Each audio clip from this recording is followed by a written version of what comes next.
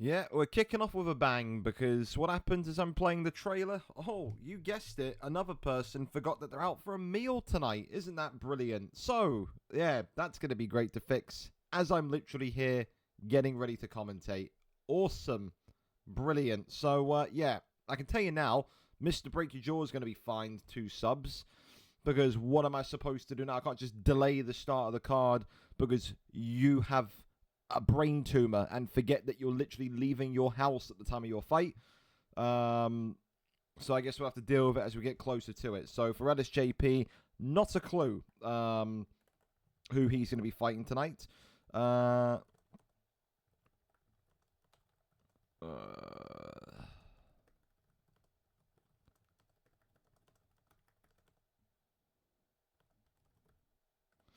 Brilliant. Yeah, I don't know what we'll do. Anyway, listen, we'll have to cope with it and deal with it as we go. Again, I've had 2 morons. I've had Mr. Break Your Jaw do that, and then I've had, of course, the other guy from the UFC Universe Discord who literally said to me that he forgot that he's going on holiday, forgot that he has to go to the airport. I tell you, it must be a Thursday thing, because Tuesday was wonderful. We had no issues on Tuesday. I got 2 absolute buffoons already starting off the day in a horrific way on a Thursday. So, touch wood, that's the only 2. If not, we're in for a long, long evening. Main event, of course, tonight, DJD and BigJ. Co-main event, of course, Fat Butt Loves Food and Scroods. With Evo back in there as well, defending the welterweight strap. He's racking up title defense after title defense now. Wants to become maybe the greatest welterweight champion of all time. Damien Go against Rich UFC as well in the light heavyweight division. And, of course, Raw Matrix taking on Playboy Vinny in that long-awaited middleweight clash. Some great non-title fights on the main card as well. Keza and Whimpering Ian for the first time ever. Oath Kex and Spooky Ghost, a great trilogy there.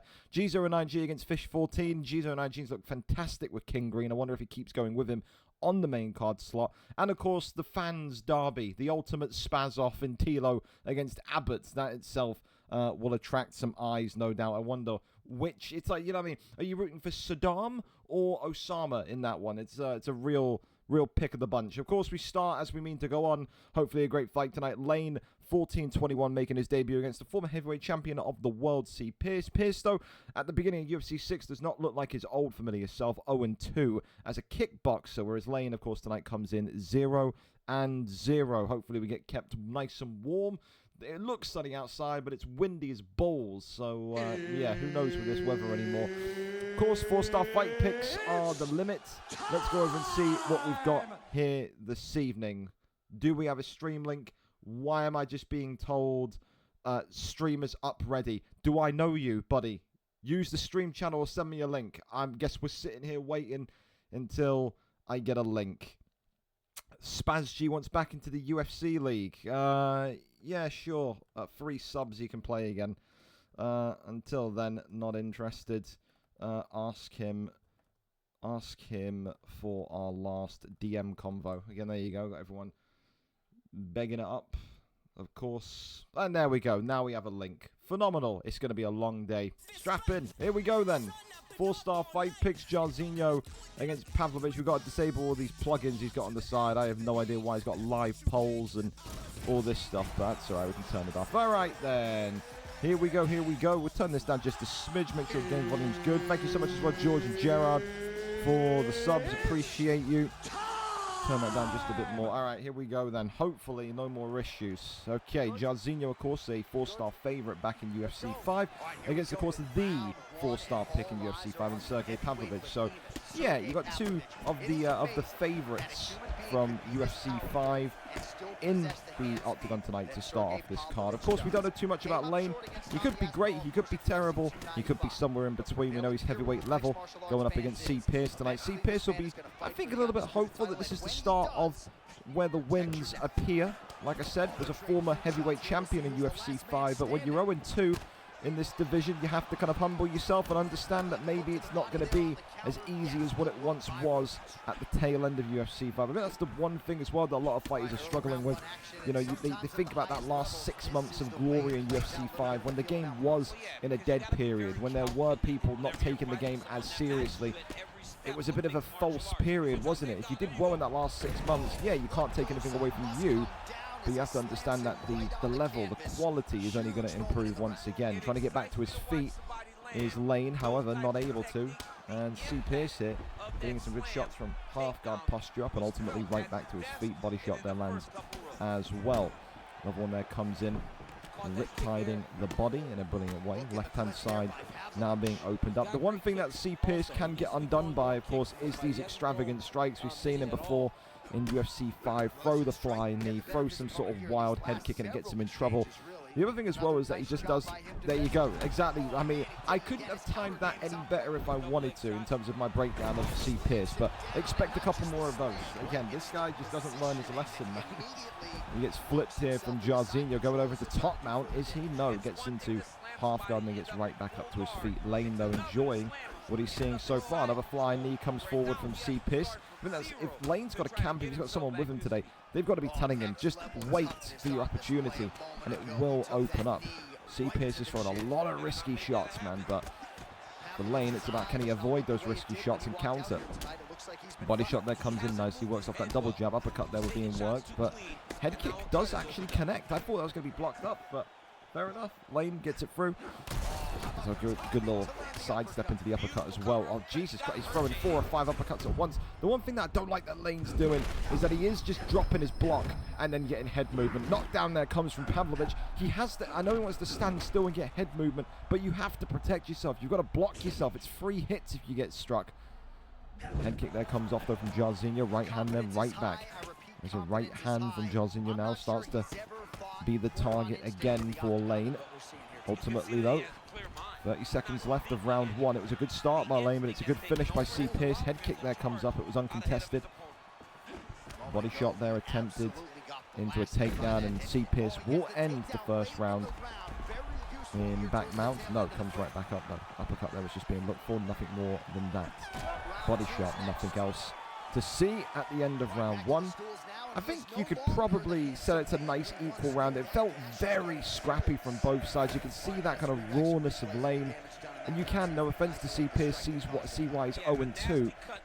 Like I said, to consistently throw that flying knee and to consistently, you know, throw it with no regard to, you know, what it's going to lead to in terms of a counter is crazy from C. Pierce. And to be fair, same from Lane again. For Lane to kind of sit there, stand still at points, don't even block, and just, oh, that's a great hook though. That's a brilliant bit of timing. Lane nearly getting the victory. And C. Pierce now got to be a little bit more careful. Tell you what, oh, clipped him again.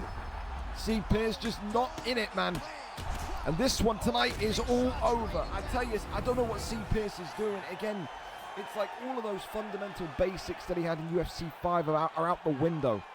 He sat there and he's just accepting bombs from Jairzinho. It's a very risky fight style from Lane. He gets a win tonight, but I can't help but be critical. If Lane is going to sit there, arms down, and just move his head around like this, at some point he's going to get clipped. At some point he's going to lose fights. Tonight it doesn't happen. He starts off his career 1-0. C. Pierce goes to 0-3. But you can't help but think both of those two have got room for improvement still. Regardless, always nice to get your first victory on your first fight, and a first knockout, to say the least, is right up there with what Lane wants to do. He wants to be a bruiser, wants to be a finisher in this division, and he very much did that there tonight. Congratulations to Lane, a first victory, and hopefully the first of many. But block up, for Christ's sake. Don't want to be feeding you for a hospital tube. Certainly not. Certainly not. George, and as I already said, George and Gerard, thank you as well. Appreciate you. How can someone join? Someone help Mr. Greatness here. Guide him in. This game is not me. It's just, listen, I'm not going to say what I'm going to say. I don't want to put you down too much, but it's reps, it's repetition, Pierce. You're doing stuff in there, man, that just you weren't. If you go back again, I always say the same thing. Put that fight just now, when this VOD goes up tonight, next to the fight where you won the heavyweight championship last time. Put them up side by side. Watch one after the other, and you will see there are things that you are doing that is just rustiness, and you have to just get that out of your system, man, if you want to get back to winning ways. 0-3, the only way is up, though, isn't it? So, yeah, it's one of those. All right, well, how do I turn off the polling shit? I have no idea. That's a setting on your channel, Mr. Lane, but I wish you the best of luck in figuring that out. But it's sorry, I can flip it off. Stephen and Cam's up next then. Here we go. Stephen, of course, tonight coming in 0-2. Another man that's looking for his first victory. Cam's also 0-2. Maybe Cam's tonight humbling himself a little bit. He wasn't best pleased when he was put into this middleweight division, but he's learning very, very quickly that the 185-pound league is tricky. It's a tricky road to navigate. This is not a division where Cam's can just walk into, play at 50% and win the championship. Goes to 0-3 tonight. One of these two could very much be staring down the barrel of a relegation to light heavyweight. Again, we've seen a couple of instances like that. Rossetti in the welterweight division struggling. Could he be a middleweight? For Cam's, if he loses this fight tonight, to be talked about as a potential light heavyweight, that's going to really bruise the ego. I'm rooting for Cam's tonight, but for Stephen, again, maybe he's got nothing to lose. Maybe that kind of freedom of the fight will elevate him a little bit more. Cam's is our cameraman here tonight. We're ready and we're set to go for this one. 4-star picks, of course, still as per usual. Joe Piper against Shara the Bullet here tonight. All right. Turn the volume up a little bit quiet here. All right, here we go. And then appreciate these two being on time as well. Top tier from both Stephen and Cam's. Two people that we can rely on. They don't forget they've got a flight or a plane travel journey booked. And they don't forget that they're going out for a meal. They don't have CTE just quite yet. Maybe after this fight they will do, though. Two heavy hitters, especially Joe Piper, in the octagon tonight. Purple trunks, of course, for Stephen. He is, despite being 0-2, the underdog. Cam's, of course, the favourite, also despite being winless. Cam's, of course, comes in with a lot of experience. And this is a guy that you would think at his peak, at his very peak, could probably get into the lightweight division. But wins are currency at this point, fellas. You have to be able to get it over the line. Of course, if you're Stephen, you're looking at this and saying, well, there's no real risk here. You know, when you're in that position when you're 0-2 and you're not really known, unlike Cam's, you can say, well, I'm not expected to win, but also if I do lose, you know, light heavyweight division doesn't sound too bad considering the quality difference. And again, it does feel easier. This is the thing. When you go down a division, you certainly feel the difference. That's why it's always good to be as high as possible. Get you playing against the top guys, and then if you do for some reason suffer a relegation, you're in such a great position to go and charge the division. It's brilliant. So far, though, you can see Shara the Bullet, Cam's working that leg kick. Just the lead left of Joe Piper already missing around about 30% now of that health bar. So maybe tonight Cam's looking to break the leg of Stephen and secure victory through a Conor McGregor, Max Holloway type finish. Big uppercut there comes in. Ultimately, Shara the Bullet here, just being very simplistic with his strikes. I said it before, I say it again. I do like fighters that are just so simple around the edges. They're not someone, you know, you don't have to be someone that's going to throw these wacky combinations. Sure, they look nice, but they can get you in trouble. And so far, just doing this is absolutely enough for Cam's, and you can't knock on it. It's going to be down to Stephen to eventually kind of click with that muscle memory and defend that lower leg, because he is just giving it to Cam's. Every single, just not a single block, not a single checked leg kick. And at some point, Stephen may even have to switch stance at this point. Minute and 45 left of round one. You're under 50% of health. Maybe, what, 40%, give or take, on terms of that lead left. It's not something that you want to be consistently sat on. And I tell you, he has switched now, goes to that right side, so all the controls are going to invert. The power may well drop a little bit of the punch. There's a great shot there from Cam's, and Cam's is looking absolutely excellent here tonight, man. There isn't a single, I think, thing that Stephen can do here to trouble Cam's. And maybe this is what Cam's needed. Maybe he needed a high-pressure fight where, you know, you looked at this and you said, well, if he loses this, he could be ending up in the light heavyweight division. He doesn't want that to happen. Maybe you need to put the kind of the heat on Cam's to get that kind of quality and, I think, performance of old that we know him for, because he was such a patient, simplistic striker back in his prime as well. Ultimately tonight he has brought that back out to the forefront. Round one coming to its conclusion, and so far all signs point towards Cam's securing victory here tonight. That's a 10. Listen, there was no knockdowns, granted. There was no knockdowns or stuns, so I understand what I'm about to say is not going to be reality. But I'm looking at that as like a 10-8 round. The fact that Stephen hasn't checked a single leg kick, the fact that Stephen has just ultimately said, take the left leg. It's all right. I can hop around on one anyway. I only need one leg. Have it. It's put him in such a bad position now because, especially at this level, middleweight, light heavyweight, you can say, when you are fighting and you aren't in form and you are maybe a little bit kind of low in confidence, to then have to kind of fight on the opposite stance and not have all that kind of freedom in movement and that freedom in combination work, it can absolutely crush you. And I think right now that's what we're seeing. The only way that I can see Cam's throwing this fight away tonight is literally if he gets cocky, if he gets overconfident, if he goes bombastically stupid and throws some wild combination that lands him in trouble, or, you know, throws a flying knee like C. Pierce did and he gets clipped in midair. Ultimately, I don't think you're going to see that, though, with what we're seeing tonight. Just the jab straight and the leg kick. He has executed those three weapons brilliantly. See Stephen here continue to go for that thundering head kick, but no real connectivity as of yet, as the leg there being tapped once again. Goes back down low to the body. Works the midsection. Head kick comes up. Body shot comes in. There's a flying knee. But inside the clinch, there's a little bit of lag here. Head kick comes off again. One of these two on Wi-Fi in the big 2026. That there's embarrassing enough. Can't own an Ethernet cable. What can you own? Of course, tonight for Cams as well. I think he'll be looking more so for a finish as well as a victory. I think he wants to really remind this middleweight division exactly who he is. But at the same point in time, you can't... Oh, I tell you what, that head kick is starting to land a little bit more and more. Stephen coming to light here. Got flow state as well. Just as we talked... Oh, my God almighty. There you go. Well, he waited and he waited. He set the trap and he baited that pull uppercut. Shah with the bullet sends Joe Piper's jaw to the moon and back. He's teeing up with that head kick again. He's trying to catch Cams and blocking low so then he can go high. Could you imagine if he somehow finds a way to kick the head off the shoulders? Ducks it. Stays on his feet, but he's out on his feet. And tonight, Stephen is out of there. It's a standing knockout that no doubt will be up there for one of the more dynamic, one of the more impressive knockouts tonight. You don't see that too often. Joe Piper was bobbling around on his feet as he was knocked out. Look, this is the knockout punch. This kind of set up the drop of the block. And here, Joe Piper is out right there. And that is a fantastic and a simplistic, beautiful performance from Cams tonight to get his first win in the middleweight division. Relegation to light heavyweight is delayed for the time being. For Stephen, you have to think, listen, the leg kicks were a problem in round one. I think he got a little bit too happy with how the head kick was consistently landing. I think when he got like the third or fourth one in the second round, he started to say to himself, I can get this.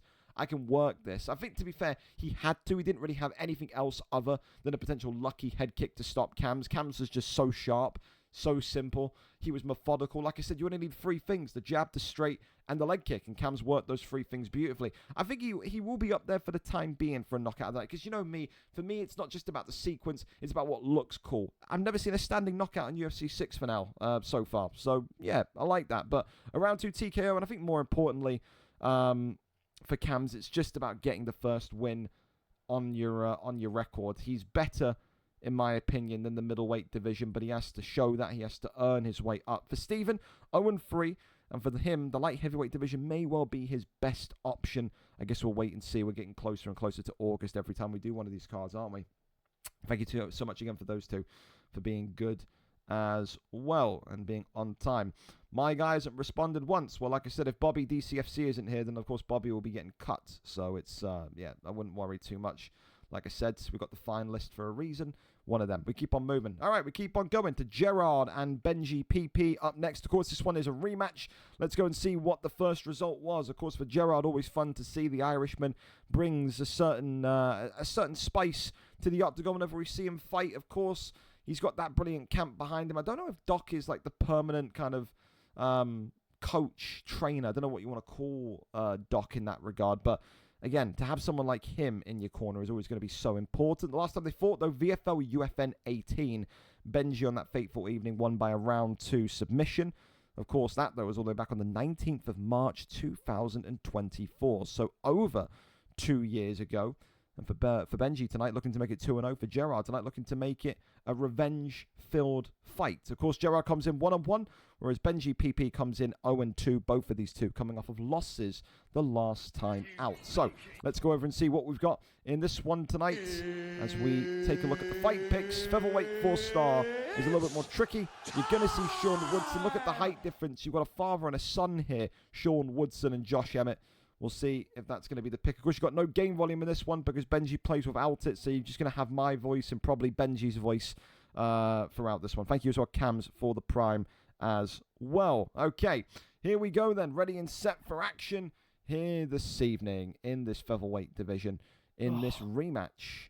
Sean Woodson in those red trunks, or I don't even know, because he's got the colorblind setting on, because I think Benji PP has the vision of a Labrador. So yeah, I think those are red. Those are like a pale red trunks for Gerard, whereas Benji coming in with Josh Emmett, the shorter of the two. Benji, of course, has a history of wrestling. He's got a history of ground control, but he has started to show at the end of UFC 5, beginning of UFC 6, that he is confident in his striking. That'll make Gerard happy. Gerard, as a fighter, historically, has been a kickboxer, proud of his own skills and individual talent. Leg kick there immediately comes off into the kneecap. This is the thing, it's such a big height difference, and we've kind of harped and larped on this kind of thing when it comes to UFC 5 so much, or UFC 6 so much, excuse me, is that height more so this year than the last game is such a massive factor. I do think also as well, when you think about Sean Woodson and Gerard, it doesn't really strike me as too much of a brilliant matchup, because I think, I say that and he gets a knockdown. I feel like Gerard needs to be someone with a bit more pocket control. And when you talk about taller fighters, you are talking about fighters that like to stay on the outside and work inwards. Gerard, though, tonight is saying, I may be tall, I may be a lanky beanpole in Sean Woodson, but I can dominate inside the pocket. And Benji PP so far is getting pieced, diced, sliced, flambéed. I can't think of any more terminology in terms of cooking that's happening to Benji PP here at this minute in time. But it ain't looking good.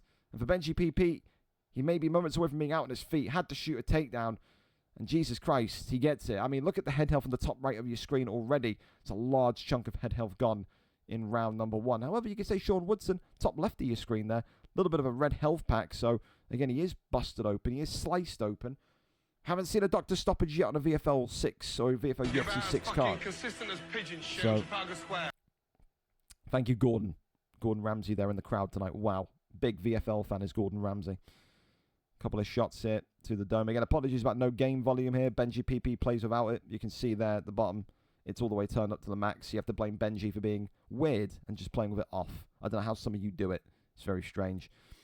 Work shots to the body here. These rapid punches to build GA. This is the type of thing. I think what you saw on the feet already, you know, Benji doesn't have a hope in hell of winning this fight upstairs. He has to keep this fight grounded if he wants to have any hope tonight.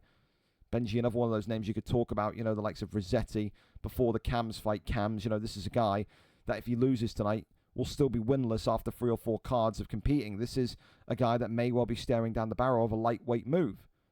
It's very, very tricky to find victories when your confidence is so low. Works the body shots here onto Woodson. Continues to tag the midsection time and time again. And now, I think Benji is just going to be happy enough to... The breeze is stupendous. I think the breeze is stupendous when you're in top position like Benji. I think he will be absolutely satisfied. He'll be Chris Eubanking his way to his corner. I think, listen, he's definitely lost the first round. The strikes from Sean Woodson in the first kind of, 3 minutes were excellent. I think you've just seen there that he can't stand on the feet. It's about how quickly this takedown gets shot now from Benji. He cannot afford even a second upstairs with Gerard. And for Gerard, you know, it's a good opportunity because you've got to show us that your takedown defense is there. You want to kind of compete for titles in this division. You need takedown defense, man. You do. I do feel as well that he may well have it. Good deny there, as immediately he goes over into side control, though, and that's poor from Gerard.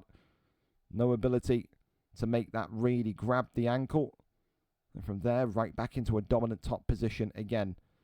And you can't even blame Gerard for this. Oh, he shit his pants. Oh, in front of the home crowd. That'd be the worst. You can't even blame Benji for this, in fairness. Like I said, when you're 0-2, on the cusp of being 0-3, you kind of have to fight in a way that gets you wins for your fight style.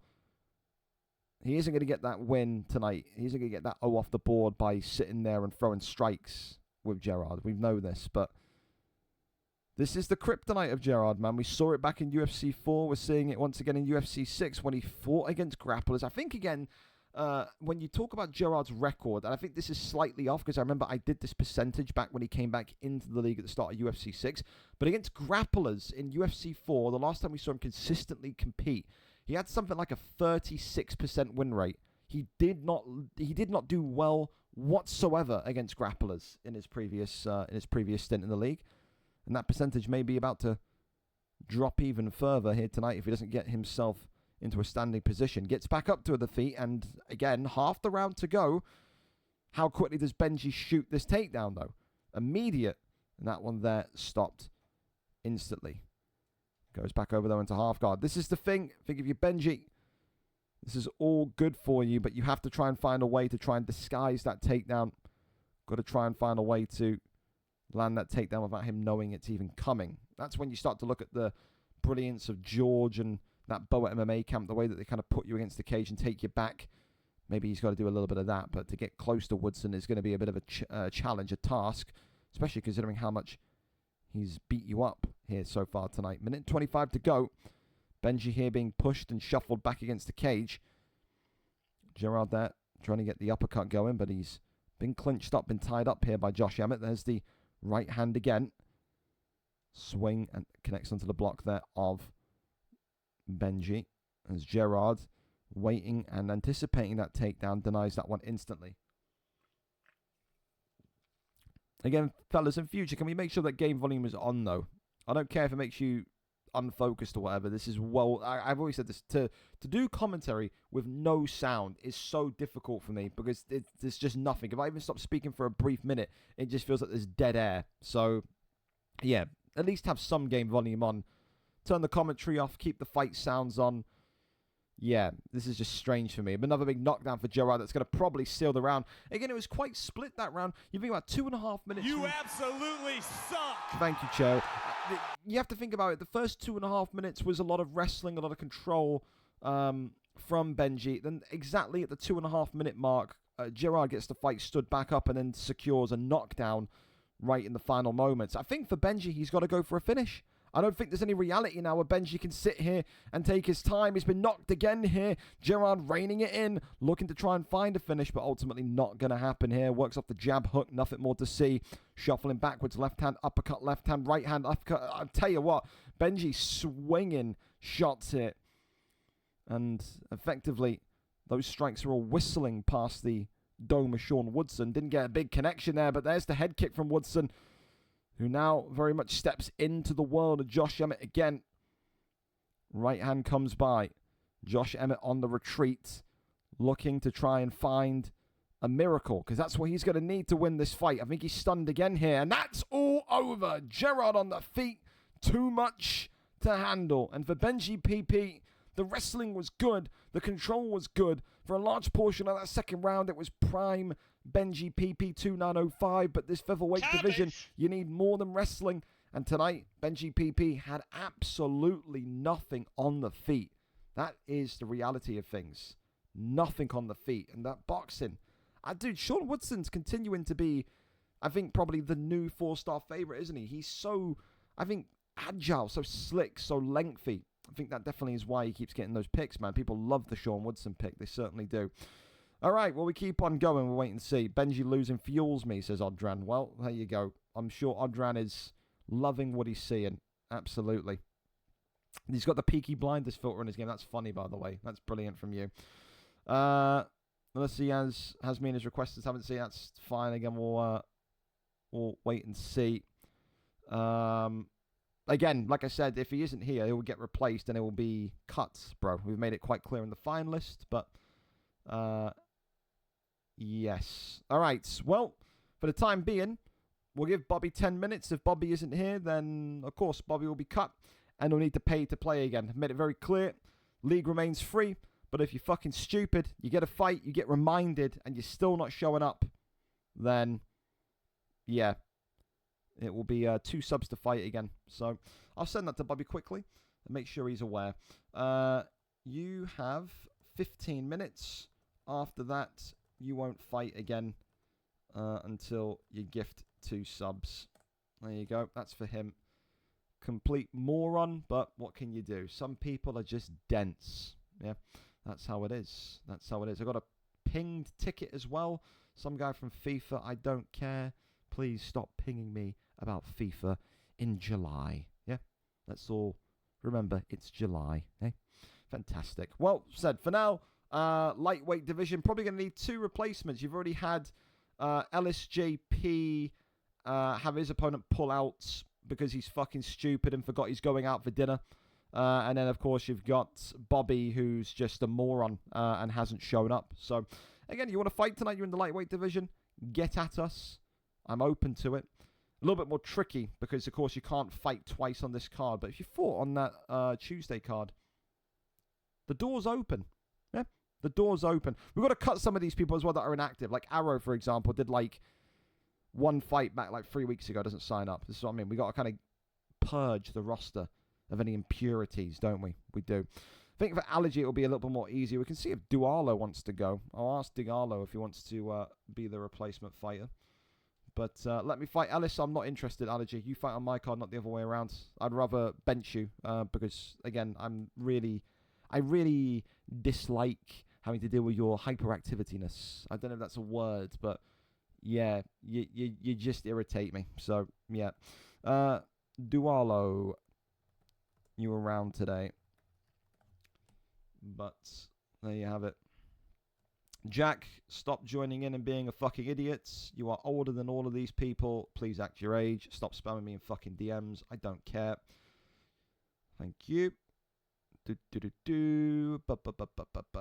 trying to think. I could do Odran. I think Odran said he could fight before 9 p.m. So if that's the case, we can put Odran and Allergy in. Odran on a 2-fight losing streak. Allergy on a 2-fight losing streak. I don't think Odran's fought Allergy. I could be wrong. I feel like I've seen that fight before. I hope I'm wrong, because that'd be the greatest replacement ever. Theo G, Theo B, Lewis. I don't mind it. I don't mind it. Odran, I know you're in here, but yeah. Oi. You hearing this all? Let me see. Because if that's good, then we can do that. We can do that. I wouldn't be opposed to that whatsoever. I pretty much tell you as well with confidence tonight that there is going to be, after this card gets done, like a mini weight change again. We got to get rid of kind of the empty spots, which is fine because we've got an overabundance of fighters in certain divisions already. Odran replied to me. I'm not looking at chat, but yeah. Don't purge me. Well, again, you need to figure out a way to make a live card, buddy. You've not fought live for 3 months. Want to see you in the octagon, pal. When would he fight? Can text him. Would literally be in, like, the fight after the next one. I'll probably go to Morgs and Tango and then come back to him. So it'll be... He told me he couldn't fight Ellis because he needs to fight before 9 o'clock. He told me literally earlier on he can fight before 9. That's what he said. So if he now tells me that he can't do this fight either, I'm just convinced that he's just ducking people. So, yeah. Tim Cold Winter says he would replace. The thing is Tim, the fight that I would need to give you is the LSJP fight, and I'm just not interested in seeing that again. So for now, you kind of just have to sit back and hope another lightweight pulls out. I think it's one of those, man. But yeah, we'll go over to Morgs and Tango just to keep the fun going. If those two are ready, then toss a link and we'll go. If they need time, then by all means, take it. We're on kind of your time anyway, aren't we? So, yeah. Can move my fight earlier if he wants. Again, it's not just up to me or you. It's up to your opponent as well. I can't start moving fights around because you want to move it and your opponent hasn't got a fucking clue about what's happening. So, you want to move your fight around, then go and message DL. It's not one that I'm just going to do. I'm not going to surprise the guy. Surprise! You're fighting 30 minutes earlier. You know what I mean? It just wouldn't work. Wouldn't work. You getting anything then, Gerard, or not? Or is he airing you? Because that would be smashing if I can get him in. If not, Duarlo says he can fight as well. But I don't know why Odran would tell me he can fight before 9 and then reject this fight. So, one of them. I guess we'll see. Of course, anyone wants to go early, shout. We're ready to go. Like I said, whether it be Morgs and Tango, Jack and Theo B, AG and Arias, I'll take whatever. Like I said, it seems like Tuesday we had a good day in terms of everyone being smart. Today, we got a couple of fucking morons, man. Bobby and Mr. Break Your Jaw, shout out to you. And, of course, Flames Arder, a complete moron. Forgot he had a flight to catch. What can you do? All right, we're going to go to Tango. Tango seems like he's ready and set here with Morgs. So we can get these guys going and out of here. If he gets them out earlier and he gets them done earlier, then by all means, I think everyone's going to be happy as can be. So Morgs and Tango J here tonight. Morgs, of course, coming in with a 0-win, 1 draw, 1 loss record after that draw to Coxey. Tango, of course, still winless, 0-2. Someone's O has to go tonight. Morgs, of course, self-described himself in UFC 5 as one of, if not the most boring fighter that you could tune in to watch. He's wrestle heavy, he's grapple heavy, he's control time heavy. No striking in the Welshman's hands whatsoever. Tango, a complete opposite to that. He may be 0-2, but he's one of the most exciting welterweights that you could possibly lay your eyes on. Great striking, great footwork, but gets clipped with a lot of shots. He's a little bit kind of, I think the best way to describe Tango is wild in nature. This guy throws shots, he gets hit, but he gets hit tenfold back. Let's go and see if he can get a victory here tonight. Carlos Prates against Gilbert Dorino Burns as this welterweight bout is about to begin. Here we go then. Here we go. Up we go. Gilbert Burns in the yellow. Carlos Prates in the white. And like I said tonight, the superior striker is Tango J in the white. It's about when Morgs gets that first takedown. He is a wrestler first. Doesn't mean that he won't strike, but it's when it starts to get a little bit untenable. It's when Morgs starts to say to himself, if I continue to strike, I'm going to lose the fight. That's when he starts to say, all right, it's time for the 7 to 8 minutes of control time. There's the first takedown, there's the first land. Tango J already down into Morgs' world. Not what he would want to see, but it's what's happened. Immediately trying to get up, almost goes into a knee bar here. Tries to take the leg, but ultimately transitions and goes over into side control. Gilbert Burns here now getting those elbows down and in. Ultimately not much more to see other than sprawl. Never seen a Morgs fight before. Strapping, it's either going to be explosive because he gets knocked out, or it's going to be very, very decision orientated. One of those fighters where he doesn't even look to go for the finish if he's in a little bit of a tight fight. He will look to control and dominate through control time. Immediate gain of top mount, 1 strike onto the block. Good block there though, good deny from top mount. So Morgs' denies, his kind of knowledge of the ground game is up there. No one can deny that. You just wish it could be a little bit more of this, a bit more Habib-esque. That was wonderful there. Great flurry of strikes that puts Tango in a bit of a position. And disreputes. Works the body, goes over now into full guard. That one yoinked back on in. Tries to go up. And now has him in this cage butterfly position. Rolls through into side control. Couple shots there, but top mount very much ready and back to it. Another attempt, gets up, rains down the big shots here. Gilbert Burns could be over here, I tell you. Tango is stuck down here, man. Head health is starting to look a little bit, I wouldn't say, bad, but it's concerning. And I think when you couple that with the fact that he's getting so many denies here, it ain't looking like a promising night to be a Tango J fan. Gets a big deny again. Tries to go for the armbar this time, and it's not going to work. Tango again, good knowledge of when that armbar animation is going to come in. Morgs just continuing to just sit on top of him. Goes for a triangle choke, and that one is denied as well. I think it was an arm triangle there as well that he attempted to go for. You could say that maybe the defense of Tango is not looking too bad, but the damage that he has suffered here on the ground tonight, it's a little bit rough, man. It is. Round 1 of the books is Morgs rounds categorically. So people wouldn't mind Morgs if he did this more often. Get into top mount and just try and kill your opponent, because you can't sit there and say I do it often. He never does. This is one of the rare times you're looking at Morgs in that top mount position. He's looking like he wants to put a hole through someone's face rather than just sit there and stroke their cheek. Round 2 though, very much back to the forefront. Ball hit. As Gilbert Burns tries to grab the leg, nothing more is going to happen with that one.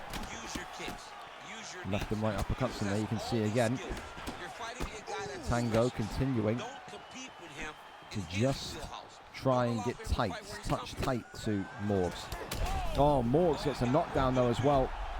So I mean, he's confident when he's got that advantage on the feet. Goes back down low to the body, Prates. Right hand, uppercut, left hand, shoots a takedown, gets the land. Operation Get the Fuck Back to top mount is very much underway.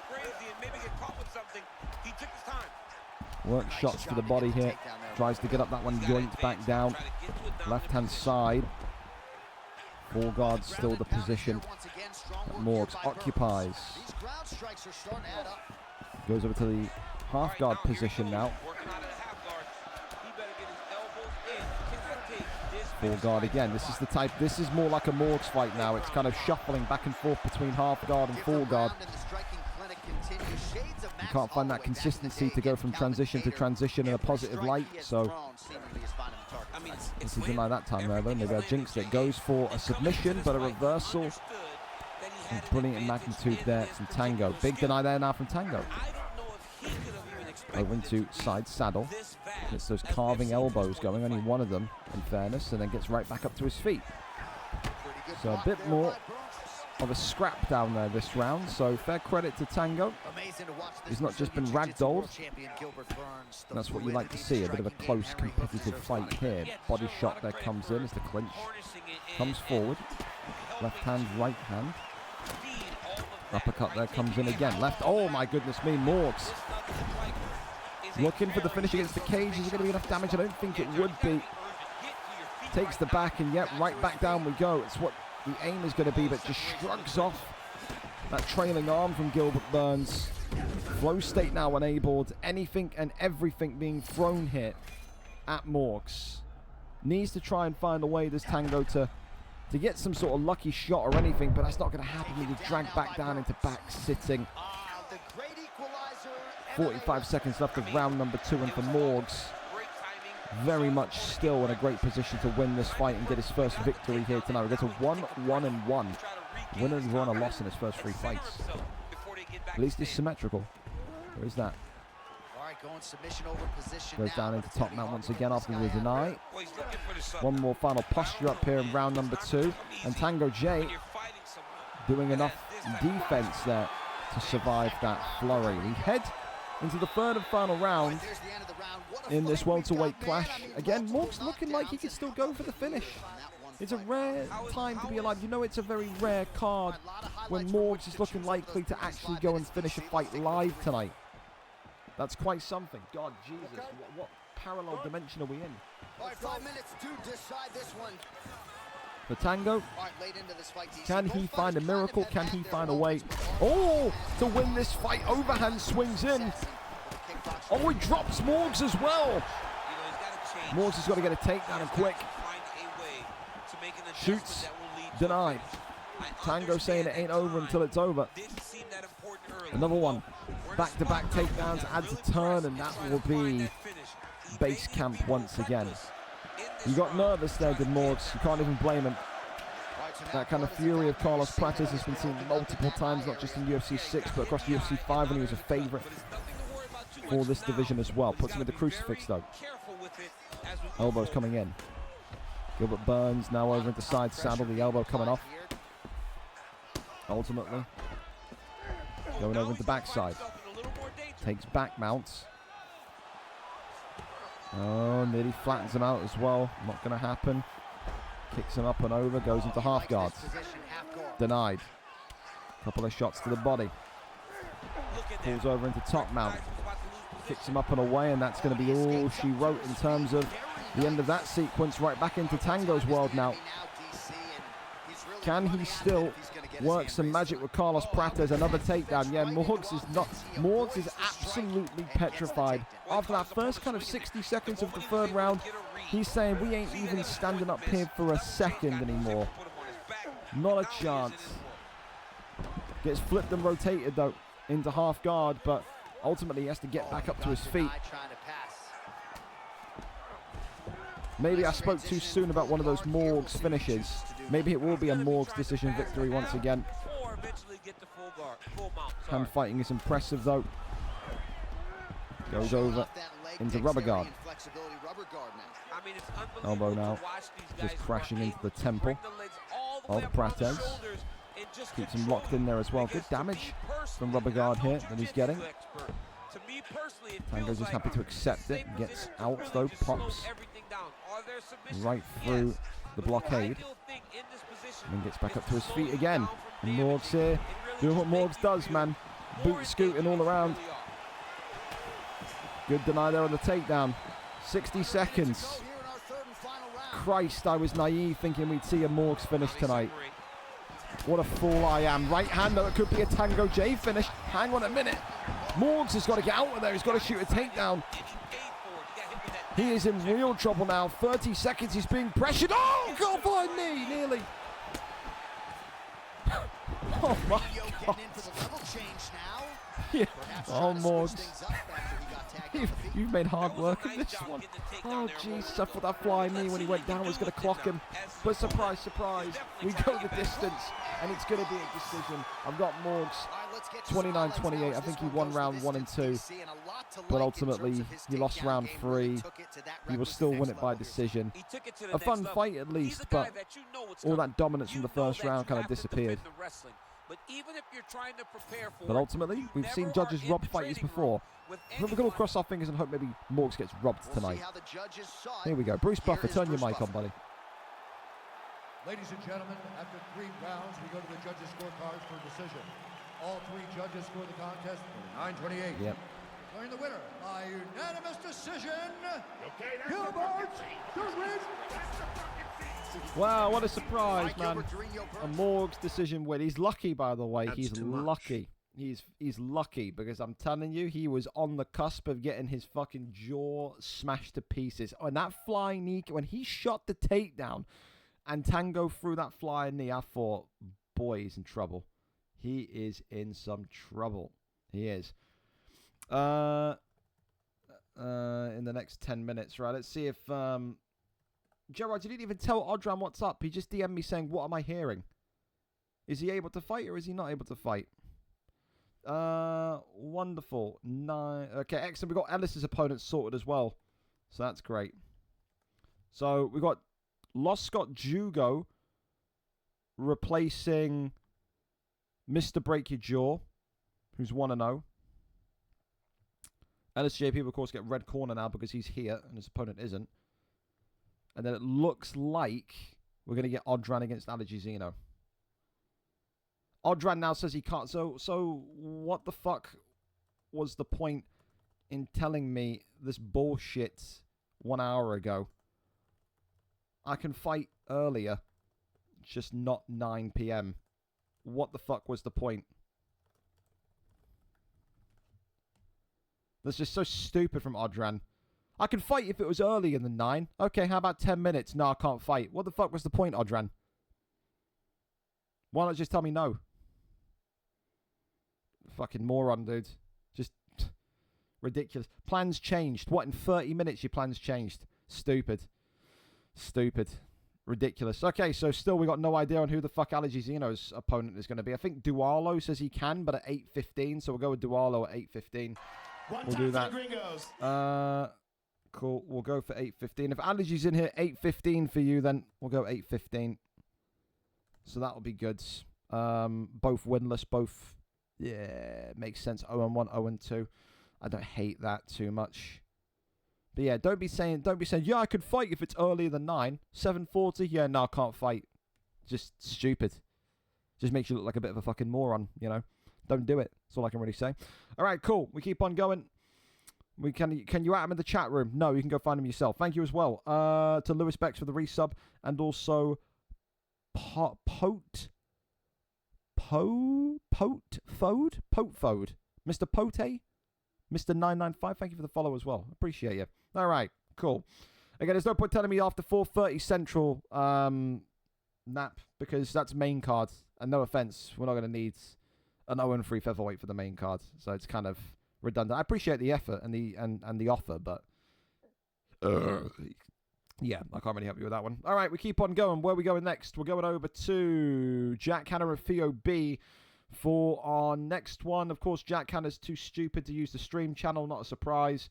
Too busy posting fucking memes in the Fighter Lounge. But at least we have his channel in DMs. Fantastic. Cool. Jack Hanna up next then. He's got CTE beyond any reasonable doubt. 0-1 is the Northern Irishman tonight, taking on, of course, Theo B, who also requested to stay in this division. 0-1 a couple of weeks ago. I said to him, I think you're more versed for welterweight. He said, forget all that. I want to push myself. Keep me in lightweight for at least this month. His wish is my command tonight. He gets another out-of-form fighter in the former featherweight champion, the former bantamweight flyweight contender in Jack Hanna. Lightweight division set then. Matt Frivola for Theo B, the underdog. And of course the favorite champion as well. Don't forget the ad, please. Former flyweight champion. No one cares, Jack. No one cares. That was about 2 years ago, buddy. Come on. Do something memorable here tonight. Middleweight, lightweight, featherweight. There's no way you just said light heavyweight in your resume, by the way. That's crazy. Unbelievable. All right, okay.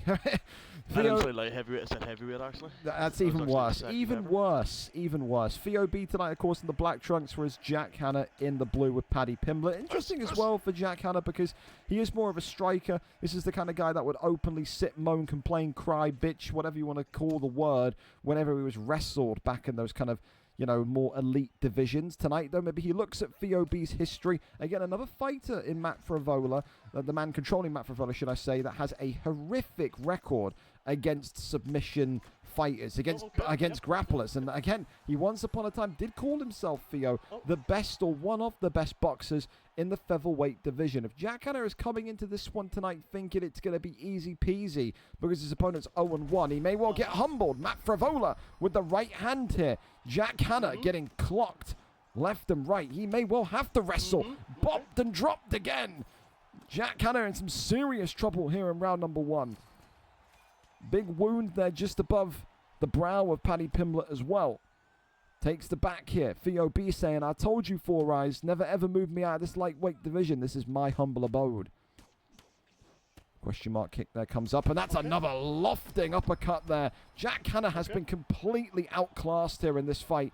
This is an absolute butchering on the feet. He cannot allow this fight to stand up anymore. Theo B is going to need to be ready for grappling. He's going to be needing to have some of the best takedown defense possible because I don't think it's going to take much to get Jack Hanna out of there of how he's currently competing. Look at this, though. Fucking hell. Flips him over into top mount. Jack Hanna can't believe what he's seeing. He could be in trouble here. It could be a one and done. Big shots here if Matt Frivola still with fists of fury takes the back. And he says, we finish this one right on the feet. Right. Oh, okay. Extends the arms. Jack Hanna not happy with the taunt there, but Theo B's got a right to taunt. He has looked absolutely incredible. This is performance of the night right here. Another lofting right hand that drops Paddy the Baddy. Overhand now comes in. Clipped right back, though. Jack Hanna now finding the special sauce of Paddy Pimblett. Now we've got a fight. But has he taken too much damage? That's 50% of his head health completely gone in the opening 4 minutes of this fight. Left and right hander. You can just see Theo with that miniature lean back trying to get that uppercut off. Jack Hanna continuing to just try and find that home base for the strike. There's the head kick, goes back in. I'll tell you what, that uppercut's scaring me, and no doubt if it's scaring me, it's scaring Jack Hanna. There's flow state. Uppercut there, clocks him though. Awesome. Backside, and this is going to be it. Game, set, and match. Theo B gets it done in one. Awesome. Jack Hanna says he may not make it even back. The cunt's just fucking stood there like, He may not even make it back to the dressing room. Jack Hanna is that furious with himself. Maybe he anticipated an easy victory tonight. Rat cunt. Honest to fucking Christ, man. I've never seen the fucking likes of it in my life, man. Got a chin like a fucking Paul Starion box. He's not happy with Paddy Pimblett. Fuck me, pink. And tonight, Jack Hanna's record in the lightweight division goes to 0-2 for Theo B. A wonderful performance, and absolutely so far for me. Going to take performances tonight. I did not expect him to put a beat down of that level onto Jack Hanna. Like I said, former flyweight, bantamweight champion contender. Former featherweight champion, was at the peak of his powers towards the kind of midpoint of UFC 5, but Theo B made a statement there tonight. He pushed and pushed and pushed to keep himself in the lightweight division, and ultimately, from that performance tonight, you can see why. Believes in himself and still one of the most dangerous boxers in that 155 division. Could we be looking at maybe a future champion? I think if he fights like that every week, absolutely we could. Up next, we keep on going. AGXIVI, I still call him AG, against the Kurdistan sensation Ariaz tonight. Of course, the welterweight division is fun, but it is dangerous. AG tonight comes in 0-0, but he does have priority pick because it is a replacement opponent. Ariaz coming in with effectively 2 hours notice. He comes in 1-0 after getting a big victory on Tuesday's unstreamed card. So the first live fight, I think, back for Ariaz in UFC 6. Tonight, though, he takes on a dangerous striker in AG, who, of course, was running through the lightweight division back towards the tail end of UFC 5. He's making his debut today, and he says the aim is simple: 170-pound gold. He wants to be champion, and I think, again, if he fights like we know he can certainly do it. We're there, we're set, we're ready to go for this blockbuster fight tonight. Carlos Prates against Michael Morales. Who comes out on top? The Brit meets the Kurd in this one tonight. Appreciate these two as well, being ready to go bang on time. We love that from the pair of them. Red trunks, of course, for Carlos Prates and AG. Ariaz, of course, in the blue, and Michael Morales. Michael Morales and AG, of course, feel maybe a little bit hard done by to hear that he is the underdog tonight, despite being 0-1. But you've got to think, he is 1-0, not 0-1. You've got to think, he is 1-0, yes, but he took this fight on effectively 2 hours' notice, so there's no real practice, there's no real repetition being able to kind of be established, whereas AG has known he's been fighting on this card for multiple days, and he's absolutely already showing that. The fluidity of AG, but an uppercut right back from Ariaz now. This fight exploding into impact. It's a big knockdown now from the Kurd. If AG tonight wanted a bombastic matchup, he found it, because all Ariaz knows is striking. Some of the slickest setups you will see in the game from Michael Morales and Ariaz tonight. Uppercut that was just being looked for once again. Ooh, nearly went into that flying. I tell you what, I think if he went down, that could have been a flash. Avoids it. Dude, the uppercut is looking dangerous for Ariaz and Michael Morales. It really is. Right hand again. AG loves to sit in the pocket. He does. We saw that back in the lightweight division. Ultimately, though, tonight, against the guy that is almost identical in fight style to him, he may well need to pick his moments a little bit more cleaner. Body shot there comes in. Bops and sways around here. Head kick comes up. Prates. Oh, that's more like it from AG. It's that kind of 5 or 6 punch combination. Gets into stack guard. Could this be it here? Round 1, not even 3 minutes through. And it feels like we have been given an all-time classic in this welterweight division. Drops him. Ariaz here, knee on belly. Could it be? Absolutely not. You want to talk about fights where you get replacement fighters in and you land on your feet in terms of quality. We found it. What a fight. What a sequence these two are having already. Gets the flip and rotation. Now we get to see which one of these two strikers has the better grappling. One of those kind of first rounds that make you go, yeah, this is why the welterweight division is so fun to be in. So many fighters like these two in this division. Brawlers, scrappers. Definitely a fun one. Uppercut there was just being looked for by Ariaz again. Oh, it's the right elbow, but there's the uppercut once more. Knee on belly, and Ariaz tonight, the Kurd, does he go 2-0? Not quite yet. He just keeps catching AG with that Morales right uppercut, and he just does not have the answers. Posture up, rains down the strikes again in half guard. Could it be? Swings his head out the way, right back to the feet. Look at the head health on both of these two, though. 9 seconds left of round number 1. And I think both of these two are saying to each other, I'll see you in round 2. A little bit of respect there from Ariaz as well. He loves it. Both of these two have got to be, even if you're losing the fight like AG is, I think he'll be extremely happy that this is the kind of opponent he's getting tonight. This is like looking in the mirror for AG in terms of the kind of fighter he's going up against. So good. Great fight. For me right now, it's only a 1-round fight so far, yes, but it's fight of the night for me. To come in and do this from Ariaz as well, when he didn't even know he was fighting until 5:30 p.m. this afternoon is crazy. One of Kurdistan's finest. Absolutely. Can he now go and get the victory, though? AG is not going to say he's down and out for the counts. If he's still on his feet, he's still got a chance. Flow state here. Big one from Michael Morales. Jumping in here. Gets right back up. Steps over. Is he going to look for stat guard? The answer is yes, he is. Raining it down. And AG tonight, is he finally out of there? No, he isn't. Continues to survive. What defense Carlos Prates has to keep him in this fight. Wow, just like that. Arias with a scorcher. Fight of the night, knockout of the night. The Kurdistani, I don't know how you pronounce it. The man from Kurdistan with a vicious knockout. The welterweight division has a serious contender on their midst. What a phenomenal performance. Jesus, what a knockout. And that is not easy to do against someone that is so damn dangerous like AG. Congratulations tonight, though. The Kurd gets it done by round 2 stoppage. Fight of the night and knockout of the night, all courtesy of Morales. Could he be on for a double performance bonus?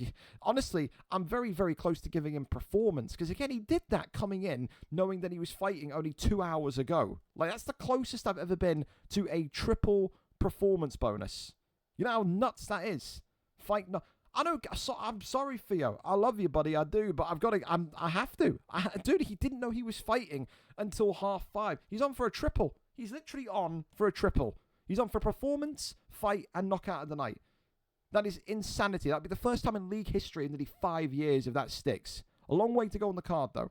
So, I guess we'll see. But, ridiculous. Great performance. Nuts. All right, we keep on going as we head over to our next fight. Of course, Foreigninho and Murder D's. Of course, we're excited to see this wonderful new fighter. Of course, the American Murder D's comes in. All we know about Murder D's is that his faith in Christ is uncontested. This guy, I feel like if you saw him in the street, he'd quote you a Bible verse. That's how much invested he is in his religion. But does religion help him in the virtual octagon today? I guess we'll wait and see. Foreigninho, of course, the Irishman coming in as probably the favorite. 1 and 2, though, coming off of a loss last time out. But for Murder, hasn't had victory himself. 0-1 also. Someone's, I think, negative. Is it really fair to call it negative form? Murder's had 1 fight. Foreigninho is only on a 1-fight losing streak. Can't even call it a streak. It's not like he's lost multiple in a row. It just feels like both of these two are better than what they are. Who gets back on the horse today? Who gets back into the winner's column today? The Irishman takes on the American in this light heavyweight bout tonight. We're there, we're set, and we are ready to go for this one. Azamat Mirzakhanov against Jamal Hill. Let's see what happens. Let's see what goes down. I've run out of my drink. Wow. Appreciate these two being able to go early as well. Massively thankful. Helps us kind of get the rejigging of that Bobby fight done as well. I'll let Murder know that we're good to go. Don't worry, I'll DM him. It's fine. But Jack had a DM me as well. Put me in heavyweight, says Jack. Probably not going to happen, Jack. But Lord loves a tryer. They do. You can ready up. There we go. Let me send that to him as well. Oh, there we go. He's seen it. Fantastic. There you go. Fantastic. All right, here we go. Azamat Mirzakhanov and Jamal Hill. Fantastic. Time to see which one of these two get back to winning ways. Foreigninho's decent, man. Great boxer. And we have never seen Murder fight on the live card before. It's his first one here this evening. Best of luck to him. America takes on Ireland. The American tonight in the red and gold, whereas the Irishman in the yellow. Foreigninho, also known as Matas, has history from UFC 4, but he was never really consistent with his performances or his fights in general. This has been the longest streak of fights he's had inside of the virtual octagon, so that's great to see. Immediate takedown there from Azamat, and then gets the takedown in fine swooping fashion. Goes over into full guard. And this is what maybe you can expect to see from Murder here in this fight tonight. Maybe a message to the light heavyweight division that, you know, to win the big fights, to win the big championships, you need wrestling, and I've got all of that. Gets the deny off there. Wonderful deny from Murder. Goes that right side, fakes, tries to kick off, and ultimately gets the cage butterfly. I think it was great fakes there. It was wonderful from Foranino to kind of use that fake to get into that position, but it's just unfortunate that it led to cage butterfly. Rotates now over into top mounts as Mirzakhanov is reining it in. Big shots coming in on Jamal Hill. May not survive this flurry. Right-hand side, no deny there though, but yeah, the American tonight showing he's got some serious wrestling, man, for this division. It's impressive. Couple of jabs here, tries to crawl over, but not going to happen. You can see what Murder is looking for, constantly trying to see when that little gap opens up for the potential, for the prospect of a transition into top man. Again, unfortunate for Foranino that he's found himself in cage butterfly. Half guard. Goes over into side control. That one there is denied as well. Well, not denied, but out transitioned, you could say. Posture up. Posture up, half guard, not really a lot of damage, but keeps the momentum sky high. Definitely been a fight, I think, for Foranino that he will wish to never ever relive again, because the wrestling so far has been the main topic of conversation. You definitely see there is I think a new contender for something. Listen, I mean, I say this, and I know guys in the lightweight division, the featherweight division, it's not that good, but for the light heavyweight division, this is some of the most consistent wrestling I've seen. He may well be up there in my estimations as one of the top 3 grapplers in the division. I'll be so real. I'm impressed. Goes for the guillotine, but no, in the end gives up from that one. Goes over into the standing position. So finally, at least, Foranino finds himself back on the feet. Flow state activating here from Murder. Doesn't need to rush here though. 14 seconds left. You can say it's a little bit crazy to activate flow state at the end of round 1. Jamal Hill getting some good shots off here though. That's what Foranino needs to do a little bit more of. The key message from his camp is quite simple. You are the better striker, but you must defend the takedown for dear life. Do not get taken down, Foranino. That's what they'll be telling him. And I think if you're Murder, after what you just did for 3.5 minutes, the aim is to don't even engage with Jamal Hill. It's to get the shot, find a turning takedown, and completely smother this fight once again. Ducks the head kick, I'll tell you, and he goes for a clinch. We've never seen that before. A ducked head kick into a responding clinch. His main aim is grappling. That there is the biggest indicator you will ever get in your life. Beautiful right-hander though from Azamat Mirzakhanov. Uppercut now drops in. Got some hands to Ruski. Big shots now. Foranino in a little bit of retreat for the first time in this second round.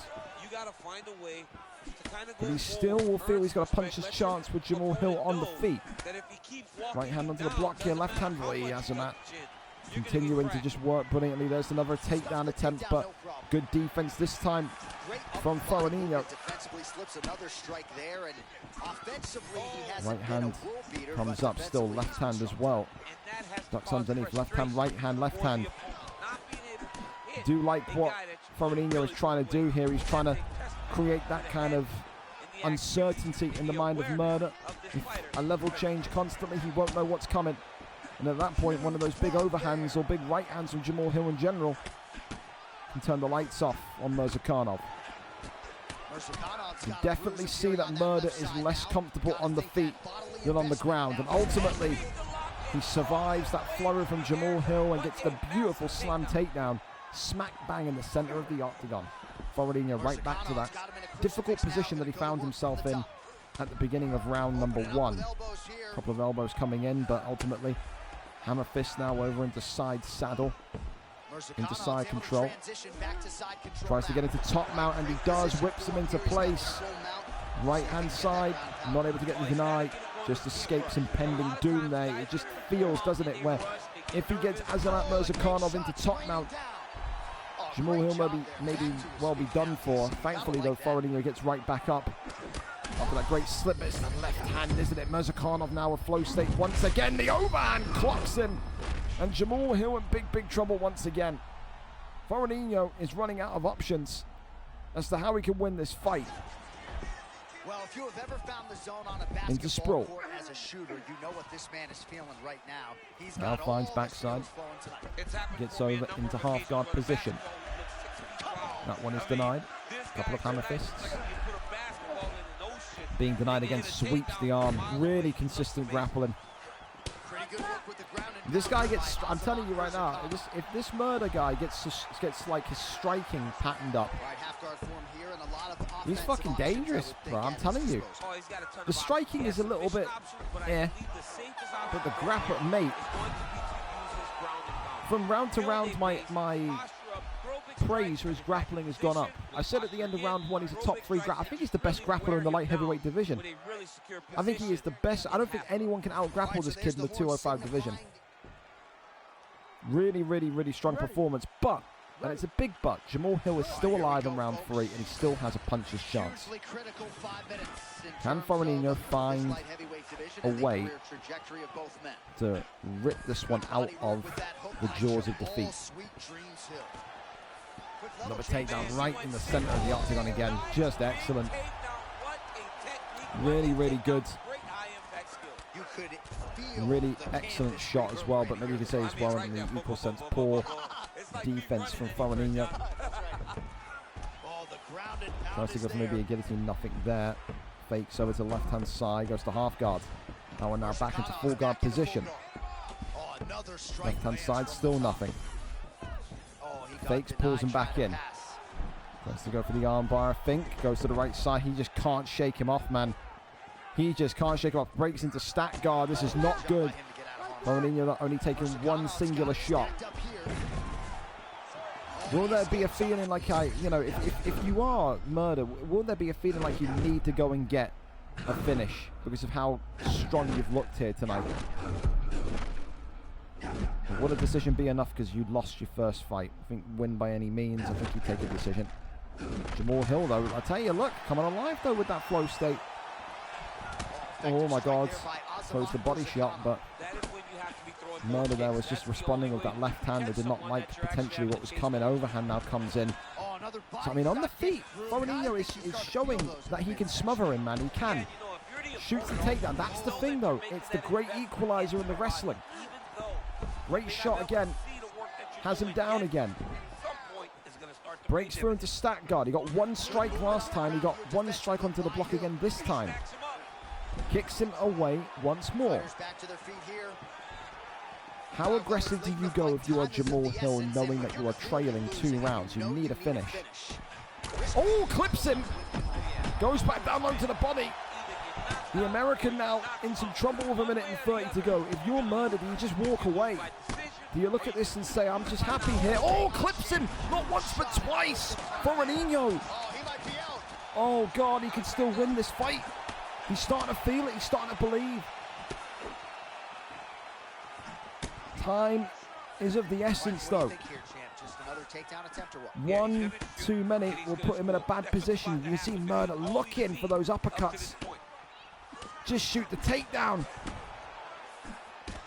Look at this smothering pressure now. It's so good from Foronino. But he still needs a knockdown. He still needs a victory. He needs a finish. 30 seconds for the American to hang on. And he's just knocked Foronino down. Big knee there from inside the clinch as well. And it does look like tonight Murdered Ease is going to get away with it. But that round 3 was too close for comfort. And there you go, shuffling backwards. I think Foronino will be ruining that one because round 3, it's like he woke up. It's like he found himself. I've got that one 29-28 to Azamat, but we'll listen in. Ladies and gentlemen, after 3 rounds, we go to the judges' scorecards for a decision. For the winner by split decision. Split decision? Azamat, Jesus Christ. Well, listen, the right decision for me, he won rounds 1 and 2. I still believe that Murdered Ease is the best grappler I've seen in the light heavyweight division, but his weakness is on that stand-up. I think tonight Foronino will feel gutted because it was so close, wasn't it? He nearly did get that victory, that comeback victory at the end of the 3rd round, but just, I think, like I said, too much damage taken in rounds 1 and 2, too much pressure from the grappling in rounds 1 and 2. That's how it goes. But not a bad performance from Foronino, but just, I would say not a bad performance, but a bad start. And for Murder, a brilliant start, but a terrible finish that he cost him everything. Gets his first win, though, in the light heavyweight division. That's a fun fighter to keep your eye out for. Great wrestling. And for me, like I said again, probably the best wrestler in the division. We keep on going, though. We'll go over to Coxey and Leone and then double on back in this one. We're lobbied and ready. Allergy, we'll go to this last one, then we'll come back to you. Appreciate you being patient. As we go over to another new fighter tonight as Leone takes on Coxey for the first time. Coxey, of course, coming into this one, 0 wins, 1 draw, 1 loss. A draw last time out to Morgs, whereas Leone, another new fighter that we know absolutely nothing about. Is this guy a kickboxer? Is he not? Tonight, though, he takes on one of the best kickboxers in the division, in my opinion. Coxey, a brilliant undisputed boxing background, but does that translate to the welterweight division? He was dominating in the middleweight division, but that jump from middleweight to welterweight may well have been a little bit too soon. A loss and a draw in his opening 2 bouts at 170. Tonight, can he get a win on his record for the first time in this division? Yellow trunks for the favourite Coxey tonight, and for the mystery man, for the new boy, Leone, he goes in with Michael Morales in the black and white. And again, you really don't know about the fighters that you're looking at until you see them get in there and show their style. We know all about Coxey. We've seen so many Coxey fights over the course of the league's duration. He's been in and out of this UFC league like no man's business, but he's always a fun one to have in there. He brings a certain, I think, flame to the welterweight division. Crawls over into stat guard, though. That's not a good start here for Leone, as Michael Morales is eating some big shots here. Tell you this much, you don't want to be in stat guard with anyone, let alone Carlos Prates. Gets right back to his feet, though, as Leone coming right into the center of the pocket again. Wanting to pocket box against Coxey. He will be licking his lips and loving that, because that is what he was doing at his prime in undisputed boxing. He loves that close quarters combat. He loves that kind of brawler-esque kind of fight style. He will always say to himself, if someone's going to brawl me, 9 times out of 10, I'm going to win that exchange, going to win that contest. Left hand there clips Morales. You can just see that Leone trying to open up angles and study to see where to go. Right hand there. I think it was the left hand actually from Prates. Opens up a slight health pack as well on Leone. As again, he's just looking to try and find a way inwards. And this is the big thing. Look at Coxey's footwork, man. This is what I'm saying. You can definitely see where the boxer in him comes out, because it's the footwork. It's those slight half steps in, those slight half steps outwards. He just knows how to get out of range and in range so brilliantly. Takedown attempted by Leone after that stun on him, and ultimately it's resisted. Takedown defense is up there with some of the very best in the division for Coxey, a fantastic anti-wrestler. He's had to become that after some of the exchanges he had back in UFC 5 on the PlayStation division. Left hand there comes up as flow state now activated. Coxey here continuing, though, to just inch forward. Left hand, though, bops open Leone. Leone here still struggling to find his way into this fight. The rhythm, he's just out of, you can see, just as Coxey is brilliantly, just about by an inch in range, every time Leone is out of range by that same distance, he's just slightly a little bit too far away, but he's not connecting. Big shots here coming again as Morales now is on wobbly feet. Left hand again from Coxey, who looks to go low, then goes high. Uppercut there was just being looked for. Works off the jab once more. Left hand once again. Body shot uppercut there was just being looked for. I tell you what, that could have been a stun for either of these two. That's a lofting uppercut. How is Michael Morales not getting any stuns from that? It was that kind of like drop of the shoulder, lofting uppercut.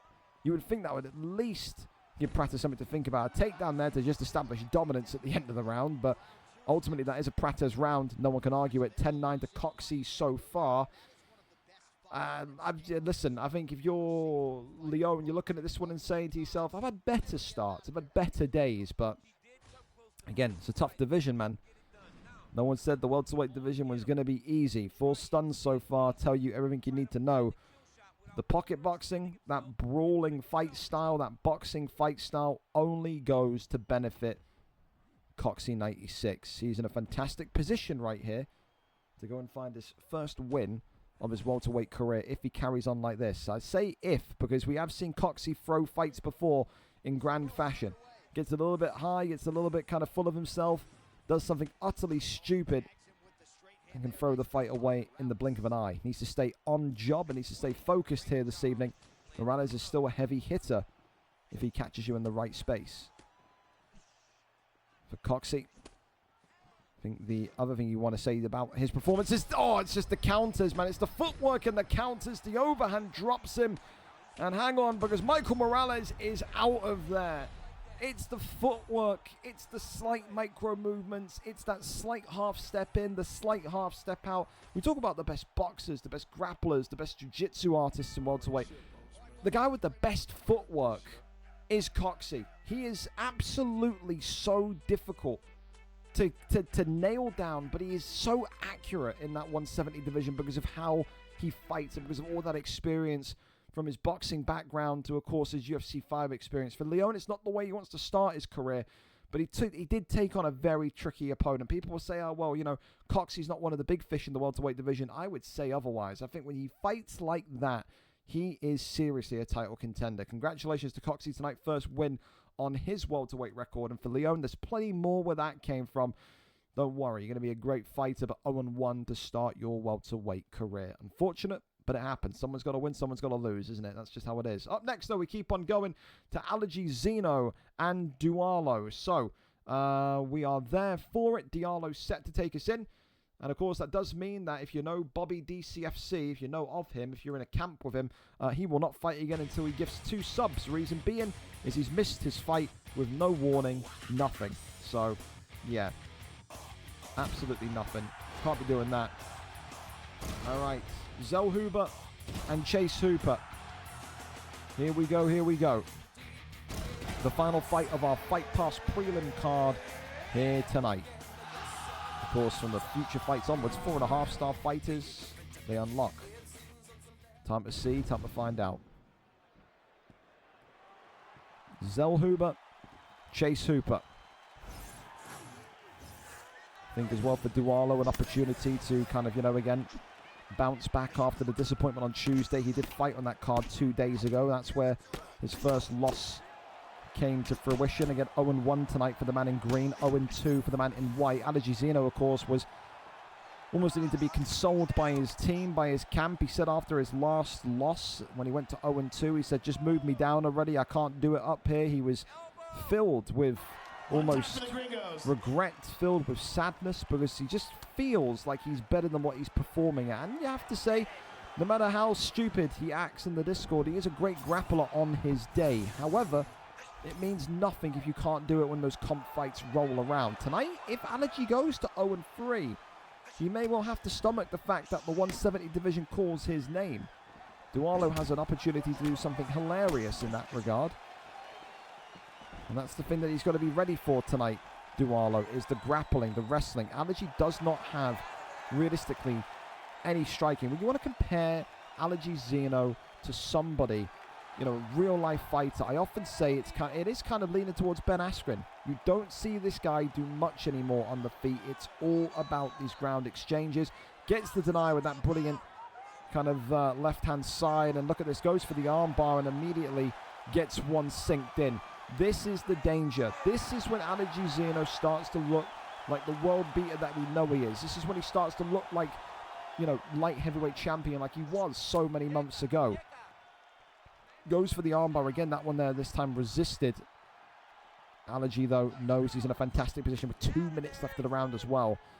Dualo may have to be very careful. Oh, look at this. He's got the arm triangle in as well. Could be the first submission here for Allergy in this lightweight division. Can he seal it? He's chasing. And he's going to stop him again. Dualo in some serious trouble now. Could it be? It could be. It's a round 1 submission tonight for Allergy Zeno. That's what the doctor ordered. That's what he wanted. He said he wasn't good enough for the lightweight division last week. I feel like he will be back to his cocky self tonight. The first win in the column for the former lightweight champion in UFC 5. And it's all about grappling. You don't need to be a striker. You don't need to throw a strike. When you're this silky smooth on the mat, gets it done in 1 tonight. Commiserations to Dualo, but of course you have to kind of thank Dualo. Dualo came in very last minute, very last notice, didn't even know that he was going to have a fight tonight, and he took on the challenge. You risk to be great. That's the reality. Tonight, though, that risk does not pay off. And so far, you have to probably say that, by default, Allergy Zeno is on for a submission of the night bonus. So there you have it. I need to also quickly update the fine list as well. So I'm not fining. I'm not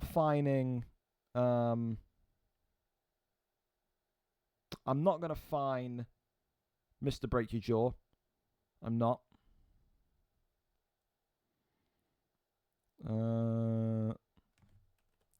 It's just me yelling at him.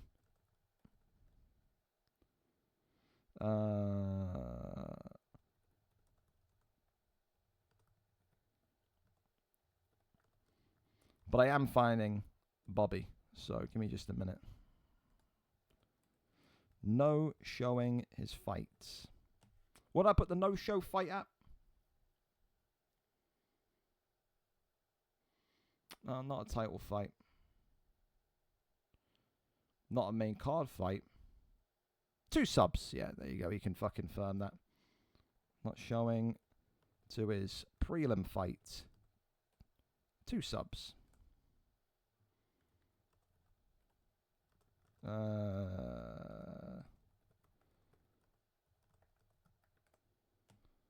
All right, cool. I think, but yeah, I need to de-tag Bobby as well. Then that's what I need to do. De-tagging Bobby. I'm going to take him off the roster as well. Like I said, when you don't show up to your fight, when I give you, again, when I'm giving you reminders, giving you warnings, when the fine list is there and you're still too stupid to show up, you want to get back in, you pay to get back in. That's how it's going to be. I'll keep the league free for people that aren't fucking morons, bro. But if you're stupid, what can you expect me to do? I can't help stupidity. You know, it's one of them. It's one of them. Thank you as well during that fight to Sean 1111103 for the follow, and also Jazz for the resub of Prime. Top man. All right. I've seen enough Gringo get me and fly. I fucking knew that would happen. On to the prelim card we go. And again, we've got some fan favorites on this one tonight. Tonight's Tezis Stone steps in against Stan, the demigod. For Stan, an opportunity again to get out of this bad form. Of course, I think he replaced the fighter because, again, I think Tez had someone withdraw, I think a couple days ago, so we were waiting until the Tuesday card ended to offer this fight to Stan the Demigod. He steps in tonight with a mission. The mission is to get the win over the line. Tez tonight is a dangerous striker. He is 1-1 though, coming off of a loss. Stan the Demigod though, 1-3 boys, 3-fight losing streak. If he loses tonight, he is one of the most active fighters, not just in the middleweight division, but the entire league. But he will also be the man on the biggest losing streak. At that point, does he need to accept a move into light heavyweight? Looking to end that losing streak, looking to bounce back tonight. Stan the Demigod, the ultimate underdog. But Tez is stoned, man. When he is on form, he's ridiculous. He's ridiculously good. Let me buy PS real quick. He just said he's buying PS Plus. No worries. We're still on time. So you need to buy PS Plus. Hopefully it doesn't take too long. Then we're in for 8:30. But yeah, like I said, I think this is the thing, man, because you think about Stan's performance during the BMF. You think about last month. You think about Stan's performance as well on that kind of promotional card we did on GameStarGroup.tv. And you looked at everything he was doing at the point in time in the middleweight division. Looked like the perfect landing spot for him. But as experience, starts to refill the veins, because again, for some of these guys in middleweight, it takes them 2 weeks, 3 weeks to really get in tune and intertwined with UFC 6.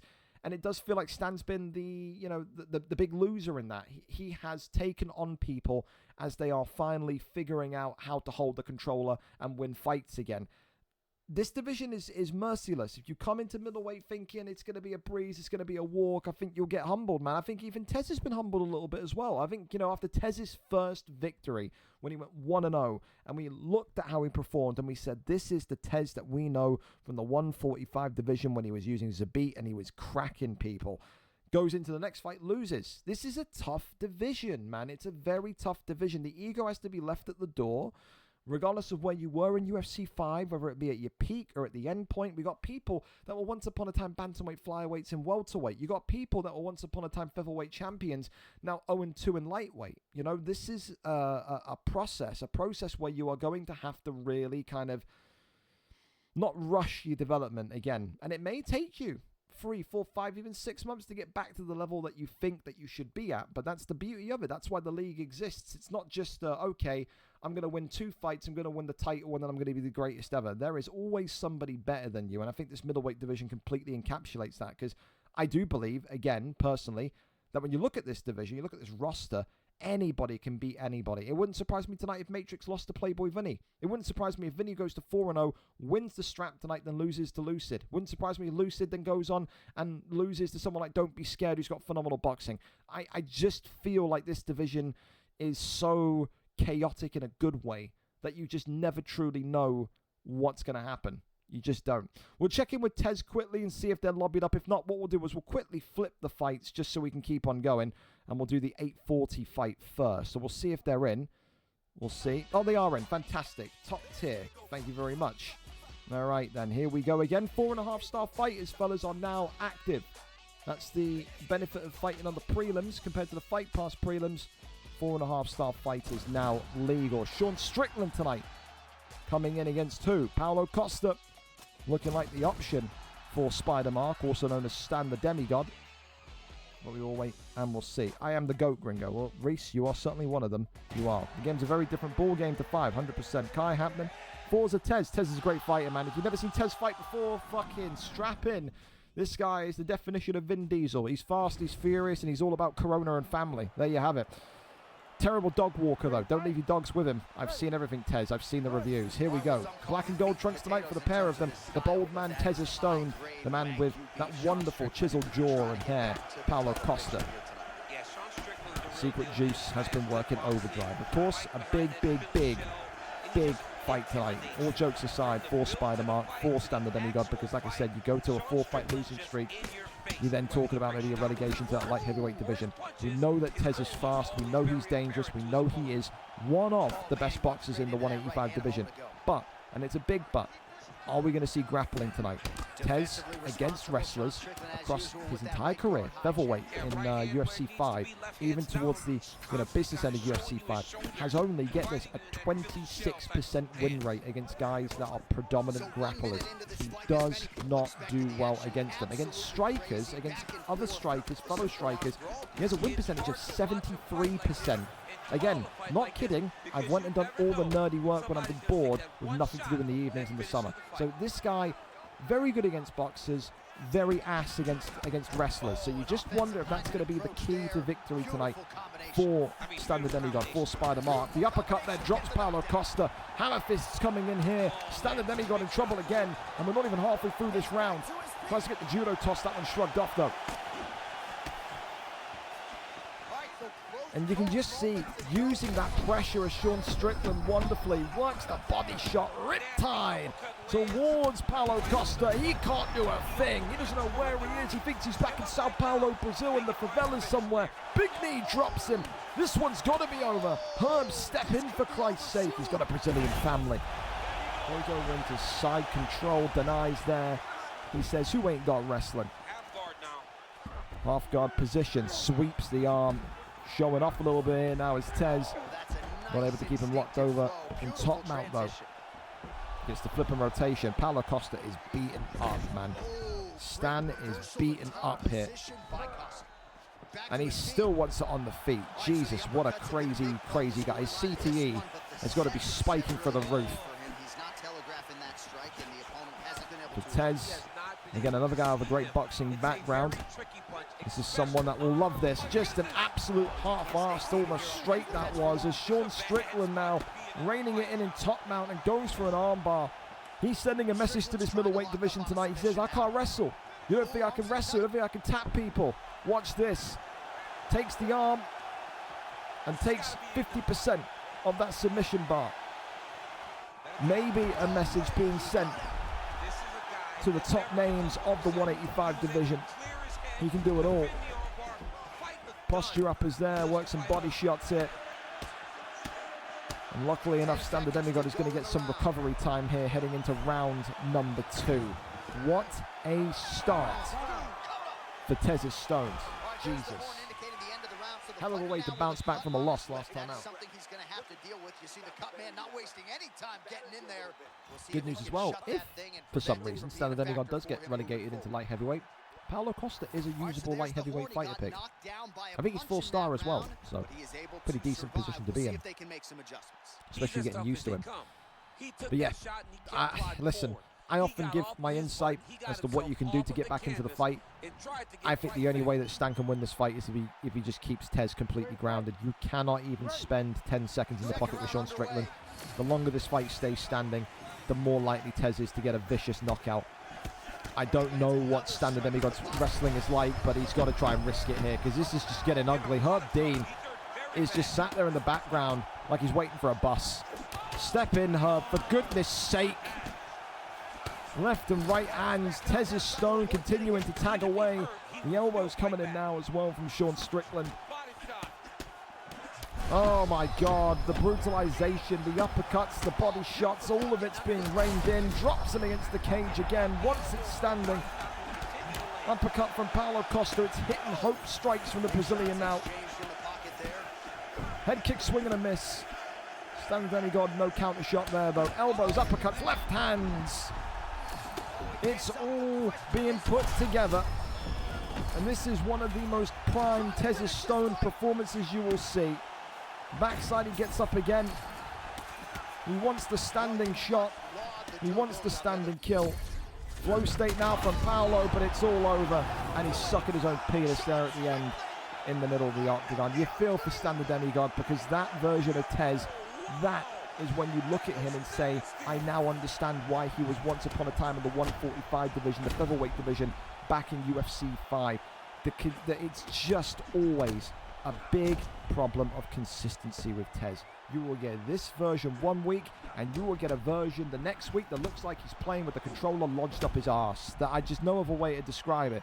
One week he looks brilliant, looks like he's a contender. The next week he just looks like he's playing with his tongue hanging out of his mouth. If he fixes that, he'll be right back into the top divisions in no time. He is categorically, no doubt in my mind, one of the most potent strikers in the division. And I think Sean Strickland, by the way, is like the best pick ever for him. The best pick ever. He's got that defense, that speed, but also that size that just kind of reminds you almost of how he was performing at one point with Zabit in featherweight. Congratulations to him tonight. Commiserations to Stan the Demigod. You have to thank Stan again for coming in late notice and taking the fight he didn't have to. For Stan, though, listen, are we at the end of the tether of the middleweight division? A 4-fight losing streak, what happens? You know, does he want one more in middleweight? Does he want to go immediately down into light heavyweight? You never really know. You know, I never like to kind of ask the fighter straight after a fight, because everyone's emotional. Look at Jack Ganner. He lost his fight and he's asking me to put him into fucking heavyweight, for Christ's sake. You know, you can never really do that, but you know, let the thoughts manifest, let everything kind of settle, and then see what happens. Because again, Stan's good. He's better than that. It's just you can see he's in such low confidence. He's in such bad form. Needs a win to get him feeling good again. Up next, though, talking of form, OLMCR against Shubs in the heavyweight division. I'm interested in this one massively, because these are two fighters that have got potential massively. 1-on-1 against 1-on-1, both of identical form, both of them coming off of a win last time out tonight. A huge opportunity to ascend up the rankings, a huge opportunity to get closer towards not a title shot, but an opportunity of a contender shot. 2-fight win streak would be impressive for either one of these two. OLMCR will come in as the underdog. Shubs will be the favourite purely because of his experience back on UFC 5 in that PlayStation division. Can he get it over the line tonight in this heavyweight matchup? 4.5-star fighters, of course, are legal. Absolutely, positively. We're there and we're set, as Shubs is our cameraman here tonight. Let's see what we get. Tom Aspinall. Again, people will say, well, you don't let Ilya fight on the finger. Tom Aspinall is basically inactive in the UFC. It wouldn't surprise me if we're not too far away from Tom Aspinall probably getting downgraded to a 4-star because he refuses to fight so much. So Tom Aspinall and Cyril Gane here this evening in this one. Will Tom Aspinall be able to see, or will his eye be poked out of his head? Here we go. Immediately. That was a quick start. Holy hell. All right, then. So, black and gold trunks tonight for OOMCR. Whereas Shubs in there with Cyril Gane in the blue trunks. Both of these two are strikers first. You will not, unless I'm wrong here, I don't think I will be, you will not see much wrestling. That's a big uppercut already from Tom Aspinall, by the way. Oh, and another one from OOMCR, who credits a lot of his improvement to those spars that he's doing with Jay Hypes. Both of these two from the FIFA side, and that's what you need, you know. finish your night at FIFA, get on with the boys on UFC, do a few kind of, you know, friendly fights, a few private fights, and just get your tools sharpened. And you can definitely see already the difference from OL and his pressure and his confidence from that first fight a couple of weeks ago where he lost. He is looking way more happy to step inwards and to kind of let his hands go. For Shubs right now, he's getting pushed back. It's that same old kind of thing we say in the heavyweight division. Top pressure fighters are difficult to beat because you don't see it often. And right now, Shubs is not able to connect with anything, man. He is getting tagged and bagged with these Tom Aspinall uppercuts. It's a really, really fantastic start for the boxing from OL, who looks again to stun Garn, drops Garn, pushes Garn against the cage. He could be in serious trouble here, Shubs. Takes the back, tries to back. Look at this fucking kid backpacking people. He had his first fight 2.5, 3 weeks ago. And now he's got a rear naked choke. Look at this. God, I love seeing the improvement. I love it, man. This guy didn't know how to fucking throw a jab straight 3 weeks ago. I love it. Brilliant. One of the best rounds that OLMCR could ever fucking imagine with how he's performed. For Shubs, he's just been completely outpaced. There are such things, or such a thing as not matching the rhythm of a fight. Clearly, the Tom Aspinall pick tonight has set the tone. He set the speed, he set the rate at which you have to move in this fight, and Shubs has just not been able to match it. This has been one-sided, it has been brutal. And I think if you're OLMCR and you're in his corner now, you don't even need to rush this. Get it back to round 2 and say to him in between the rounds, just fight simplistic now. You've done so much damage. You've got that submission off. One more submission, and Owen's winning this. Shubs does not want this to get back down to the ground. It's that simple. Oh, clips him. Shubs there. Head kick comes up. And this is what Shubs needs as well. Shubs needs OLMCR to forget about that submission. Don't shoot a takedown and keep this standing, because Shubs has got knockouts in his back pocket with Cyril Gane. Still walks forward. Uppercut there being tested by Owen. Uppercut. Oh, I'll tell you what, into the left hand. That was good. Big shots here. End of round 1. Listen, I think Owen has gotten ahead of himself. I think he got the submission, and I think now he's saying this is a piece of piss. This is a walk in the park. This is a breeze. I'll stand up and I'll knock him out. I think that stun at the end has got to be a warning sign to the Tom Aspinall pick and Owen. I think if I'm in Owen's corner, I'm in Tom Aspinall's corner, I'm telling him, forget all this. Shoot the takedown. Get the sub. If I'm Shubs, I'm saying keep this standing, man. Because you just clocked him. You could still win this fight. Yes, you've taken damage, but it's winnable. Shoots the takedown, and immediately Shubs is on his back. He needed this. He needed that takedown to really kind of put Shubs in a position now where this could be bad. And is it going to be a Kimura immediately off the rip? No. Keeps him down in full guard. But what are the denies like for both of these two? Goes for an armbar himself. Oh, dear. Jesus Christ. Could he? No. Just transitioned out. That was close, though. Goes for cage butterfly. Does Cyril Gane now. Going to try for the get up. But no, keeps him in backside. Oh, he's rolling him into... Oh, no, no, no, no, no. Oh, no, it's going to be a no contest if he puts it in. Oh, thank God he doesn't. Someone in this corner tell him to stand up. Someone tell him in this corner to stand up. Oh, dear God. Don't put it in. It'll be a no contest. Don't put it in. Oh, thank God. The heavyweights, you got to be a little bit more lenient, but he's got to stand up, man. He's done. Oh, God. Oh, he's going to tap. It's going to be a no contest. It's a no contest. It's a no contest. He fucked it. He did backside to back sitting. It's a no contest. It won't count. Oh, my God. What a fucking moron. Oh, all of his hard work gone up the pooper. So no contest. Oh, my Christ. That's a get out of jail free card for Shubs. And that is oh, dude, for how well he performed as well. Oh, that is so absolute. Again, I don't know. What do you... Listen, put it this way. Do you allow it because they're heavyweights? I'm kind of in like a 50-50 mindset there, but then you open a door. I just feel like that you have to no contest that. I feel like you have to set a precedent and say it's a no contest. What is this, Argentina in the World Cup? You funny, but it's just true, man. I feel for him. It's a no contest. He needed to let him stand up, but ultimately, it's a no contest. I got to tell them both. Can we run it back? Is it possible? We can run it back. So yeah, we're on time still. We're running it back. Fuck the no contest. We're doing it again. Replay the fight. Illegal maneuver to get to the finish. So we're on time. We don't need to rush. The fight gets redone. It's an illegal maneuver. If the fight doesn't get redone, it's a no contest. So we go again. Shubs has got another opportunity to right this. So yeah.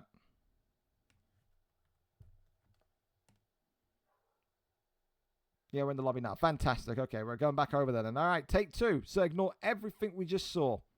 That's the only way I could... I'm gutted for him because you have to basically forget everything you just saw. That was the best performance from Owen you'll probably ever see, and you just have to pretend it didn't even happen. Take 2. After that illegal maneuver from backside into back sitting, it's a second chance for Shubs. Can he... Dude, imagine if Shubs wins this fight now. Oh, God. All right, take 2. Here we go, then. Same picks, black and gold for Owen.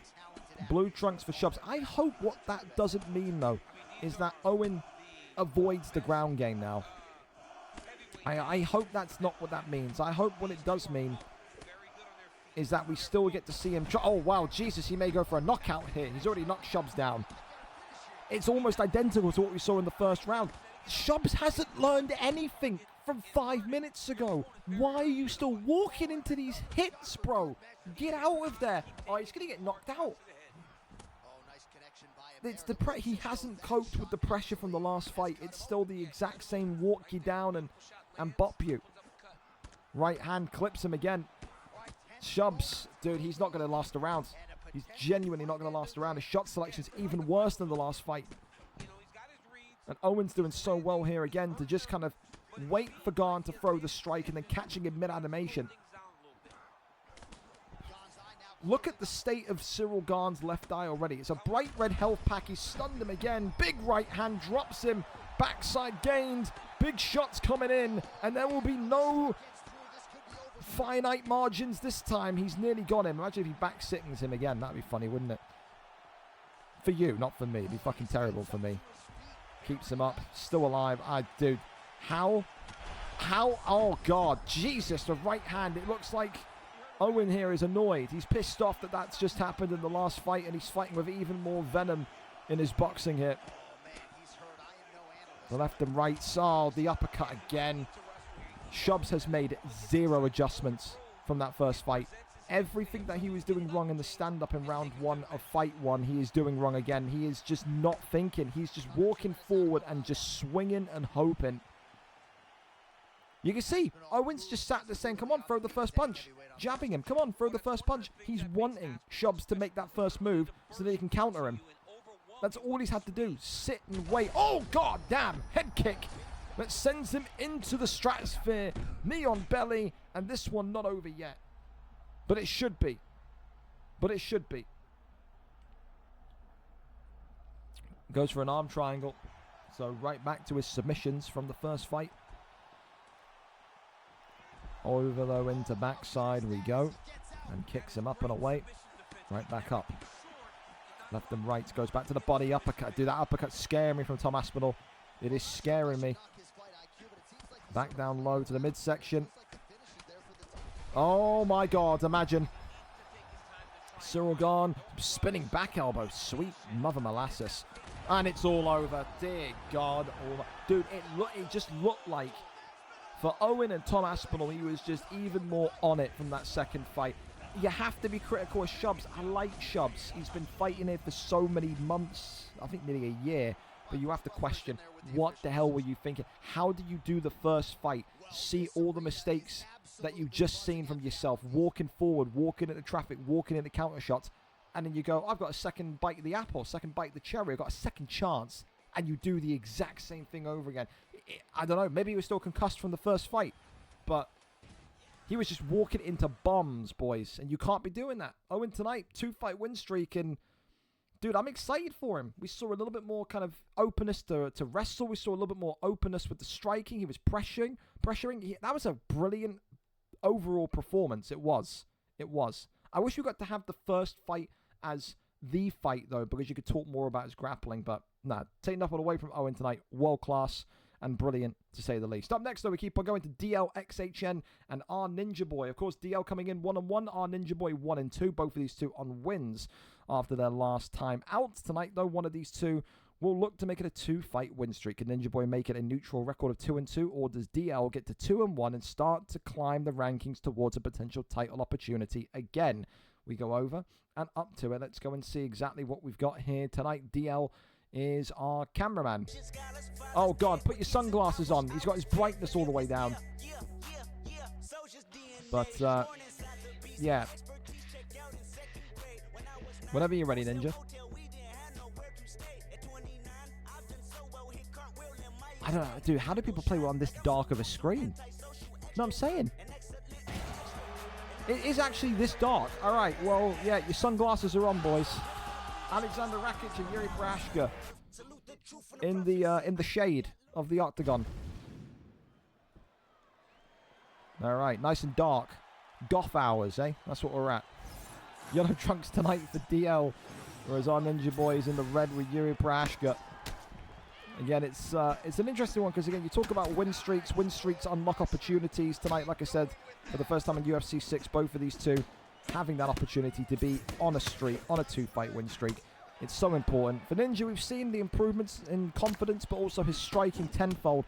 For DL, though, we know about this guy from, you know, the early days of UFC 5 and even UFC 4, I think he was, you know, performing, competing at that point. This guy knows what it feels like to be at the top of this light heavyweight division. Tonight, it would surprise me if he doesn't give Ninja one of his toughest fights to date so far. Again, he's very patient, he's very controlled, he's very rhythmic. With Ninja, you can see what his aim is. Step forward, pressure, and control the tempo, control the pace. Just like we saw in the last fight from Owen. Body shot there immediately comes in. You just see as well, really nice from DL so far. Oh my God, that looping uppercut. You can see what DL's looking for. Sit on the outside and swoop inwards, body shot inwards. I think if you can work that gas tank of Ninja down, you're in a great position towards those late rounds of the fight. But you can also see that there's also a nervousness. There is this hesitancy from DL because he's seeing this kind of this shoulder move. That's the one thing I'm noticing. You notice with Yuri, he's got this very distinct shoulder movement when he's going to go for that kind of lofting uppercut. So I think DL's seeing that, and I think he's very, very afraid to initiate a strike when he's seeing that shoulder movement happen. And that's why he's looking a little bit inactive here in the first half of round 1. He just doesn't quite know when it's safe to throw.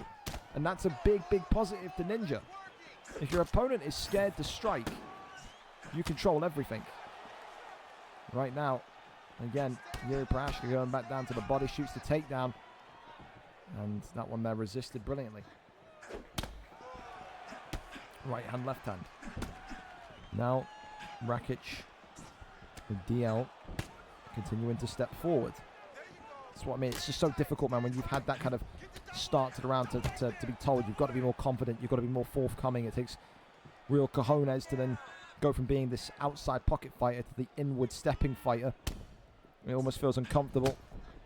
Body shot then lands brilliantly. Now it's Ninja who, for the final 60 seconds, is on the back foot.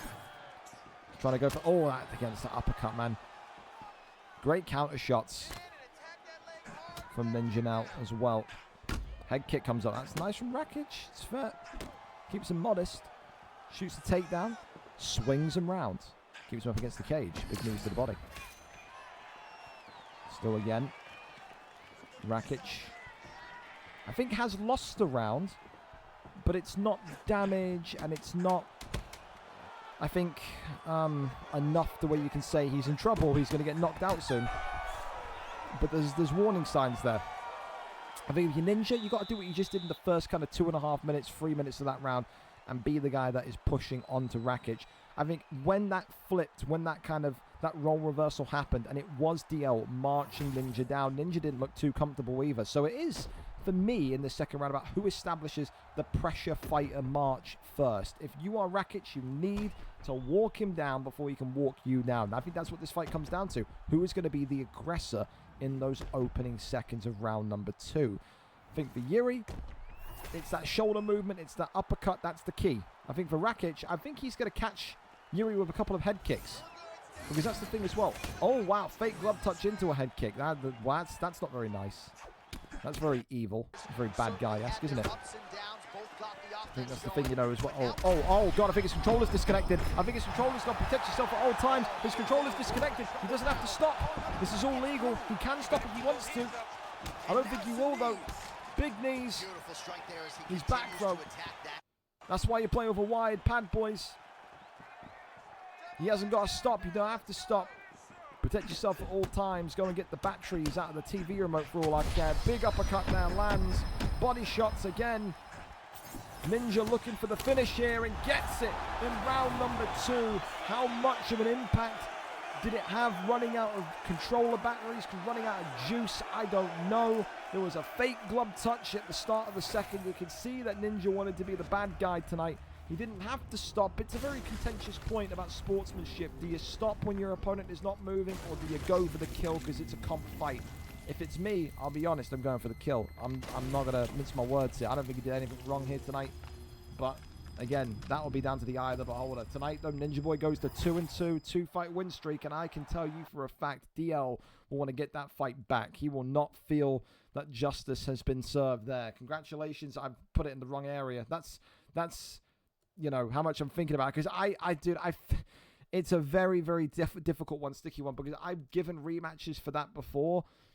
But I don't think there's a need to give the rematch next week because of how the first round was going. I don't know if that's fair to say or unfair to say, but the case in point is, boys, wired controllers, or make sure those batteries that you go into the fight with your wireless are absolutely filled to the brim before a fight. You can't be blaming anyone but yourself if your controller runs out of juice. That's just how it is for me, but what can you do?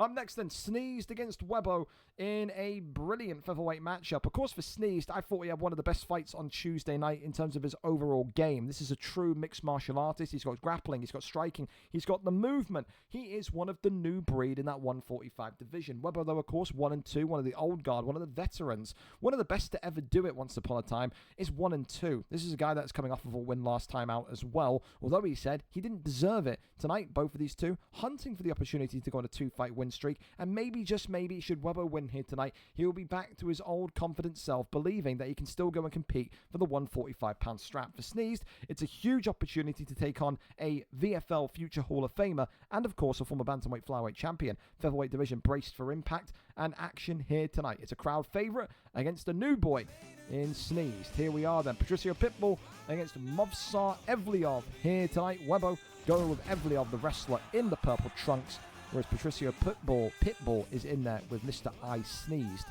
I loved him on Tuesday. Let's see if he can pull out some magic here tonight on Thursday. We wait and we see. For him to ready up. I'll check my DMs in case he's DMing me. We'll see. I've had nothing. Oh, no, there we go. We're in the background. Fantastic. Okay. Here we go. Webbo, can he says the title as well, getting cheesed in VFL. He's playing Madden though, not UFC. That's how much CTE he's got. Patricio Pitbull, like we said, in the black for Sneeze tonight, 1-0. Webbo in the purple, 1-2. Both of these two looking to make it 2 wins in a row here this evening. Of course, when you think about Webbo, he is nowhere near a striker. Sneezed will have the superiority on the feet. Webbo may well have to look at the ground game tonight in order to lay down the foundations of a victory.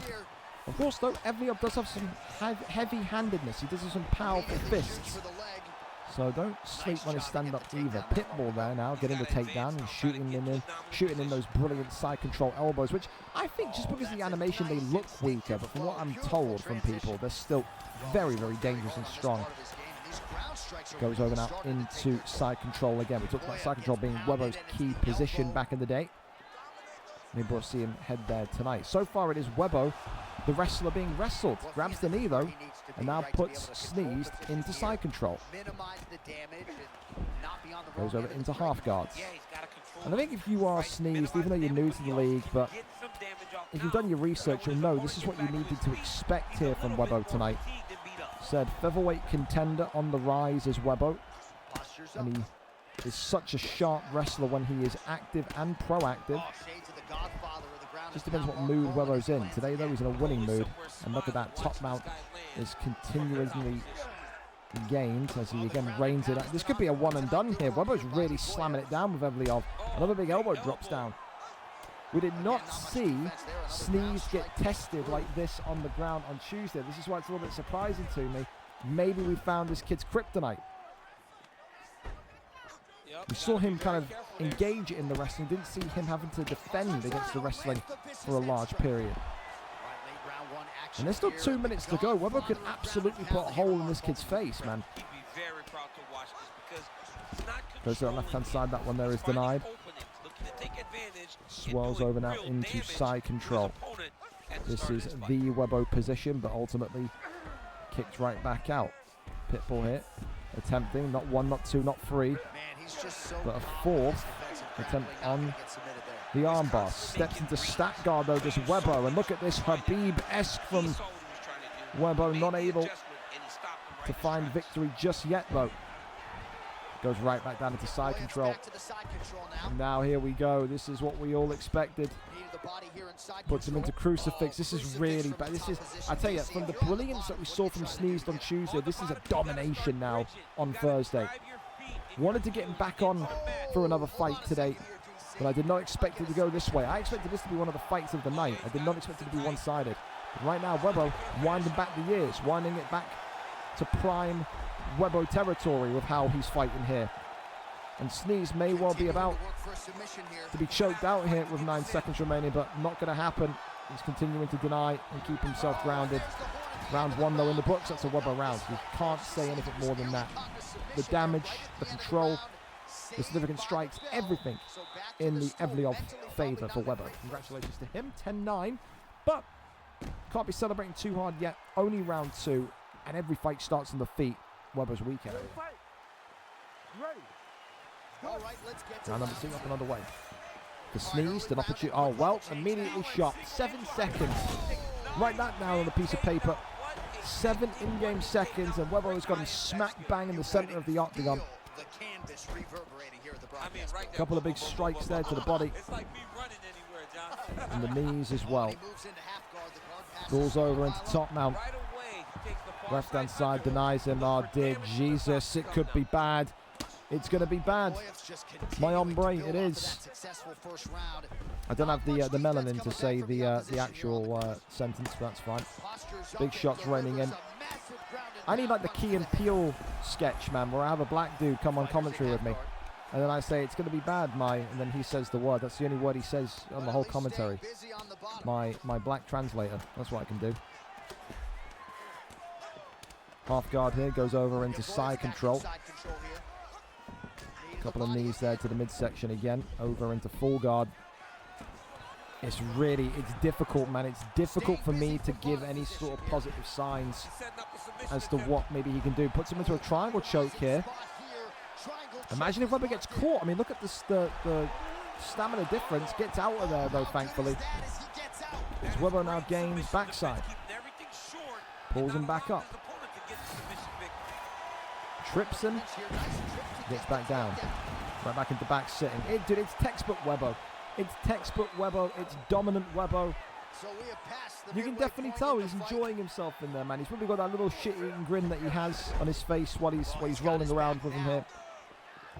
You know, he's hands behind the head. This is what you wanted to see. This is what Webo fans wanted to see tonight. High-level work with the ground and pound now by Evloev. Same when you see Mark the Shark fight, man. You always want to see him do well I can't help but feel a little bit of sadness for the prospect here tonight, though. Sneeze looked, like I said, so damn good on Tuesday. He did. It's a whole different beast, man. The featherweight division, said it before about the welterweight division, the lightweight division, anyone can beat anyone. You can be on the top of the world on Tuesday and then rock bottom on Thursday. That's how it can be. Denied not once but twice. Decent here. Hang on, it's decent here from Sneezed. Goes over though into into sprawl, and now Weber as well with him in cage position. Yep, right up we go. Takes the back. Pulls him down into back sitting. As the trip there puts Weber right back into a position of control again. It's interesting, isn't it, though, as well? Dave often teased by Webbo for being the decisionator, the guy that can only win by decision. And Webbo tonight, not really looking like he's going to be anywhere near a finish. May well have to cope with a decision himself. Looks like he's going to try and take the knee here, though, is Sneezed. Could be a buzzer beater submission. Is it going to go in? No, gets out of it anyway, so no submission confirmed. Webbo, I think 2 rounds up. I think it's safe to say he's 2 rounds up. Checking the flow state perks there as well. But yeah, there you can see there. 10 significant strikes should be enough to give Webbo the 2018 scorecard. Third and final round. But listen, he's even trying to thanks him. Oh, God. Webber forgets he's 1 and 2 and he's being an arsehole, man. I hate this guy. I love him, but I hate him. Honestly, terrible. The flow state enabled, and Evliov here now looking to go with, I think, a final kind of flurry hit. Survives it, though, just Sneezed. No, boo! Now I'm booing him. Now I want him to get knocked out. Look at this guy, man.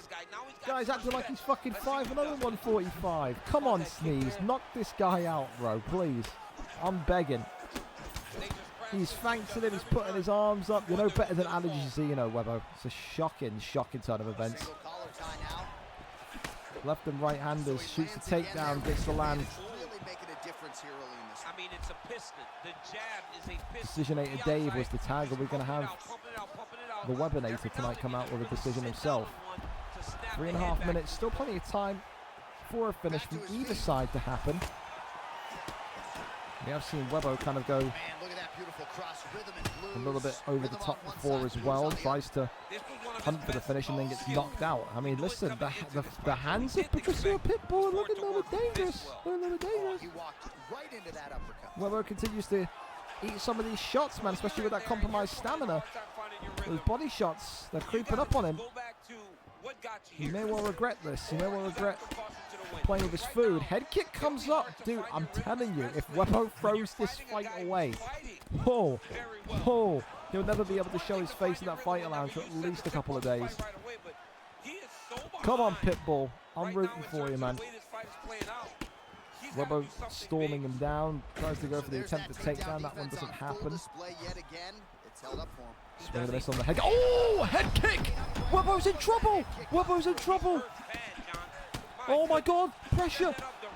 Pitbull looking for the finish. No, he gets away. Head kick again. Sneezed is feeling it. If you fucking sell this, Webbo. Body shot. No signs of a takedown now from Webbo. He's finding it a little bit funny. Oh God! Oh Jesus! There's no stun. Oh, but there's one for Pitbull. There's one for Pitbull. Oh, he's Hadoukened, man. Oh, for Christ's sake, EA. Oh God, I'd be furious. Oh, I'd be furious. Come on, Pitbull. Come on. 40 seconds. Point to the middle of the octagon. 30 seconds and counting. Oh, he's stunned him as well. Overhand coming in. Shoots the... Oh, he's double underhooking him. And it looks like it's going to go to a decision tonight. Oh, maybe not. 7 seconds. Could it be? Could it be? Oh, you're so lucky. Oh, you're so lucky. Oh, God, I hate that you're so lucky. All right, the official decision is in. Oh, please, rub him on decision. Rub him on decision, please. Rob him. Rob him. I'm begging, rob him. Ladies and gentlemen, after 3 rounds, we go to the judges' scorecards for a decision. All 3 judges scored this contest 29-28. For the winner by unanimous decision, Bozar. You're so lucky. You're so lucky. No suspense there. Oh, God, you're so lucky. If there was like 2 more seconds, you're out of there. You lucky bastard. Oh, he even thanks him at the end. Oh, I hate this guy. Christ, he's the guy that you love to hate. You feel for Sneezed. What a third round that is, but just too much dominance and control in the first 2 rounds. But you fluky bastard, man. You fluky bastard. Oh, what a shame. I know, okay, a draw. I was hoping maybe a draw as well. Dude, the way that... I tell you this much now. If I'm Sneezed, I'm launching a written complaint to EA, because when that in the third round, he steps towards Weber and then they magnetize apart. He gets Hadoukened across the octagon. That completely gives Weber a little bit of rest, dude. He's so fortunate. He's so fortunate, but ridiculous, man. Well, listen, we keep on going as we take a look at LSJP and Jugo up next. We'll go and see where we're heading with this one. I think LSJP is ready and prepared also. So let's go and see what the fight picks are tonight. Appreciate Jugo coming in, said last minute kind of pulling after, of course, Mr. Breaky Jaw pulled out. Ellis, of course, tonight 1-2. Jugo 1-0. Both of these two coming off of wins last time out. LSJP is a fan favorite. People want to see this kid fight. Great boxer. Great potential, I think, definitely in that kind of camp with Kenmure and Keza. They often say Kenmure and Keza. This guy is the project fighter. Tonight, though, can LSJP with Dustin Damaporia get a win against Jalen Turner? Well, Scott Jugo feeling good, feeling confident after that win last time out. Can he make it 2-0 here tonight? Time to find out. Jalen Turner in the black and silver for Jugo. The floral trunks for LSJP. LSJP, of course, regardless of being 1-2, deemed the favourite tonight. You can kind of understand it because he knew he was fighting. He had all the practice. Jugo didn't know he was fighting until around about 6:30, 7 o'clock. So it's a little bit more difficult for him. But when opportunity knocks, you answer the door. What's the worst that can happen? Of course, you can probably say both of these two are 2 strikers first. LSJP may well have that anti-wrestling in him, but you're not going to see Ellis, I think, shoot the first takedown. He wants exciting fights. He wants fun fights. And the only way you have that is on the feet against Jugo and Turner. Goes back down low to the body. Right hand there comes up. Body shots there coming again. And the big uppercut, swing and a miss on the leg kick. Body shot again. The right hand uppercut. What LSJP does so brilliantly as well is he just likes to sit in the pocket and strike. However, that's all well and good when you're going against someone in the division that isn't Jalen Turner. Jalen Turner is a little bit more taller, but he's also got a little bit more power in his mitts. We saw that at the back end of UFC 5. People loved him because of how strong he felt. So it's a beautiful combination here as well from Judo. Jesus Christ, man. The backups tonight that have come in short notice, pulling on one hell of a show. Body shot. Left hand there comes forward. Reaction from the booth, but that body shot for Ellis. I think Ellis is struggling a little bit with Poirier's animations. It's like the hook is really throwing him off at how slow it gets launched. Front kick comes in again. Body shot, uppercut there from Ellis. It is very much one of those fights that you'll blink and you'll miss it. Head kick works brilliant wonders from Jugo and Jalen Turner. Body shot once more in. Look at this now, the flurry coming down the center. The amount of stamina that's been taken off of Ellis as well here is crazy. And there's that length again of Jalen Turner. Go-Go Gadget extendo shin right to the temple of Dustin Adamaporia. Uppercut there still coming, body shot there lands. He needs to just keep with his body shot, man. Oh, uppercut there though lands from Ellis. It just feels, oh, he clipped him with the uppercut there, drops him, knee on belly, it could be it. LSJP thrown into an armbar as well. And I think Ellis is about to have his block taken, yep. Block taken, and half of that submission bar gone. That makes the stand-up even more tantalizing now for Jalen Turner. What a performance from Scott Jugo here tonight. The posture up and top mount, reining it in. Poirier managing to survive that one for the time being. Over into half guard. 15 seconds remain in the round. Full guard, not able to get up. And ultimately this one does go to round number 2. A lot of stamina gone though from LSJP, and a lot of that is because of the brilliant level change that Jugo is committing to here. The way that he is consistently kind of tagging the body, and then that drops Ellis's block for that head kick to work. It's just textbook. It's brilliant. And it's world class from Jugo. He's in a great position to win this fight, but never ever count LSJP out, especially with the names he's got in his corner, the Kezes, the Kenyos. They know how to guide their fighter across the finish line. Maybe they'll be instructing him to wrestle. Will he listen? I don't know. I don't think he will. Round number 2 up and underway. As we get ready to go once more. Body shot there immediately, back down to the ribs. Look at this again, Jalen Turner. Oh, dude, the body shots, look at the bruising on Poirier. Uppercut there, comes right back. Jalen Turner on wobbly legs here. That is a stern reminder that this fight is never truly over until it's over. Flow state activated now here from Poirier. Swinging onto the block, there's the clinch work from Jugo. Oh, clips him again though. Body shot, head shot, body shot. Continuing to test the mantle. Oh, Dustin Poirier. Oh, got a free piece that was nice from Ellis. I thought that should have maybe got him a stun. Right hand uppercut, body shots, right hand from Jalen Turner. The body is just continuing to just get turned into mincemeat here. Leg kick now coming out as well. A little bit of everything. Body shot again. Dude, the body shot. Over and over and over again. Just going to listen to that leg kick this time though. And you can see it's really calm from Jugo not to just rush. You know, oh my God, how's that not a knockdown or a stun? He's continuing to just work and be patient. This is the difference between that kind of middleweight division and the light heavyweight division. You see people rush for the kill shots. Another big stun here. LSJP is running on fumes. I don't know what he can do apart from a hit and hope that's going to get him across the finish line here. Attempted takedown, not going to happen. Back down to the body. There's the hit and hope though. Poirier trying to go for the head kick, body shot. Oh, dear God, look at the bruising, man, on the right side of Poirier more than the left. It's like a big brown mark on the right side of his kind of abdomen. Body shot continuing just to be thrown. And another one. He's at maybe about, what, a quarter of body health remaining. Not too many more hits going to be able to be accepted from Poirier before the knockdown comes. Oh, there it is. Oh my God. Whacks the finger and then eats the head kick.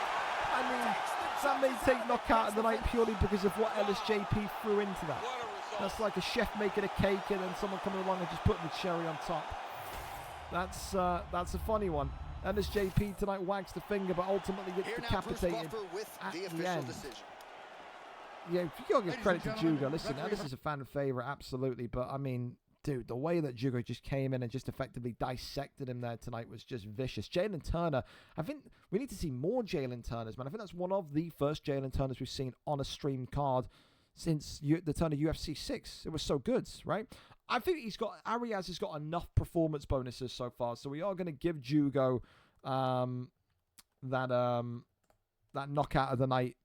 Purely, if there was no finger wag before from Ellis, it probably wouldn't have been anywhere near as well, which is funny. But, yeah. So, like, I know he's just hitting my body, but I can't be bothered to try and block it, says Ellis. Well, yeah, that'll do it. That'll certainly do it. Well, we keep on going, and we head over to Lewis Becks and Rapids here for this rematch in the middleweight division here tonight. Let's go and see, of course, the history of this fight, because it is the second time that they ever face each other in this division of 185. Maybe they fought each other at 205, actually. I can't remember what it was, but I do remember the fight somewhat. I do. Lewis, of course, is a veteran. Rapids is also a veteran in his own right. So, last time these two fought against one another, it's Rapids. Where was it? I think it was back like last year. I definitely feel like it's... There we go. unstreamed. So I'm thinking of a completely different fight because we couldn't have possibly seen it. A round 2 TKO back at VFL 190. Was it last year? Yeah, the 5th of June 2025. So there you go. Over a year, over 13 months in fairness since these last two fought. An opportunity tonight to get the score settled. Like I said, you think about Lewis Bex and Rapids, they are the definition of a yin-yang fight. Lewis Bex is superior on the feet. Rapids is dominant on the ground. Lewis Bex has struggled against grapplers. Rapids has struggled against pressure boxers. These two are the kryptonite of one another. Of course, Taylor taping this middleweight division 1-0 for Lewis Bex, whereas its Rapids comes in tonight with a 1-1 record. Both of these two coming off of wins the last time out. So let's go over and up to it then for this highly anticipated 185-pound rematch. We're there, we're set, and we are ready to go tonight. Lewis Bex is our cameraman as this prelim card continues to get closer and closer towards the finish line. Here we go then, Bo Nickel against Khamzat Chimaev in this one tonight. Fun fight. Does Khamzat get the smash going though? You have to wonder. Lewis Bex, in fairness as well, has joined, I think, Boa MMA and has started to also fine craft his wrestling. He's finally diving in with both feet to become a true mixed martial artist and add wrestling to his already impressive striking. White trunks tonight for Rapids, black trunks tonight for Lewis Bex, in what is being described as a potential gateway to a contendership opportunity for the gold. Of course, Lewis does have that background and that core DNA of being a boxer, so he will have that 94, 95 punch power that Chimaev brings, but as people know, in this middleweight division, Chimaev, although he hits hard, he's not very slick, he's not silky, he doesn't feel fluid. He does feel almost like a light heavyweight at times when you are throwing punches in sequence. For Bo Nickel, you don't really know anything about this guy's striking too much. I mean, listen, he's got some knockouts in real life now, doesn't he? But you still think he's not got maybe the capabilities to sit there and stand and bang with Chimaev. It will be about control, it will be about wrestling, and it may have to happen soon because the first knockdowns happened. Bo Nickel already busted open, red health pack there on the top right of your screen, and the first takedown denied from Lewis Bex tonight. Looking to make it 2-0 over his middleweight rival. VFL 190 was the first, VFL 244 here tonight is the second. Big shots here again. Just poking through. Rapids, you can see, you can admire, trying to work the boxing, trying to work the striking into this fight. He knows that Lewis is going to be ready for any takedown. Body shot there lands once again. You really see, look at Bo Nickel continuing to eat shots there down as well to that lower left-hand side. You can already see that slight bruising start to appear. I think as well for Lewis Bex, he picked Chimaev today purely for the anti-wrestling. I think he wants to keep it on the feet, but should Rapids start to shoot takedowns, start to attack the legs, he will have something in terms of Chimaev's defense to counteract that, which again is a great reason to pick Chimaev. Absolutely. Big shots here again, back down low. Rapids not able to kind of get the same, I would say, not fluidity, but sequential greatness. I think when you think about Lewis's shot selection so far, the sequences, the 3 or 4 in length, you know, they're continuing to land, but that's the first big sequence tonight landing for Bo Nickel, but gets clipped right back, drops him, knee on belly. Lewis Bex could have it done in one here, it's all over. Bo Nickel's lack of striking and lack of durability comes back to haunt him again. And that's such a shame as well for Rapids, because it was just off of the back of him getting this brilliant sequence. Talk about Lewis Bex's sequence. It was a 3-piece shot there from Rapids that opens up the wound and opens up the stun on Chimaev. But Lewis Bex has been in these positions before in the welterweight division and the middleweight division. He embraces that brawler type feel and then gets one shot back, one knee on belly, it's over. That's all to do with the strength of Khamzat Chimaev tonight. And for Lewis Bex, it is a round 1 TKO, 2-0 for this middleweight contender. Who is going to stop him? Who is going to take that? Oh, he's got boxing. We always knew he did.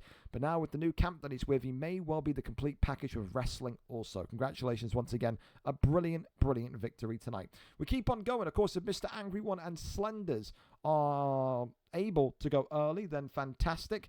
And they are. I've got a stream link here from Slender, so appreciate you. So, Mr. Angry 104 tonight, always a fun one to watch on these cards. He is 2-1 coming off of a win, whereas Slender's back after a week off last week. 1-1, both of these two chasing a 2-fight win streak. Slenders feels like he has unfinished business at the summit of this division. He is gunning for a featherweight title shot. The only way you do that is by getting wins under your belt tonight. An important one could be coming against Mr. Angry 104. Angry as well, a guy that's got a highlight reel of brilliant knockouts. Tonight would want to add another top name to that resume. Slenders is not an easy opponent, and arguably some will say maybe one of the toughest he's faced in this division so far since crossplay came into effect. Let's go and see what the picks are going to be tonight. 4.5 star, of course, are legal as per usual. Lerone Murphy here for Slenders, it seems like, whereas Edson Barbosa, no doubt it's going to get a couple of cheers from Scotland and Kenmure in particular, but does it bring a win? That's the big question. Here we go then. Yellow trunks for Angry One. Red trunks for Slenders. It is an intercontinental matchup tonight. America meets England once again in this one. Here we go. Both of these two incredibly balanced as well. They've got great kickboxing. I think when you think about Slenders, it's the underrated level of wrestling that he has, because you don't really see it too often. He wants to get fights done on the feet, yes, but we know that he can dominate on the ground. We haven't really ever seen Angry One have that same level of balance. Oh, Jesus Christ, Lerone Murphy starts with a bang, and Slenders was saying, you don't even need to see the wrestling tonight, Four Eyes, because the striking's going to tell a story. It's a vicious start from Lerone Murphy. And Slenders, for Mr. Angry 104, I don't think we've ever seen him get stunned that quickly in a fight. Got to shake it off and get going again. You see, Lerone Murphy there was looking for some sort of highlight reel spin kick. Pulled out of that one, though. You can already see that hesitation from Mr. Angry One coming forward. Slenders, it's just so unrelenting. The pressure that this young man brings is ridiculous.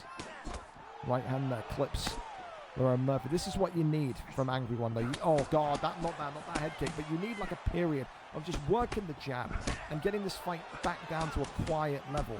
Because right now, it's loud, it's rambunctious, it's all going on. There's so much stuff happening. You need the fight to just kind of be a bit more calmer in that opening kind of 3 or 4 minutes. You do not need this to turn into a slugfest, because Slenders revels in those types of fights. You see that back from his PlayStation resume in UFC 5. Head kick there comes off as Barbosa now. A couple of beautiful headshots there. Again, really working the head kick wonderfully here. Here's Mr. Angry One. Body shot comes in again, goes back down low. Oh my, oh God, right hand, that stuns Slenders. He's in the retreat here. Oh God, right back though. That speedy uppercut. And he could be about to maybe finish this fight here. Slenders looking for the finishing half guard posture up, goes back down. Just when you forget how good Slenders is, he has a round like this to remind you just how ridiculous he can be on the feet, man. He is crazy. One of the best strikers in the featherweight division, categorically. Kicks him up and away, though, goes Angry. But right back into that kind of forward pressure we go. Lerone Murphy, flow state activated here. Head kick there, cracks through the block, shoots the takedown. Mr. Angry One's got no other choice. Had to shoot, had to get out of that. Trouble was brewing. Posture up again, works down. A couple of more big strikes. Yoinks him back in though. Posture up, that one is denied. Still avoided, goes to that right side. Gains backside position. And that'll be the end of round one. And I think if you're Mr. Angry One, you're probably saying under your breath, thank Christ, because that one was rough. That was one of the worst round ones I've seen Angry One have. And that's nothing to do with him. I just think that's down to the absolute brilliance of Slenders. You can see why there's such a belief from a lot of the PlayStation guys that faced him back in UFC 5 that he is eventually going to be featherweight champion. He is explosive. It takes something special to beat this guy. Does Angry One have that something special in his back pocket, though, coming into round 2? He's going to need it, because I think he's been badly beaten. I think he's been damaged beyond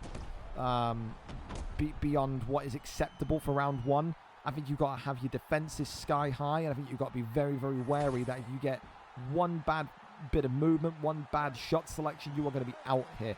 You have to have the definition of a perfect round if you're Edson Barbosa in the yellow. Body shots there immediately coming forward from Barbosa again. Swing and miss on that one. Oh, dude, that left hand, yep. That left-right combination on the step-in was beautiful. Another body shot there, flies forward. You can see again, Slender's right back into pressurizing territory. Not afraid of the pocket of Barbosa. Walking in, marching him down. Swinging and missing that leg kick that time. Body shot's good. That's what you got to do if you're Barbosa. You got to keep creating that space, keep creating that distance. He's on wobbly feet again, though. Oh, the uppercut drops him again. That's what I mean, man. One mistake, and you're on death's door here. Swings him out around, spin kick to the body now. And one again, just on the retreat. Still. That right hand, that clubbing right hand of Lerone Murphy is the decision point, the flash point. But look at it, man. Fists of fury again. It's about 4 or 5 punches. This has got to be it. Lerone Murphy tonight gets it done. Slender's back on the live card with the definition of an ass whooping. No disrespect to Mr. Angry One, but that guy right there is different gravy. And tonight, I think you saw again why so many people believe in the hype of this young man. He has maybe got one of the best Lerone Murphys I've ever seen. Confident, forward moving, and every punch has meaning behind it. Congratulations to him tonight. It's a round 2 victory. Maybe Barbosa was a poor pick. I don't know. You be your own judge on that one, but it just seemed like he was a little bit too slow and not able to kind of match the speed, the rhythm, the fluidity that Murphy brought to the table. But there you have it. Up next, then, we keep on going. CRZ Mars tonight against Silver Salt. Of course, if they're happy to go 10 minutes early, then that is brilliant. But, of course, no drama. If not, let us know. And then if, for example, they can't and Matt D and Rakib want to go early, then toss a link. Whatever you guys want to do, wherever you guys want to go, we can go to next. I've got DMs I can look at here. Leviathan's telling me that he's re-entering as well. Welcome back to you, Leviathan. If you're listening to this, that's smashing news from you as well. But yeah. One guy needs a FIFA server invite, so I'll give him this. Give me just a minute. We're in time anyway. Where the VFL midweek? No. Dude, what the... You know what? Let me just do this. Invite to server. Give you that. There you go. That's for you, buddy. Fantastic. All right. Where we go? Mars trying to lobby up now. Well, that's not good. What do you mean trying? Is he responding? Is there an issue? Are your consoles made out of sandpaper and hopes? Why are we trying to lobby up? I mean, we're in good time anyway, so if you need some time, it's absolutely fine. But yeah, I'll have it on though, just in case. They're just adding each other. Well, considering that isn't him, yeah, because that's not his gamer tag. It's literally got a 1. So I don't know if he's told you the wrong name, buddy, but that ain't him. That ain't him. Mars is ready, just waiting for the invite, and we'll be ready. Well, Silver, you can see here, he's trying to add just Silver Salt with no 1 in the name. He's trying to add literally the word Silver Salt. So, there you go. That's more like it. Now we've got each other. Fantastico. All right. We're in good time, though, fellas. I appreciate you. Top. Is there any way I could get back into this? I won't sleep on fight nights. Can we do this every year, mate? Come on. This is like... This would be the 3rd year in a row you do this. I'm already I'm bracing. I'm gripping my fucking desk for when Kyle MCC asks me in August if he can get back into Madden again, just to eventually fuck it off after one season. Come on. We know better than this. Every single fucking August we do it for Madden. Are we really going to start doing it for UFC? Lord above. Lord above. And the last time. Well, you said that last year. Well, to be fair, Kyle said that last year about Madden, but I still anticipate him to ask me. I wouldn't let Kyle play Madden again. You can tell him that. But he would be proving himself in the Fantasy League as not being a piece of shit that wastes everyone's time. So he probably won't accept that. He's got MVP with a cap on. Herb, take his cap off. Can't be fighting in that. What next? You're going to have him to fight in shoes as well. All right. Anyway, Silver Salt and CRZ Mars. Listen, great fight tonight, which, again, pretty much made itself at the last moment after a pullout. Mars, of course, comes in 2-1. Silver Salt comes in 1-1. Both of these two, as we said before, looking to ascend up the divisional rankings. They've backed out by accident. I think that's okay. We're still in time. I'm calm. I'm tranquilo. Of course, when you think about Mars, I love what Mars is doing and continues to do. And it all started from that kind of that middle division of PlayStation back before crossplay, when he was getting in a rich vein of form, when he was continuing to win fights and win fights and win fights. Now when you add in the fact that he's also improving the negative side of his game, because we never really used to see Mars have any sort of anti-wrestling or any kind of defense or even offense. He's now just more than a kickboxer. And I've always said it, you want to win the welterweight title, you need the best of both worlds. He's got everything under his belt. For Silver Salt, the jury's still out. We know that Silver Salt is one of the best knockout artists in the league's history. Welterweight and lightweight, he's got some of the funnest kill shots ever in live competition. But, again, the thing you have to kind of repeat is this. He struggles against grapplers. I just have to wonder tonight if we're going to see Leon Edwards turn into a chain wrestler because of that. I guess we'll see. Reform MMA, you know, the guys over there, Jazz Cox and stuff, they'll probably be telling him, if in doubt, shoot the takedown. We've seen Robbie have boring fights, no offense. We've seen Playboy Vinny have boring fights. It's not about what is exciting for these guys. It's about what gets you to the title shot. We're ready to see it, though. Purple trunks tonight for Silver Salt with Michael Venom Page. Mars in the black and gold with Leon Edwards. And the big thing here to kind of understand is that kind of weirdness and that kind of length and slinkiness of Michael Venom Page. He is a lot more fluid than Leon Edwards, which is just interesting because people look at Leon Edwards as the ultimate fluid option back in UFC 5, but just even the way that you can see here Silver Salt with MVP throwing strikes, it would get you out of your seat in terms of scratching your head and thinking, what the hell are we doing here? First takedown though lands, and this is the ultimate test now. Like I said, for Silver Salt, it's a great opportunity tonight to step in late against a guy that's in form, but also show us that you can cope with the grappling aspect of this weight class.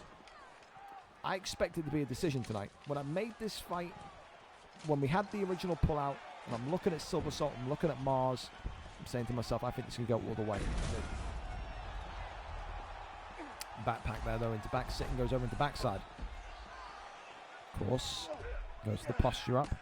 He's done a couple of strikes here. MVP, I wouldn't say he's the most durable, because I think MVP, you don't never really kind of know about MVP's durability, because his whole mantra, his whole kind of shtick is hit and don't get hit. So maybe we're going to find out just, you know, how good or bad he is durability wise if that takedown continues to happen, and if that beat down on the ground, especially in top mount, continues to happen. Right now though, you can see what I'm talking about. Silver Salt very, very, very much so in a position where the first couple of takedowns have been met uncontested. That's poor from Mars. Wow, that's really bad. Jesus, wow, that is hideous from Mars. He's rushing and he's given up his arm here. That's almost offensive. I almost feel like I want to be sick, because you think about everything that Mars has done brilliantly. He has just been caught in an armbar, and if that isn't bad enough, he's had no patience there. He's rushed with trying to get out of it, and he's been denied. He's lost half of his submission bar, so half of that submission bar's gone, but now also it's going to be a big impact on that block when we go into rounds 2 and 3. That's a really, really, really bad one from CRZ Mars, and I think he'll be kicking himself at the end of this fight either way, win or lose, because, yeah, you cannot allow that to happen. That's the kind of slip in a title fight that would cost you.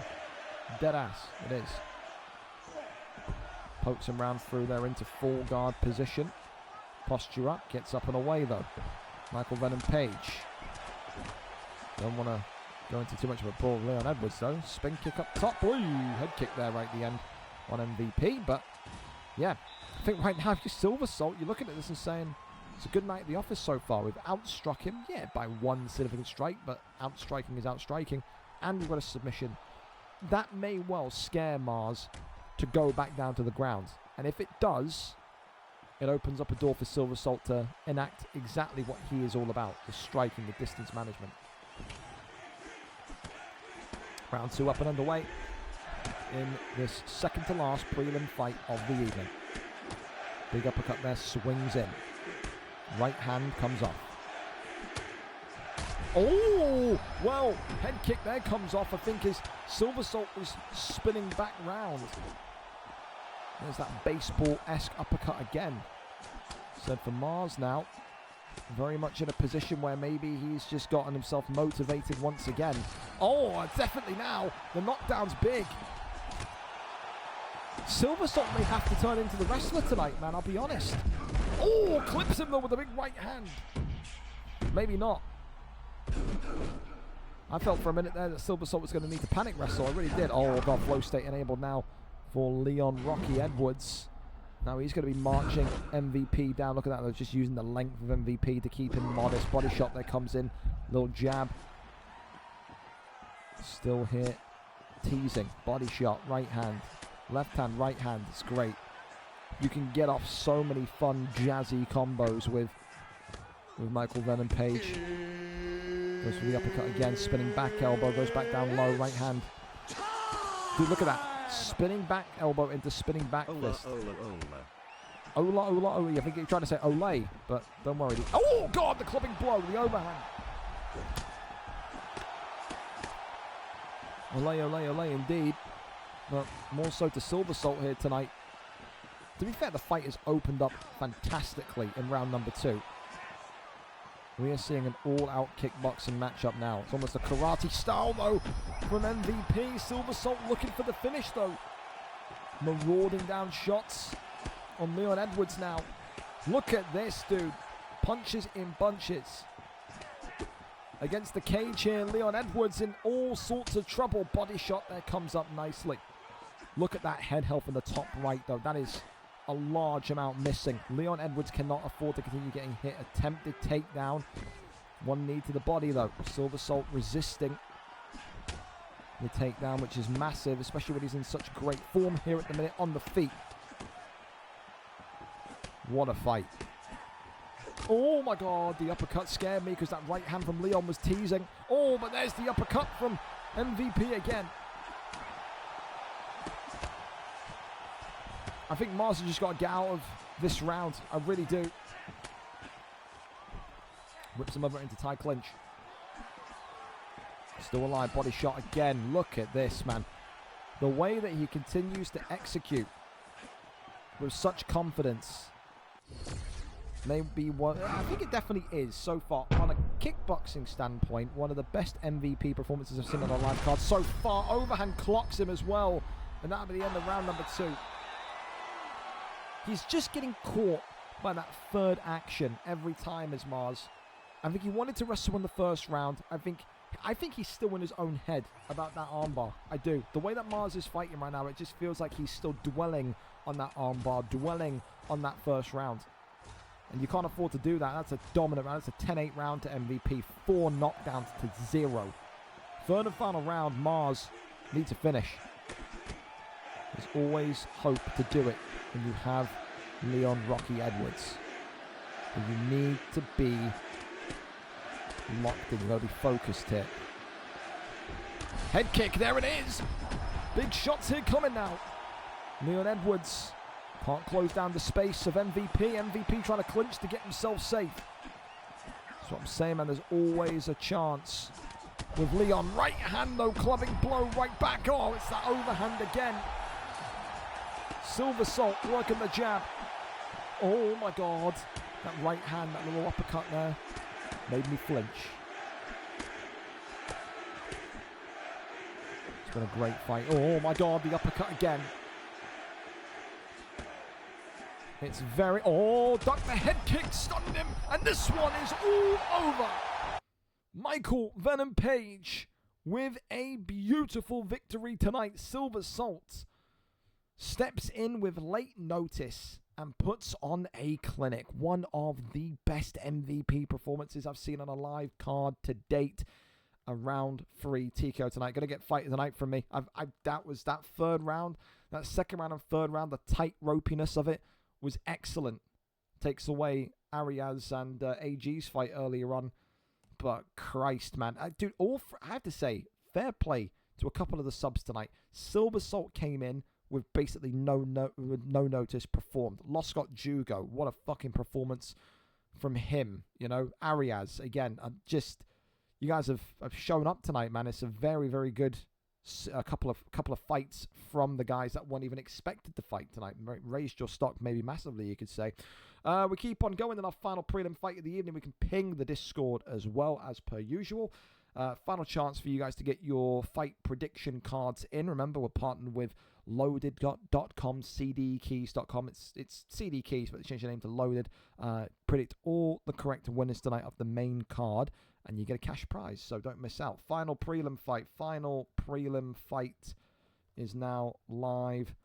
Get your predictions in, and then we'll whack that into the prediction card channel. Again, big ups to everyone tonight that showed up on time. It's been absolutely brilliant, to say the very least. But listen, a fun one here between two more well-known names in that featherweight division. Matt D, 23, the Scotsman, tonight takes on Rakib, another guy that came in with late notice. For Matt D, listen, an opportunity to bounce back from that disappointing title loss last time out. Wants to get his first non-title victory of UFC 6 to go 2-1. Rakib, though, has got a lot of... I think he's got a lot of credit in this division. A lot of people, despite thinking of Rakib as a bit of a meme like Dawaja, respect this guy's ability. Both of these two coming off of losses tonight, but I think if Matt D walks into this fight with Rakib not respecting what he has done on the PlayStation side of things, he will really regret it. He has got some incredible... He was nearly put in the bantamweight flyweight division, was Rakib. He really was. He has got some very impressive wins on the PlayStation side. Will he look to add Matt D to that list here tonight at this main event of the prelim card? We go over and up to it. Matt D is our cameraman. Let's go and see what the fight picks are going to be before our main card begins tonight. Here we go then. Diego Lopez against none other than Movsar Evliov in this featherweight division. Appreciate Rakib as well, showing up tonight as well and taking the spot. People forgetting they're going on holiday. People forgetting they're going out for meals. People just forgetting that they have a fight. It's you've seen everything that's trademarked with a VFL card with the UFC community. Love it. Patricio Pitbull looking likely to be the pick, though. So there you go. And now he's looking at Pitbull. He's looking at Evliev. So Evliev. So there you go. Evliev and Pitbull. That is where we're at. I like the Pitbull pick for Matt, but I also like this Evliev pick for Rakib. People often forget that Rakib has got some crafty wrestling in his back pocket. We just know him for knockouts, you know. He is a dangerous fighter in both senses. Matt D, of course, though, has got some great history in terms of submissions. He was once upon a time one of the best jiu-jitsu artists for form. I think he had something at one point on the Xbox side before cross-playing UFC 5, something like 6 submissions in a row. It was crazy. So, again, if it does go to the ground today, it'll be very interesting to see who comes out on top in that chess match. On the feet, though, you've always got to say that Patricio Pitbull is probably your favorite of the two. Evliev does bring a little bit of power to the octagon, but I think maybe that lack of slinkiness, that lack of agility, that lack of fluidity can also come back to bite him also. Maybe I'm wrong. He's slightly a bit more sizey as well, would you say, is Evliev. Looks a little bit more wider, a couple of inches taller as well. So maybe that slight advantage will be in the hands of Rakib also. Rakib, though, dangerous. Like I said, he can walk you down, he can pressure you, he can do it all. But he's also a fighter that understands danger. He knows when to kind of withdraw from the pocket and when to advance. It's not someone that Matt D is going to have an easy time against here tonight. Remember, both of these two coming off of losses. So It's important to get back into winning ways. You don't want to be on a 2-fight losing streak. Not a chance. Of course, as well, I think Rakib will be looking tonight to kind of make a statement once again. I don't think he knew that he was close to getting to bantamweight flyweight, but if he did, he probably would have been a little bit upset that he wasn't up there. I think the big question is just how can he get back into that conversation of bantamweight flyweight. Next couple of shots here to the body, as we're now building grapple advantage here. I think for Matt as well, always said it, I do think Matt's tendencies favour him being on the bottom. I think he's got that kind of feeling of a Charles Oliveira, of an Anderson Silva, does wonders off of his back hip from a jiu-jitsu standpoint, but hasn't maybe faced the control that Rakib brings to the octagon as he collapses back down into the full guard position. A couple more strikes here coming off. And this is the thing as well, Rakib and Matt, both fighters, not afraid to make this fight maybe a little bit slow, maybe a little bit quote-unquote boring. Got to do what you can in order to maximize your chances for victory. Crawls over now into top mount. Little jab there comes forward, but up we go. And Evliev here raining down the strikes. I'll tell you this much, the damage on that right eye of Patricio Pitbull is starting to concern me massively. It's a bright red health pack, isn't it? So not going to be one that Matt can continue to turn a blind eye to, no pun intended.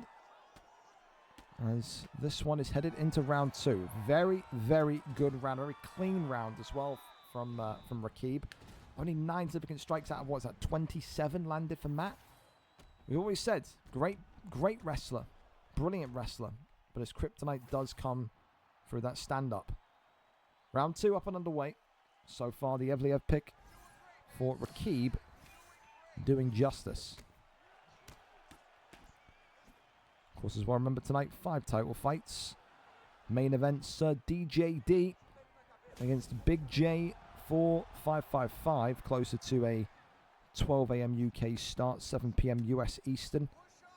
No doubt there will be controversy on that one regarding, DJD and Luchak and the fight on Tuesday, ultimately determined by Dirty Dave and Keza as being suspect enough from Luchak and also his campmate Sir Misford to be banned for alting.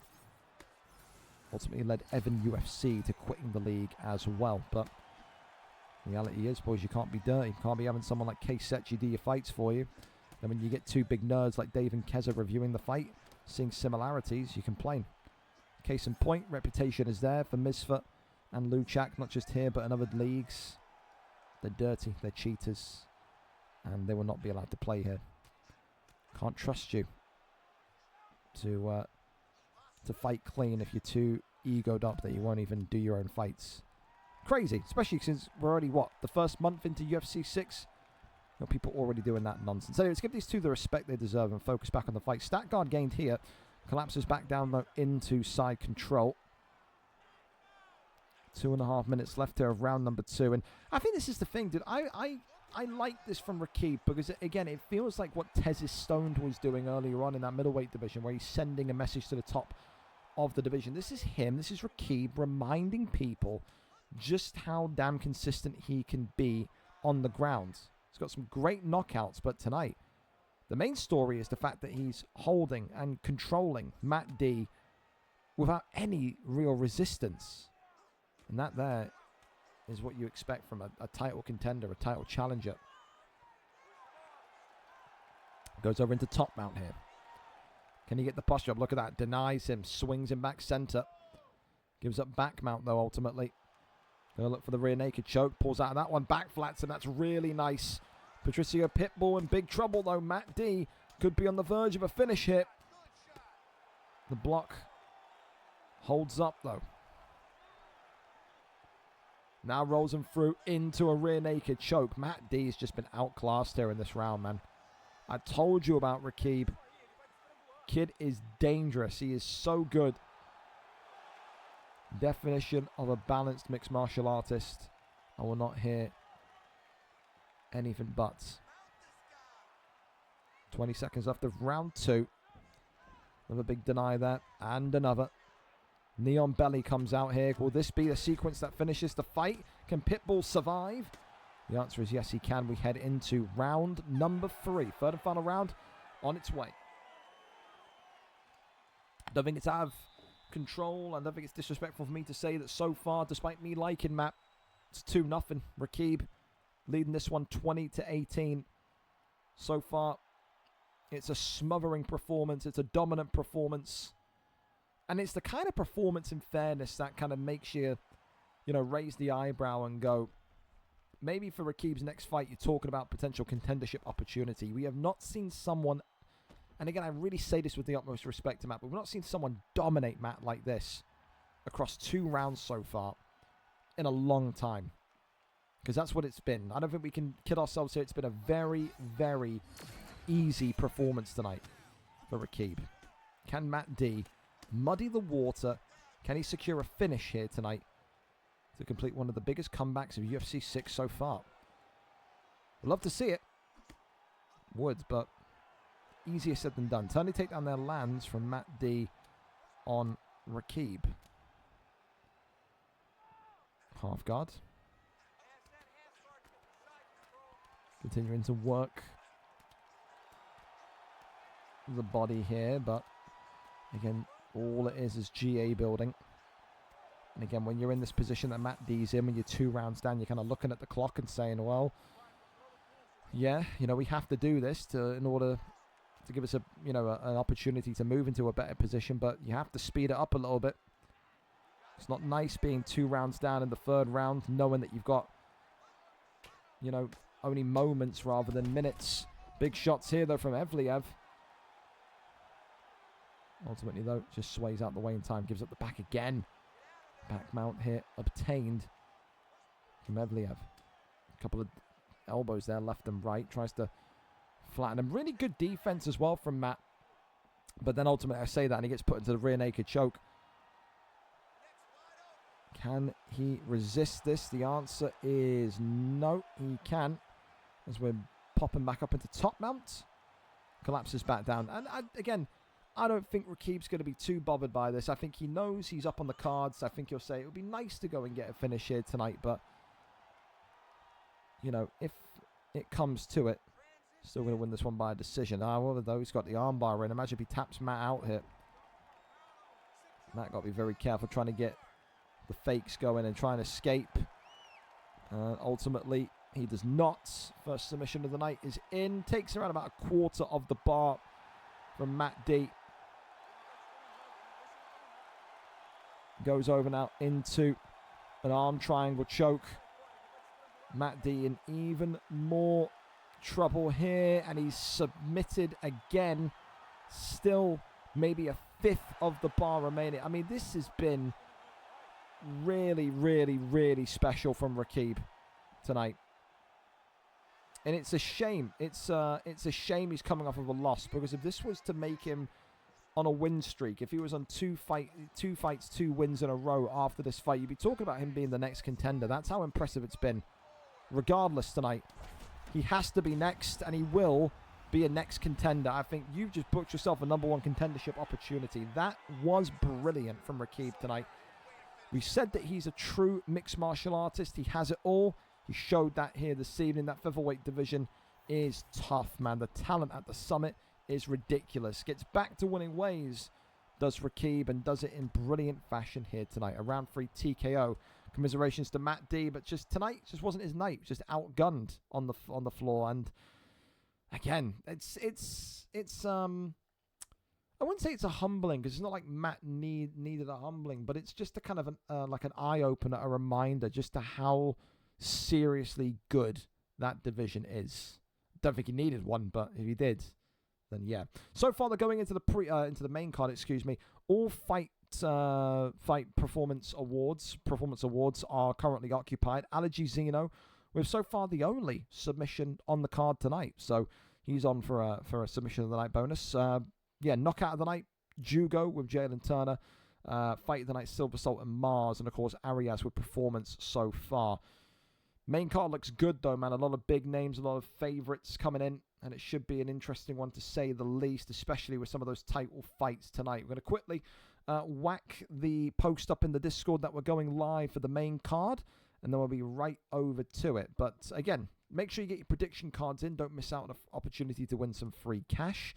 And yeah, if you're on the Fight Pass prelims tonight, if you're on the prelim card tonight, just thank you for being on time. It was absolutely rock solid. Look, start the main card at 10. It's 9:57. It's good in my books. Main card is now live. Go and grab yourself a snack, a little sandwich, a little bowl of crisps, what you want to do. Go and grab yourself a drink as well. And we are in for what is the final couple of hours of our Thursday night card tonight. Don't go anywhere. We're back momentarily after the main card trailer. BRB.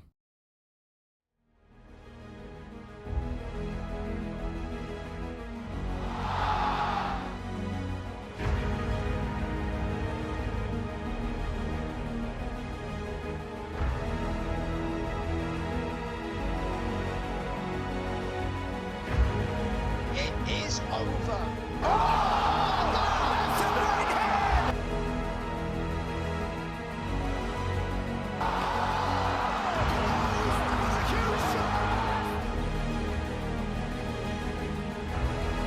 Oh my God. Leg beat up, man. Done before you. Oh, picked up from Poirier now a right hand. Oh my God. And SLG Jokers has put the former middleweight champion to sleep. Light heavyweight champion. Goodness! It's time.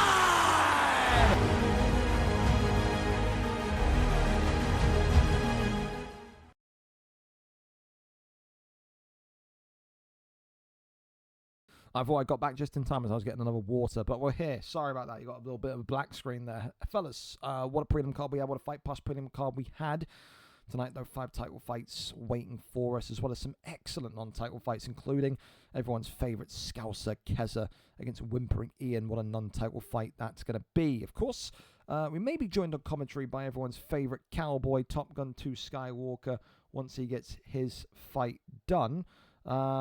But yeah, listen, should be an interesting one to say the very least. We start off with them. Rickson against Top Gun tonight. 5-star fighters are back on the table and legal. 2-0 for Rickson here this evening. Top Gun 2 Skywalker also 2 wins, 1 losses. Again, never fought before PlayStation versus Xbox. It's one of those though where it's more about the win streak. It's more about who's going to get to a free fight win streak. When you talk about free fight win streaks, there's a reason why they're on the main card. When you talk about main card and you talk about win streaks, this feels, and this is, for me, a title contendership opportunity tonight. You win here, you have to believe that you will be next for that light heavyweight championship of the world. Let's see who comes through it, though. For Rickson, I'm a little bit intrigued to see how he copes with American host. I don't think in any of the previous times we've had Rickson in the league, he's ever fought against a North American. I could be wrong, but yeah, we'll see. Top Gun is our cameraman. We are there, we are ready, and we are set to go for this one tonight to kick off our main card. Again, a reminder, 5-star fighters are legal. Let's see what comes out in this one tonight. Carlos Olberg against who? Of course, if you want to talk about who has priority, Rickson is in the red corner. He is 2-0 compared to Top Gun's 2-1.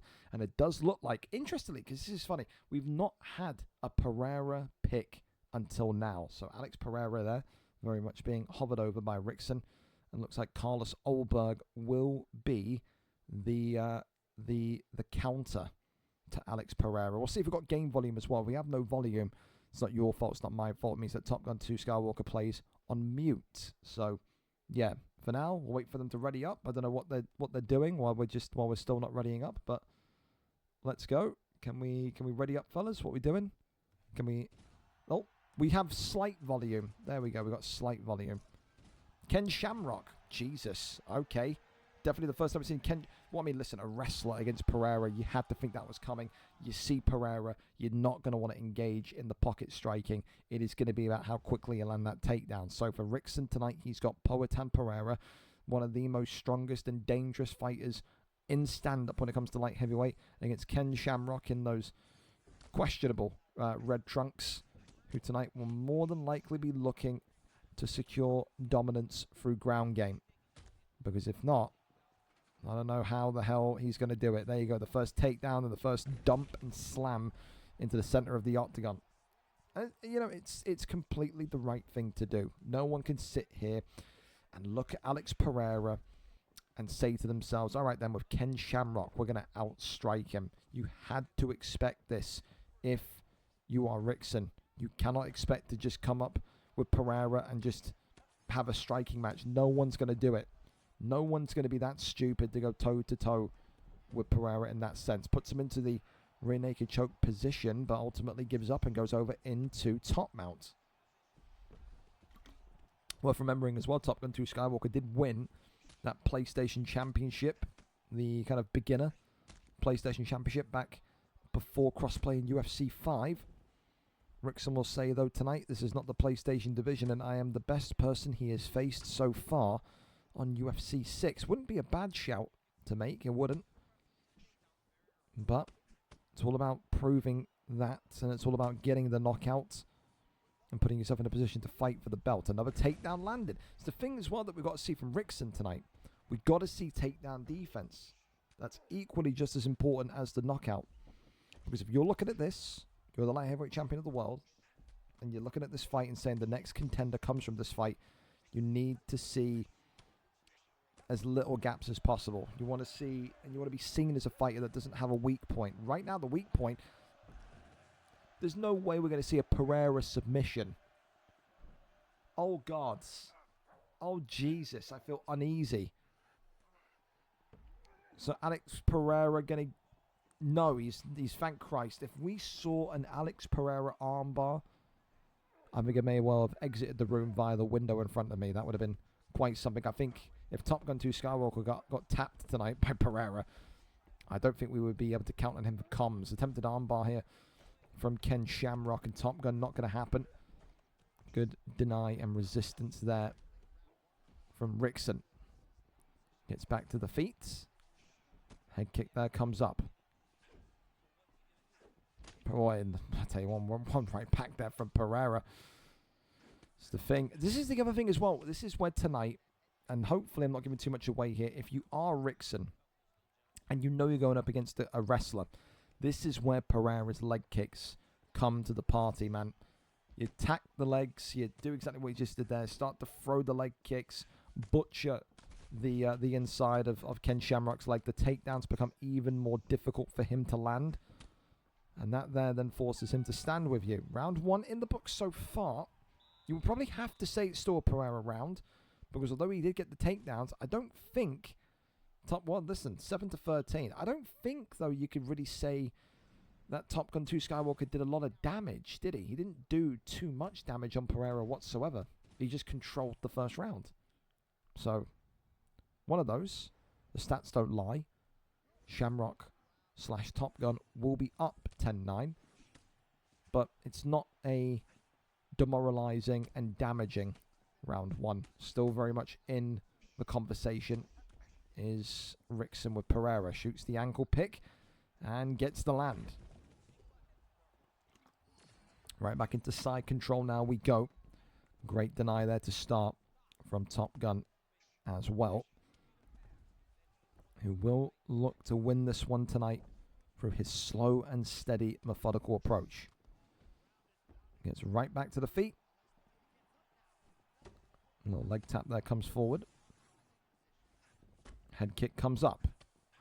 Left-right uppercut was maybe being sought after. I'll tell you as well, the way that Ken Shamrock there, the way that Top Gun was just kind of, leaving his chin hanging with that head movement, could have led to something disgusting. Continues to attack the leg as well. Only a slight bit of leg health missing from Kent, as the half guard goes into side control. So then this is the type of fight tonight where I think if you're Top Gun, you have to understand it's not going to be one that looks pretty, but it's got to be one that's methodical enough to get you over the line. The head kick there maybe worried him ever so slightly. Flow state now, of course, very much available for Rickson. I don't think he'll be looking to pop that, though, until there's a bit more damage done to Shamrock. Avoids that one. Left hand there. Good counter shot by Top Gun. Turning takedown lands, though. Side control. And straight into sprawl. Pops right back out, though. No need to panic for Rickson. And now the takedowns are coming thick and fast. He can't stop them. He can stop them occasionally, but the consistency of the deny is not there. And that's going to be music to the ears of the American. Top Gun 2 Skywalker. Crawls over into top mount. Tries to kick him off. That one not going to happen. Posture up is good. Full mount here gained. Pereira. Oh, hang on a minute. Could be in trouble. Especially if he gets top mount again. Can Shamrock keep him here? The answer is no, he can't. And he was panicking there. Tries to go for an arm triangle. Does Ken Shamrock have submissions? I wonder. Well, we won't find out because immediately up to the feet we go again. Another takedown. And another. Dude, Rickson cannot for the life of him stop the takedown. And I think this one more so has been a concrete Shamrock rounds. We know from the fight stats in round 1 that Top Gun won round 1. The eye test there itself from round 2 tell us that Shamrock won that one also. So 2 rounds to 0. It is very much the case in point now where if you are Pereira, if you are Rickson, you need a finish. And the only way you're going to get a finish is by finding a way here to stop this takedown. Thank you so much for the raid as well. Welcome in. First main card fight of the evening. 2 light heavyweights. Winner here will compete for the championship belt next week. Oh, Pereira has not had any luck in this fight so far, but we know from his heavy hands it only takes a couple of strikes to put you in the conversation. That is a brutal reminder to Top Gun 2 Skywalker to just be a little bit hesitant. I think that takedown from the man in the red pants is going to be pending shortly. Tries to lift him up and he does again. Yeah, Rickson's takedown defense is it's somewhere, but it's not here. It's not in the room with us at this minute in time. Goes over into crucifix. There's now the elbows coming in from Ken Shamrock. Crawls over, not going to happen. Goes back now into sprawl. 3:25. If this is the type of fight you're going to have tonight from Top Gun, if I'm him, I'm not even engaging. I'm not even walking towards Pereira, because if he gets dropped once, it's going to be over. Another takedown. Dude, he must be like 12 out of 14 for takedowns. The percentage of land has got to be sky high. Tries to go for the armbar submission. Not going to happen. No, it is going to happen. Thought Rickson denied it, but Top Gun going to hold him here. And this getting sunk in is really bad news, because that now means that you categorically are down massively. Rains down the big shots. Pereira just trying to survive them. Shuffles underneath half guard position gain. One submission needed from Shamrock to bring this one to a close. The arm is swept. And this is a reminder to you light heavyweights, man. You pick Pereira, this is the game plan that you are going to have to face. You can pick Pereira, you can have Alex Poatan Pereira, but you have to be able to stop the takedown. You have to be able to stop the wrestling. This is absolutely the way to do it. Darce choke is in, and Alex Pereira is just about out of there. Gets flipped from north-south, or from sprawl into north-south, and then back into sprawl. 60 seconds and some change to go. Goes for a guillotine, and Pereira could be out here. Nope. He pops out and survives the sub. And now right back to the feet. It needs to be now or never. Immediate spear takedown. It's a beautiful shot. It's a fantastic shot. And like I said, not all these fights, boys, are going to be pretty. Sometimes strategy is so important. And when you go against the hardest hitting, the most dangerous fighter in UFC 6, in the man in yellow, you have to just fight the battles that you know you can win. And tonight, it was a decision victory. Now, maybe Top Gun will say it's not my usual way of fighting, but it's got me over the line and it's got me a title opportunity. I think he's won that fight tonight 3 rounds to 0. I think he's won 30-27. And I don't think, if you're Rickson, you can't be upset. You pick Pereira, you've got to expect that. And his takedown defense was just not up to standard. It wasn't up to par. And that's a big part of that, you know, rise to light heavyweight title glory. You have to be able to stop the takedowns, man. You won't be able to hear Bruce Buffer because his mic's turned all the way down, but I'll tell you. Ladies and gentlemen, after 3 rounds, we go to the judges' scorecards for decision. The judges score this contest 30-27, 30-27, 30-27, 30-26, 30-26.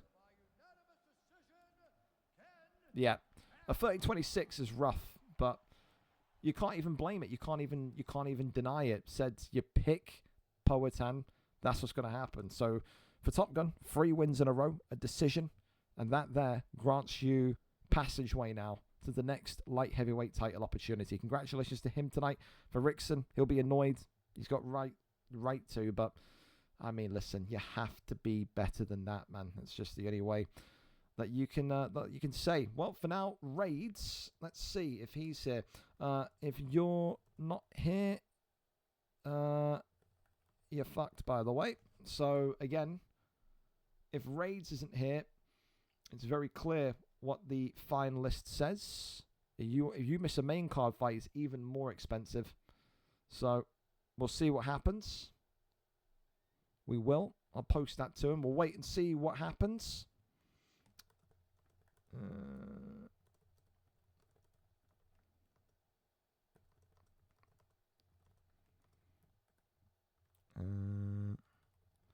As well, especially when people literally reply to me with a GIF saying, "Don't worry, I'll be there." What a moron. So for Adam, for now, sit back, man. Relax. We'll give it 10, 20 minutes, and then we'll kind of rotate in a replacement for you. Don't worry. This ego raids, this raids guy begging to be on a card. He can't even show up on time. Brilliant, isn't it? Thank you to Joe as well for the Raider 17, and also Jerry Salmon for the resub with Prime. Appreciate you. Top tier. Maybe the worst prayer performance I've ever seen. He just couldn't defend the takedown, man. He just couldn't defend the takedown. I'll wake Raids up. Well, he's got 20 minutes, man. If he doesn't show, completely fine. But it will be, remind myself quickly, hang on. It will be 5 subs. Yeah. Can't be complaining at that point, can you? Okay. Well, listen. We've got Top Gun arriving to the scene as well, so we'll hop in the stream call and we'll get ready to welcome him in as well. Meantime, means we'll flip the fight order, so we'll go to Tilo and Abbott next. This is, from what people have told me, the people's main event of the evening. I said at the start of the card tonight, this is like Saddam versus Osama. You know, there is no winner here. The only way you can look at this is that some piece of shit's winning tonight, boys. So it just depends what piece of shit you want to win. What do you? Well, how would you rather die? By cancer or lung disease? You know, I mean, it is one of those. There is no winner in this next one. We'll do the next fight without Top Gun anyway while we wait for him, because I don't want to wait too long. And then we'll just grab him on the way to the next fight. So let's go right into it, because Tilo has given us his stream link. And we are going into that one then. So Tilo, cameraman for the evening. It's a fun one. It's not a contendership fight. It's just purely because these two just don't know how to be quiet. Tilo 2-1 coming off of a loss last time out, whereas Abbott is 1-1 this evening. The Scotsman meets the Pakistani tonight. But what way does this fight go? Tilo, a man that hates the wrestling, that hates the ground game, that's often got a lot to say about people that love to wrestle, against Abbott, the man that says Scotland on top, wrestler, bro. England are terrible, and tonight he will put Scottish pride back on the map. Abbott going in there with George St. Pierre, Tilo coming in with Islam Makhachev. You just have to wonder if maybe tonight Tilo has done a little prep Allahu work Akbar for this one. There you go. God is great indeed from Tilo. Here we go then. Black and gold trunks tonight for Islam Makhachev. Fake glove touch Oh my God. immediately into the takedown. What are we doing? All right, we're off, man. Blue trunks for Abbott. Fake glove touch takedown to start. Here we go. Here we go. Oh. What are we doing here, man? It's taken 33 in-game seconds for Tilo to start complaining. This could be a long night for everyone's least favourite Pakistani. However, he may well have the patience today to get through this one. For Abbott, no doubt the execution of that fake glove touch into a takedown has worked. Thank you, Herb. Not for that, yeah. It's like Makhachev thanking Herb there. He tries to fake glove touch takedown him again. Oh dear. And he's up again. Why is this? My button's on it, bro. My button's on it. Oh god, I knew this was a great idea for the main card. This is an absolutely bit of brilliance from me. Oh my God, bro. This is delinquency. You haven't even let us strike, bro. Throw a punch at least, you fat cunt. Oh, well, he's throwing a punch to the body. Tilo may get knocked out here and sprawl. Oh dear me. Not having a good time so far as Getting knocked out, bro. Do you know who I am? young Tilo. I don't get knocked out, bro. No one will ever finish me. Oh, there goes my stamina. I don't fucking bounce to you little sped.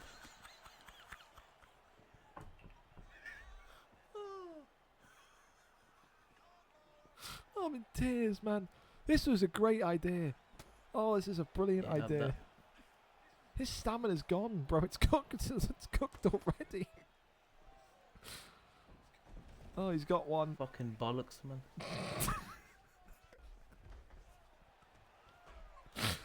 Oh. Whew. Oh, it's good. It's so good. It's bloody wonderful. Well, Tilo here in top mount. Hang on. I denied that, man. Oh, deny that from GSP. As Tilo's fury continues to build over the lack of denies, gets back up to his feet. Didn't want to be down there for GSP for too much longer. Uppercut there comes in. Wonderful strike there from Tilo. Tilo is superioritatively, though, the better striker. We'll say that. Abbott's clearly wanting to wrestle and seeing the road to victory through the grappling here tonight. Good deny there from Tilo. Sniff the floor, pussy. Bum. It's impossible to do serious commentary listening to this, man. Sniff the floor, pussy. There you go. Let's put that on a t-shirt and sell it. That'd be good. Swing and a miss on the head kick. I won that round, bro. I landed the better strikes. Look, 8 significant strikes. Thank you very much. He's not 1-0 wrong. Tilo. He's not wrong. He probably has won that round. A round with 12 significant strikes has been thrown. Oh, what in the circus show are we watching, man? Oh, God. It's brilliant. Round 2.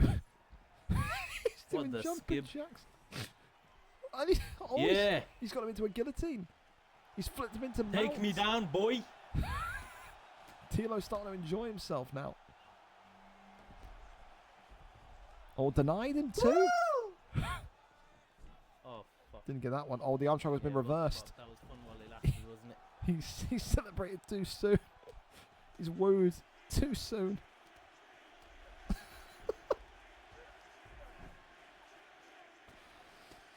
Oh, posture up. Abbott's got back up to the feet. What's he doing, Jeff? Oh. Brilliant fight.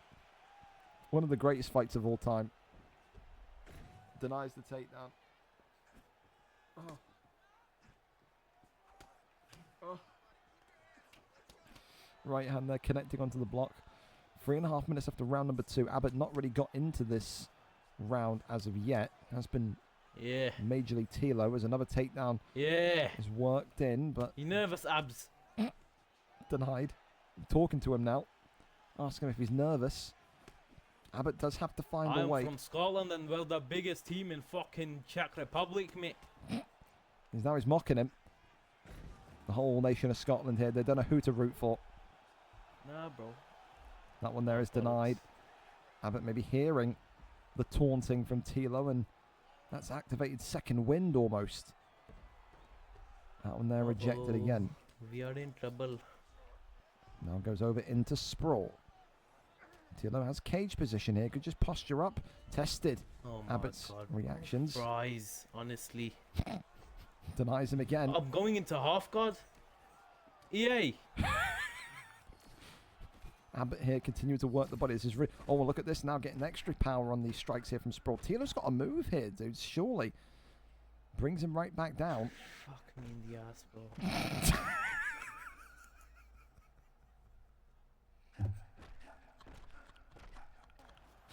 Oh, it's great. It's family friendly Herb, can fun. you do something? He's calling for Herb. He's asking for Herb to say, look at the body health that Tilo's lost from Sprawl, by the way. That is crazy. Side control. And look at this now. Half guard denied. And again. Tilo's starting to get a little bit impatient. Pulls him back in. And another one. Couple of elbows there. Coming in. Pulls him back in once more. More and more elbows here. And gets the armbar as well. 26 seconds. Tilo could be in trouble. Abbott here may well get the first submission of the evening. That one's going to be resisted, though. Abbott rushed it. It's a poor one from the Scotsman. And he is going to escape. No submission landed. Fucking, this is what I mean. These faggots here. Look, Don't on the round relax, again. boy. He means Thank you very sausages. much. Tilo, relax, man. He means sausages. You didn't hear that. It's fine. He meant sausages. Oh shit, my bad, my bad, my bad. You meant sausages, Tilo, yeah? Sausages.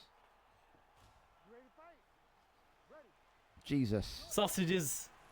This guy's about fucking. He's looking for my sausage. You little dickhead. Oh dear. Well, third and final round in what's been a really, really fun one here tonight.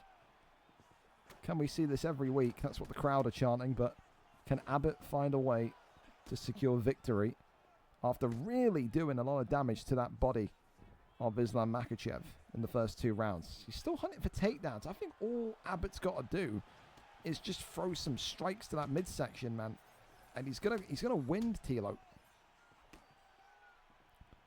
If anything, Tilo's the one that needs this fight to the ground. I'll be honest.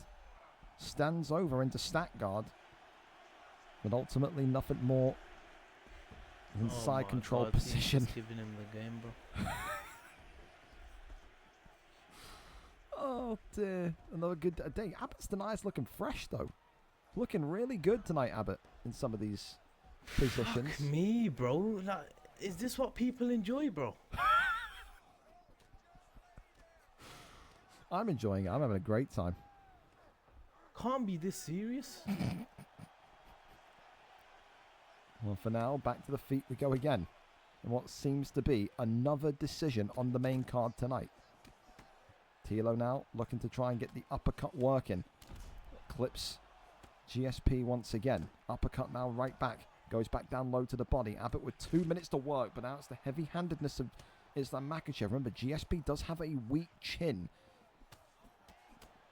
Good sequence there from Abbott. Oh, really nice from Abbott. Little jumping jack there as well. Swing and a miss. Body shots here coming. Tilo now getting worked. Oh, God. Fucking bullshit, man. You can hear this scrub laughing in the background as well. Why is he fuck me for? I'm just a commentator. Clips him. Tilo. He may erupt if he gets the victory here. I can't lie. Oh, head kick. Testing the block here. Tilo's got to keep going. He can't sit off of him. Oh, body shot again. 1 minute and 6 seconds remaining of round number 3. Tilo getting double elbowed here. The wound open now on the right side of Makhachev's face. Abbott, though, is playing risky business here. He's throwing some crazy shots that could see him countered. Tilo just needs one pull. Oh, clipped him, though. Does Abbott. Oh, right back, though. Swing and a miss. Head kick drops him. Little jump. Stands over. And I think that jump is going to cost Abbott the fight. I think Abbott needed to win the fight. Isn't it? faggots. I think The Abbott lot of needed ya. to win the fight. Oh shit! I said it again. You know what? This is fucking bullshit, man. I think Tilo still won. No, GSP wins. Fuck this game, bro. I'm retiring. That'll be it for me, Joe.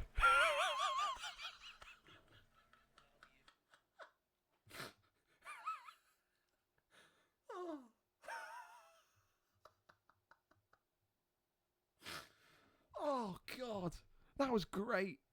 That was honestly the best fight ever. Hall of Fame? Anyone? Hall of Fame? Get emoted on. Scotland prevails. Fight of the night. Fucking Christ. Was there bad blood? You could say that, yeah. Fight of the century. Well, for Tilo, is that the last time we'll see him? No one knows. But for Abbott tonight, wonderful denies at points. But for Tilo, decisioned by Abbott tonight, and Scotland gets the win. Oh, jumping jacks on your head top, unlucky Tilo. Oh, God, it's funny. Unmute me so I can retire, says Tilo. He's crashing out, bro. Unbelievable.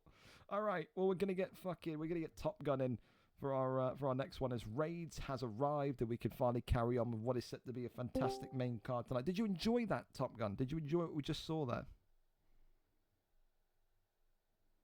He's too busy doing laps around the house as Top Gun, dude. What if I do? Can we do that again next week? Can we find a reason to no contest it so we can do the exact same fight again? That would be fantastic. Anyway, listen, we move to our next fight tonight. Thank you as well to McCann3 for the follow. And this one is a fantastic one between Adam Toy and La Raids. Of course, another contendership opportunity in the heavyweight division. Adam Toy tonight coming in. 2 wins, 0 losses. Raids, 2 wins, 0 losses. Raids nearly pulled off the card because he fell asleep, but he's awake. Someone's has to go here tonight. 2 phenomenal fighters. 2 phenomenal boxers. But Adam Toy will just about be my favorite here tonight. Let's go over and see what the picks are going to be. 5-star fight picks, of course, are legal. John Bones Jones tonight against Tom Aspinall. It is pretty standardized. It's pretty much what you expect, and I won't be able to apologize any more than I can, because there is no game volume. All you've got is Adam Toy's voice down the mic, so maybe a little bit eerie for you, but it is ready and set to go.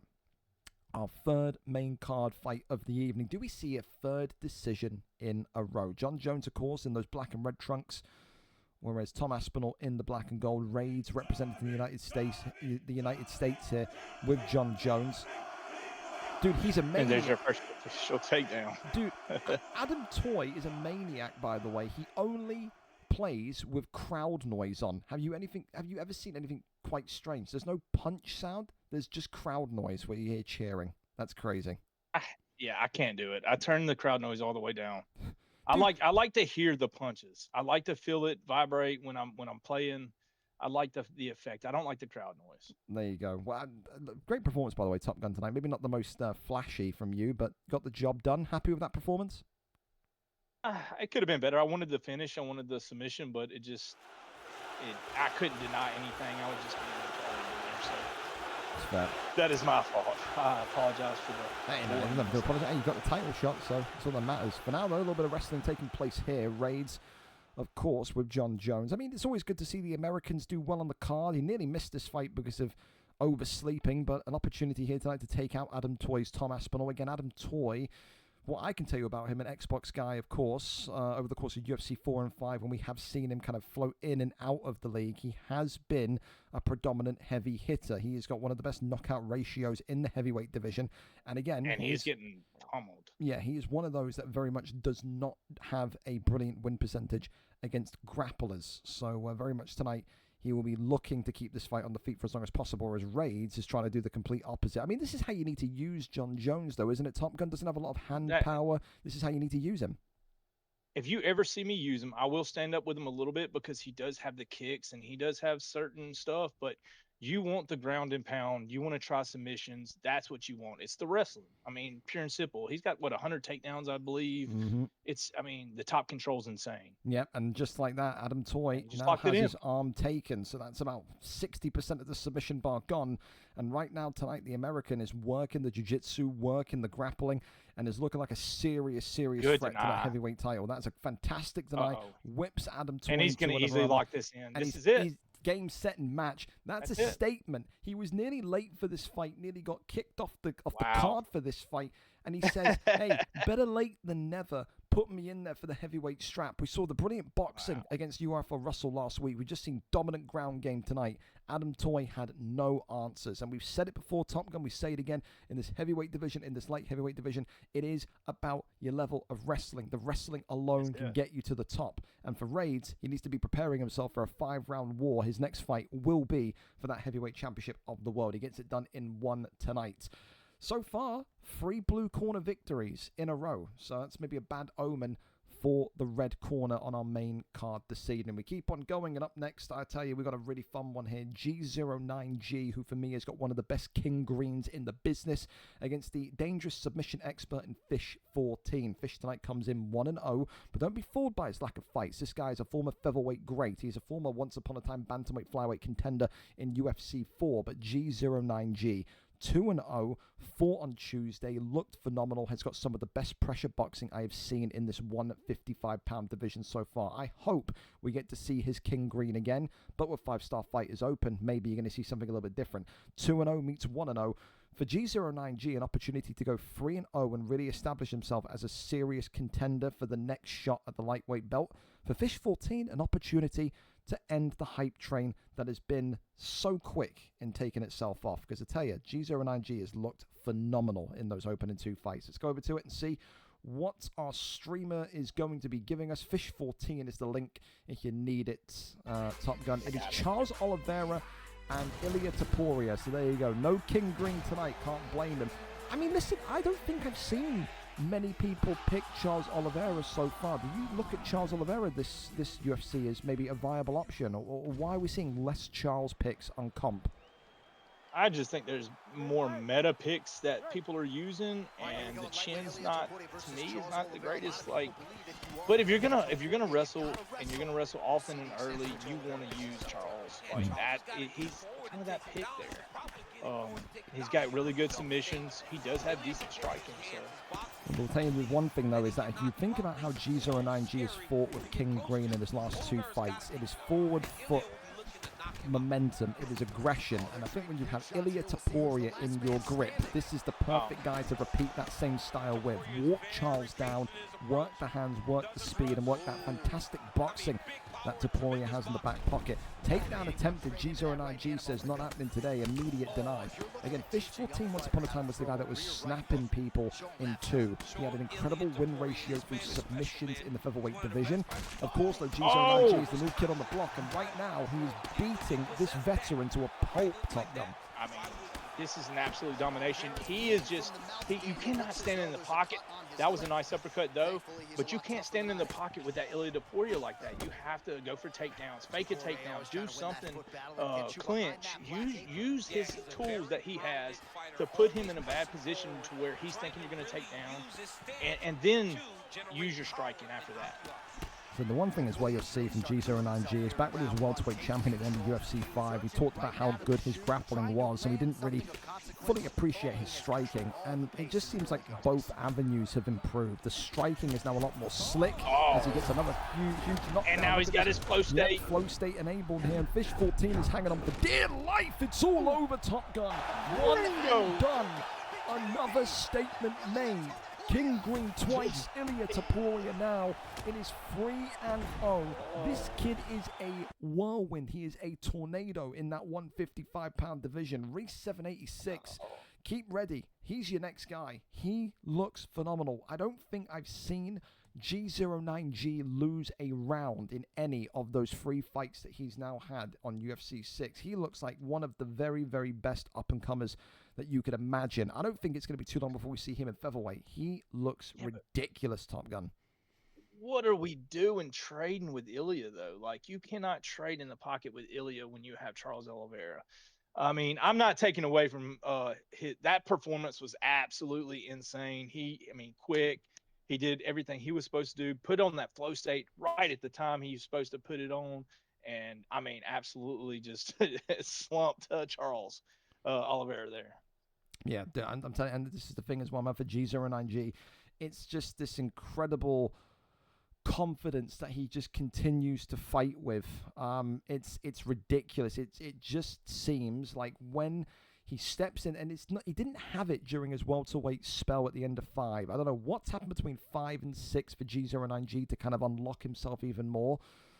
But it's a serious shift in just how dominant he looks. Before, you used to go and say, yeah, he's probably going to win the fight. Now you look at when G09G's on a card, you just think, how is this kid going to lose? It's crazy. Incredible performance. 3 in a row. Has to be next for the belt. Congratulations to him. We keep on going, and it's another absolutely wonderful matchup tonight. It's a trilogy. The first trilogy we get to see on UFC 6. It is Oath Kex against Spooky Ghost. Both of these two hailing from the PlayStation division. Both of these two hailing from North America. And it's about damn time we get to see Oath Kex on a stream card. He's always one of the very, very funnest fighters to have in these kind of late periods of the card. Let's take you back for the history, though, of these two. Of course, tonight the trilogy should be, you would argue, maybe the last time that they meet one another. So the last time that Oath Kex and Spooky Ghost competed against one another, fight number 2, was all the way back here, VFL 202, the 28th of August of 2025. Oath Kex won by a round 2 submission. The first fight, Oath Kex versus Spooky Ghost, you got to go back a little bit more further, and it's all the way back over here, VFL 175, the 20th of February. Oath Kex again winning, this time for the title, by a round 3 TKO. So for Spooky Ghost, an opportunity tonight to go and find a little bit of revenge and to level the score somewhat and say to Oath Kex, it's a new game, you haven't got my number anymore. A big opportunity for Oath Kex, though, to also get 3-0 on Spooky Ghost, but also to go 2-0 in this division. Kex comes in 1-0. Spooky Ghost also 1-0 after having that loss against Luchak expunged from his record due to Luchak being banned for ulting. So someone's 0 tonight has to go. Someone goes to 2-0 tonight in what is, I think, a title eliminator for this flyweight division. So should be a fun one indeed. I mean, you know both of these two, Top Gun. I mean, who are you putting your bet on? Who are you putting your chips on tonight? I've known Spooky for a while, and I've watched him as be one of the top grapplers there, you know, literally from 4 to 5. And then Oath Kex, I kind of met through 5, and the dude's striking. He's good on the ground. He's really good everywhere. There's not a place that he's not good. This to me, I'm excited about this fight. This is one of the ones I was very excited about. So I'd like to see what Spooky's going to do. Is he going to wrestle? You ready to fight? Well, let's see. Demetrius Johnson tonight against Brandon Moreno. Of course, Demetrius Johnson with a bigger head than body. That's the EA modeling for you, of course. Kex, who is the favorite, you have to say that is the case. You know, in the white trunks tonight, he's won both of the previous 2 fights, where Spooky Ghost is the man with a mission to try and... Oh, did they have got some sort of weird, like, slow down or speed up as well happening there as well? So see if that keeps happening. If it does, we'll just advise them to restart the fight. But hopefully that's not going to be consistent. Of course, in the black and green trunks, you've got Spooky there with Brandon Moreno as well. Do you think this fight tonight then lands in the court of who establishes their game the quickest, Top Gun? Do we need to see Spooky get the takedown immediately?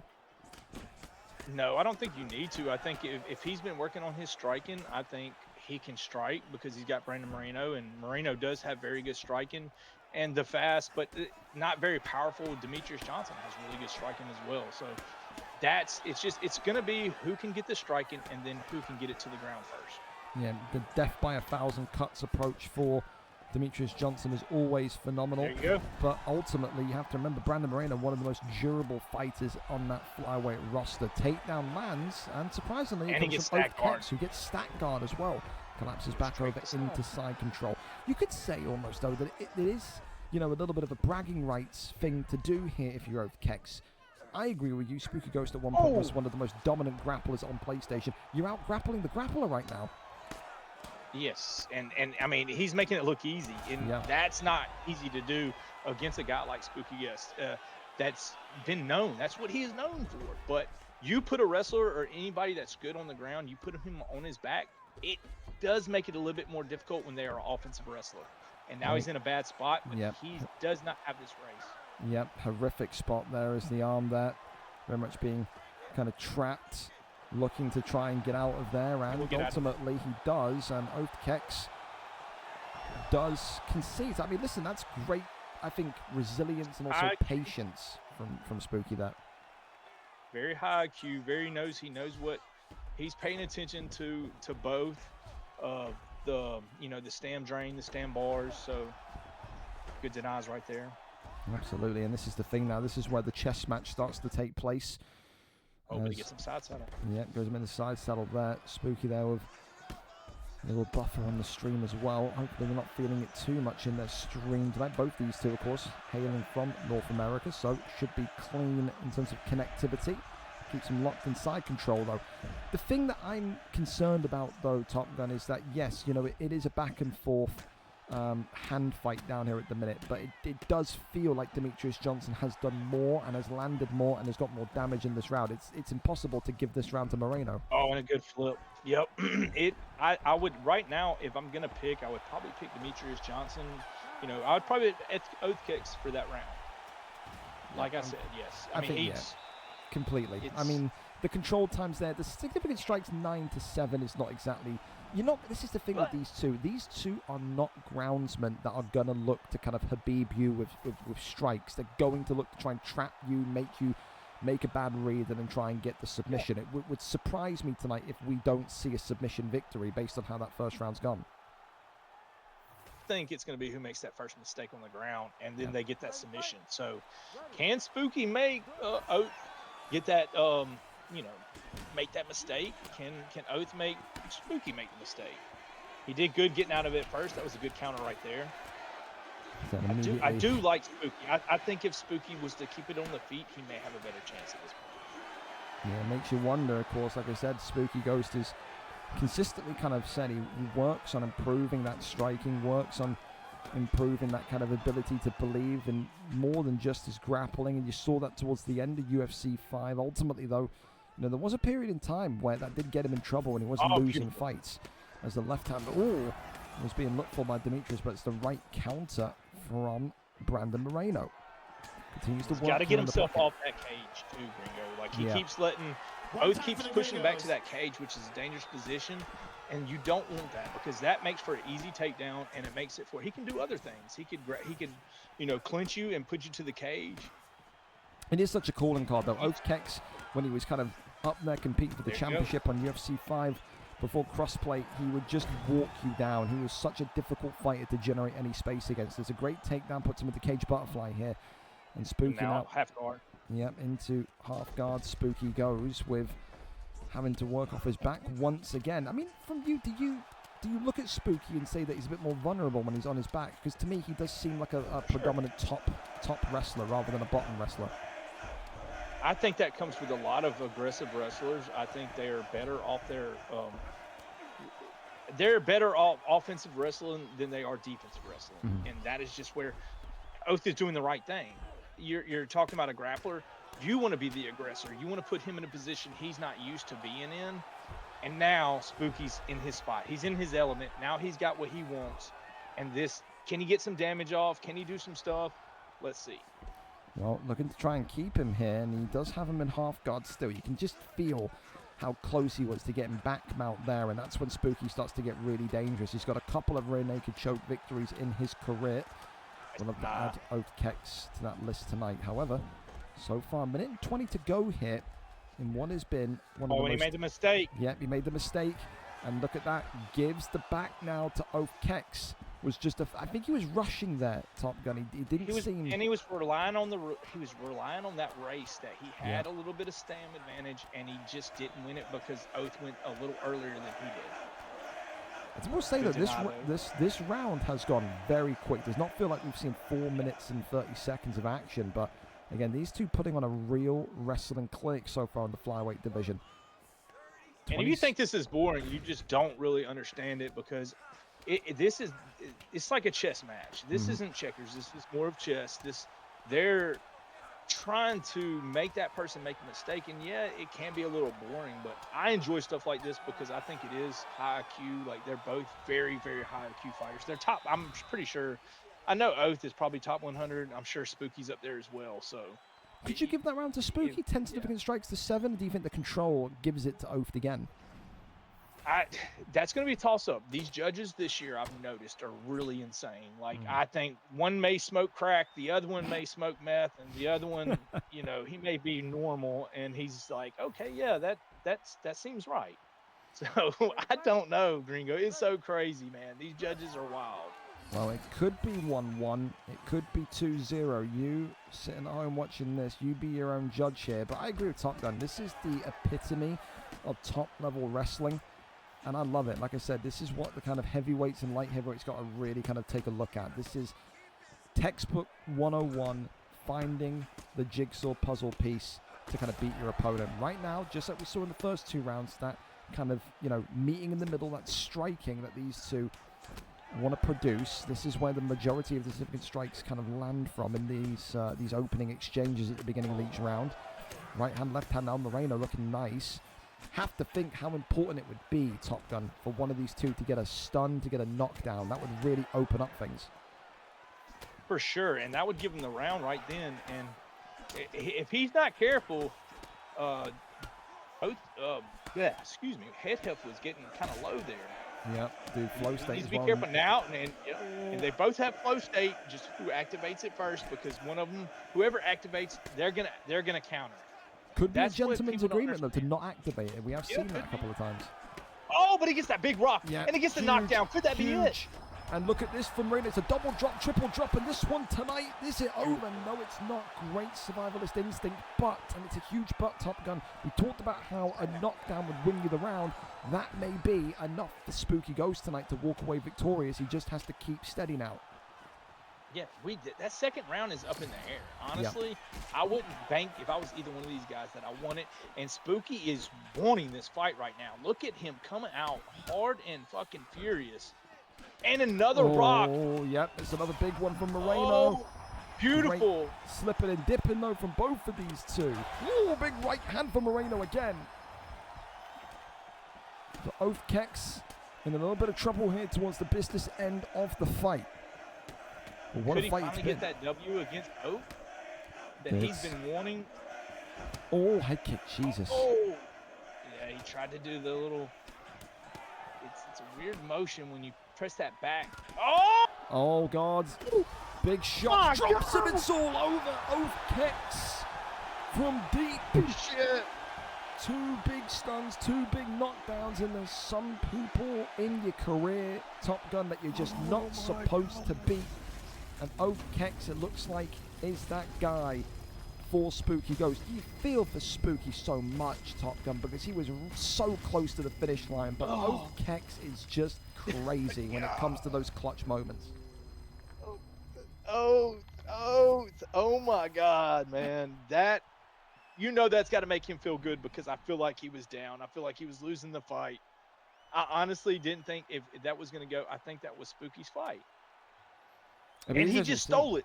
He's like that, the little kid on the playground. But look, they had Johnson. Okay. 2018 so to Johnson is crazy, by the way. 19. He would have won that fight still. Yeah, if he would have won that round, he still would. It would have been a majority decision. Yeah, it would have been a split decision for. Yeah, that makes me feel even more terrible for Spooky, because he's such a decent fighter, man. But hey, listen, you can never sleep on Kex, man. He can be down, he can be knocked down, he can be stunned in quick succession. This guy always finds a way to pull out the fire. And tonight, he goes to 3-0 against Spooky. He goes to 2-0 in this flyweight division. And when he's fighting like that in such an exciting way, how can you not look at him and go, it's got to be close to a title fight? Hell of a performance. I feel for Spooky so much.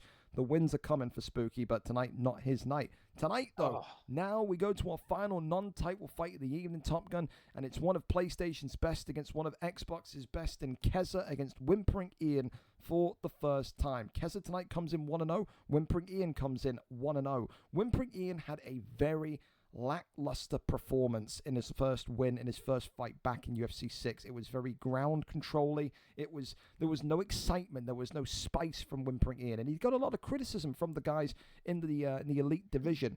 People thought, well, we were going to see, the striking masterclass that he had against Kieran Crow at one point. Was not the case.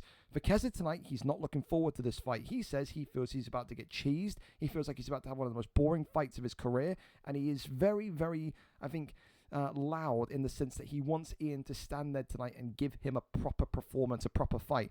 Will Ian bow to that pressure, or does Ian go 2-0 through two quote-unquote boring performances? Because at the end of the day, the most important thing is winning. We'll go and find out. It's our final non-title fight of the evening. Keza against Whimpering Ian, and Whimpering Ian is our cameraman here tonight. Let's go and see what the fight picks are going to be, and it's looking likely to be Manel Cap. It looks like Keza's hopping on Manel Cap. We haven't seen a Manel Cap pick since the turn of UFC 6, Top Gun. I mean, that's an interesting one against Demetrius Johnson. Cafe. Everybody says it's cafe. I think I want to say it's like coffee, but it's cafe.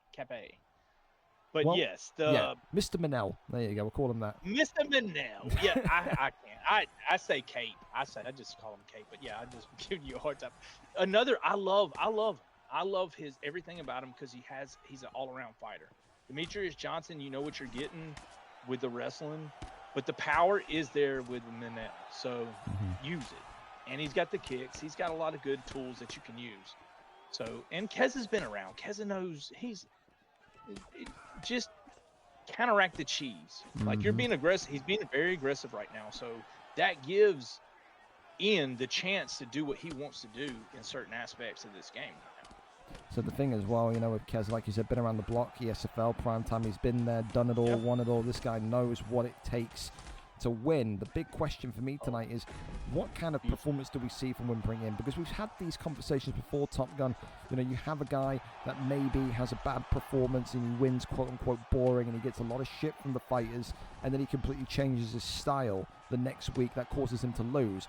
Or does Ian block out the noise tonight and say, yeah, listen, if it's going to get me a win against one of the greatest of all time, a former multi-champion, a former pound-for-pound #1 ranked fighter, do I just need to do what I need to do? I mean, that's the moral conundrum. A good fight against a winning fight. In real life, do you think they're really going to care? Like, a W is a W. It doesn't matter how you get it as long as you're not cheating to get it. Like, 100%. I just think being boring sometimes, you're fighting a guy that has some of the best stand-up in this game, and it's going to be hard to... Now, I'm not saying Ian doesn't, because Ian does have really good boxing, but when you counteract that and you have a guy with less power, you can't really stand there. You have to incorporate the takedowns and everything else with it. And it is also a fun fight in that sense of what you said a minute ago, where you are talking about power versus speed, those brick hands of Manel versus that speed of Demetrius Johnson, and also that dynamism of the takedown. Look, grabs the back here, takes the back now, and Keza here is now back in back sitting. So just as quickly as he gets out of the ground position, he's right back in there. Goes over to full mount too. It's a pretty dangerous one now for Keza. He should have denied that. Keza knows the buttons. He should have denied that. That should have been an easy deny right there, at least on the first go. He let him get in a dominant position too early, and now he's stuck in a position. He's going to go for the arm. Wow, dude, I'm amazed that Keza's allowed that to happen. And he goes straight for the fake. Yep. Now he's going to try for a fake. He doesn't have the stamina advantage, so he can get out of this if he continues this. Yeah, this is really good IQ from Keza. He felt like he was at the sharpest he's ever been at a couple of weeks ago when he performed on ESFL, and now you can see, to be fair, that Ian's trying to do a good job getting it back, but now he's got it. Now he's gone out of it. There you go. That beautiful was work, Keza. That is excellent. Damn you, Keza. That is wonderful. Great defense from the veteran there, and I think like Whimpering Ian will see that as a missed opportunity at the end of round #1. Great fight though. Oh my God, dude, spicy fight, because again, it's that power of Cap against that speed of Johnson. It just felt like that would have been the breaking point there if he got that submission off. And look at that, that's tight as anything. Both of them, 22 significant strikes landed. We were in for a great fight here. But the 2-minute control time probably will give him the round, but who knows? Oh, and he's coming out on fire right now. Oh, flow state activated here from both of them, one after the other. Demetrius Johnson hit, looking to try and get his hands moving. quickly. They both go for it. Yeah, both of these two almost at a stalemate though because of the flow state being enabled, but pulls away. Keza continuing though, just to try and stay tight to Demetrius Johnson despite that threat of the takedown. Big right hand there from Keza again. Left hand And now Keza coming can forward. stay more in the pocket with with Ian, with Cape, because the fact of big and he shot gets the big here. rock. Stuns him. Beautiful head movement. There's that left hand, there's that head kick, that Keza classic. The hook into the head kick. Oh, it's a big straight though from Demetrius, right back. Really good. This is what I love about Ian though, that he just is not phased by a stun. He will just go right back into you. He does not feel like it's even happened. He's got like a short-term memory problem. Doesn't even realize it's happened. And in this game, you have to, because like I think the damage just isn't the same as 5. You can be rocked like you just saw last fight. I mean, out of nowhere, he was down in the fight and comes back with one combination and knocks him out cold. So it's the same sense of that. So don't be afraid to just start throwing. Like, that's the thing. You can see here as well, Ian just trying to stay. Oh, it's a big shot from Ian. Ducks the head kick. But he misses it. Oh, wow, that's crazy. Jesus. And they Now both they both go activate flow flow state. state again. It's just like a choreographed dance almost, man. Oh, Clipped him. It could be it. The up kick saves him. Nope. Oh, my. Oh, the head kick. Oh, right my back. God, and the head kick Oh, knocked him. Keza's in trouble. Ringo, this could be Big it. shot. Keza's out of there. Whimpering Ian. Who says he can't have an entertaining fight, Top Gun? Round 2 against the boogeyman of Xbox. Ian goes to 2-0. What a fight, man. Let them hate, Ian. I mean, I love Keza, but let them hate. They're hating because you're not striking, because you're wrestling, and then you strike and you win. Dude, you just got to let people hate sometimes, man. That was a beautiful performance from both of these fighters, and it came out that, Ian was the better fighter right then. Yeah, speed beats power. There you go. And for Keza, I'm sure he'll be a little bit frustrated at that one as well. Was Manel Cap, I mean, looking back at it now, do you think Manel Cap was the correct pick? Do you think the pick was the problem, or is it too lazy to blame the pick, do you think? Yeah, I think we can't blame picks here, man. I think anybody, like top fighters, can fight with anybody. And now if you wanted a different to more of a wrestling person, you could use Marino. You could use, I mean, even Van has more power. You could have used him. We could blame the who you pick, but that's not the case, man. That was just a beautiful performance by Ian right there. More sending me something thoughts about this. Now, one of my teammates, Playboy Vinny, And if you think this is and one of my longtime you just don't friends, really understand it because Matrix. Again, like Morgs, you sending me this, but you're not showing me what happened afterwards. Because realistically, like if it doesn't lead to anything, we kind of just let it go. So I think you're trying too hard. If it led to a submission or if it led to some sort of stun or something, then yeah, you can point to that. But realistically, you sent me the clip and you sent me going from backside to back sitting and then nothing else. Why would I no contest to fight from backside to back sitting if then nothing happens after it? You know what I mean? There has to be context. There has to be the whole thing linked to it. So, yeah, for me, until I get maybe a longer version of that, I'm not prepared to no contest anything on that one. But yeah, I'm happy to be proven wrong if you got anything more for me. But yeah, anyway, listen, we keep on going. We go to our title fights now, the kind of business end of our card coming forward. So we'll go ping the Discord one more time. And we will get up and underway here at UFC 6. Title fights are now live. All right, then. So let's go and see what we've got in store here for this one tonight. A big one to start with. Raw Matrix against Playboy Vinny. You said you're excited for this one. I've said this is a division, Top Gun, where anybody can beat anybody. I really do not know who you give this one to. They're both coming in at 3-0. They've both never fought each other before. Do you have a feeling tonight as to whether it's going to be and new or and still? What are you looking at this one as saying?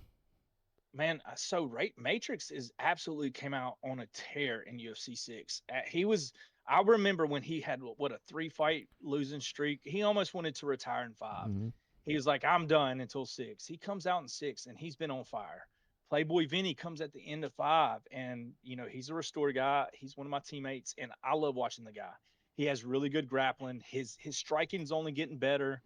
But you got a guy like Matrix that his striking is absolutely amazing, and he has really good defensive wrestling. So this one is going to be a fun one to watch in my eyes, and I think everybody else will enjoy this one. Well, we've got Israel Adesanya for the champion for Raw Matrix, who did look phenomenal the other week with Izzy, against Reina Derrida. Now, listen, the other thing again that we say about this, Playboy Vinny, we often referred to in UFC 5 as the kind of entertainer, the prospect of that middle division.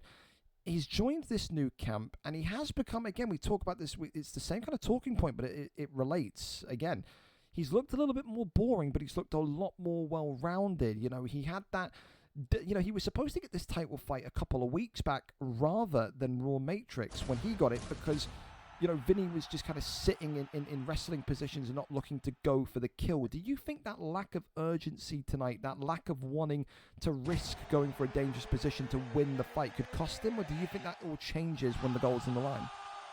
It definitely could. I mean, any little thing in this fight, it could change the whole thing. I know Vinny has been, I mean, they spar constantly, and they're constantly working to improve. So I can tell you, Vinny's only improving every day and getting better and better. There you go. Well, the Canadian champion tonight in the red and white, whereas the Brit challenger in the white.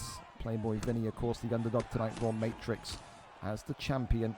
I think the favourites, of course, as well. I mean, this is the thing I like as well, though. It's two very, very interesting picks. I mean, I like Derrida as a counter to Izzy, and I like Izzy as a counter to Derrida.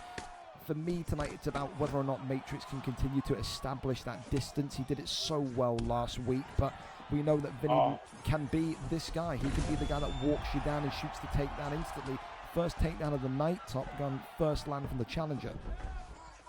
Yeah, and that's a good thing. So you get your very first takedown. It's automatic. That builds your confidence. Okay, I can take him down. I know I can take him down. So let's see where this goes from here. Now Matrix on the other end has to, all right, I have to be careful with these takedowns. So he's going to have to make that adjustment. And there it is again. Yeah, again. Yeah, the Canadian here struggling so far. Oh, Jesus Christ, they nearly waxed the cameraman with Israel Adesanya's fat ass there. But and that does body damage. When you slam him, that does body damage. And, you know, that's a good thing. So keep that in mind.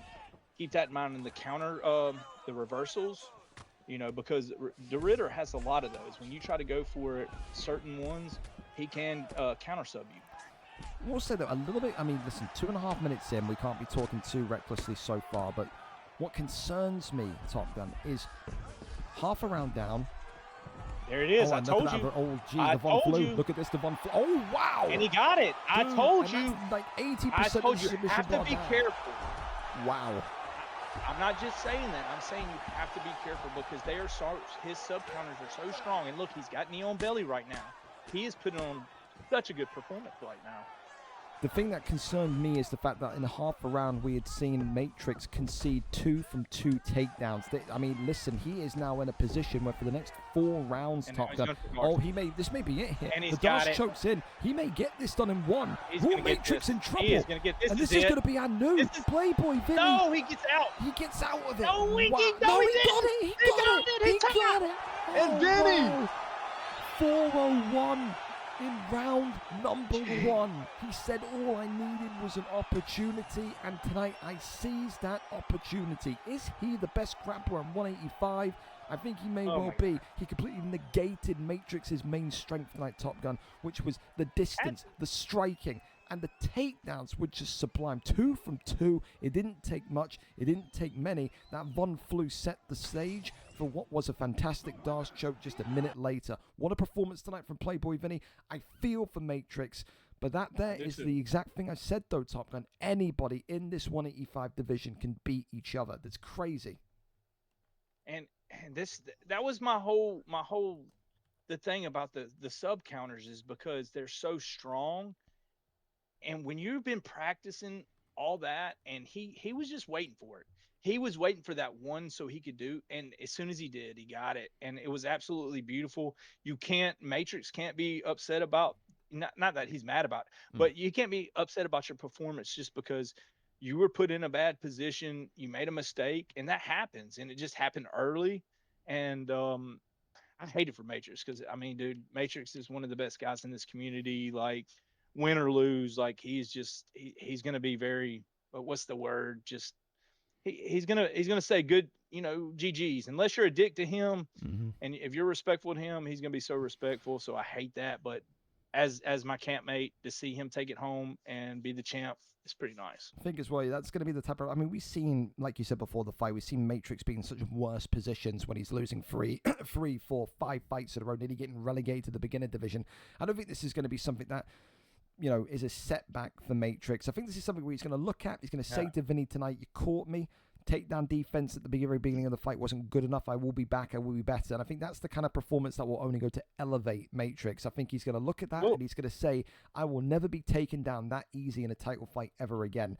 Keep your eye out for Matrix. We'll see a rematch. We'll see a rematch. Yeah, that's not the last time those two fights, not the last time we see Matrix in there for the title, no doubt. Commiserations to him, but congratulations to the new champion tonight, Playboy Vinny, his first of hopefully many to come. Brilliant submission, and takes the submission of the night bonus away from Allergy Zeno. Congratulations to him. Brilliant and beautiful timing on those takedowns, on those submissions. Keep on going. DG49, Damien Go, looks like he is one of the most informed light heavyweights in the business. 2-0. The champion comes in tonight, but Rich UFC has been waiting patiently. He said last week, this is the fight that I want. Give me the champion. Tonight, 2-0 meets 2-0.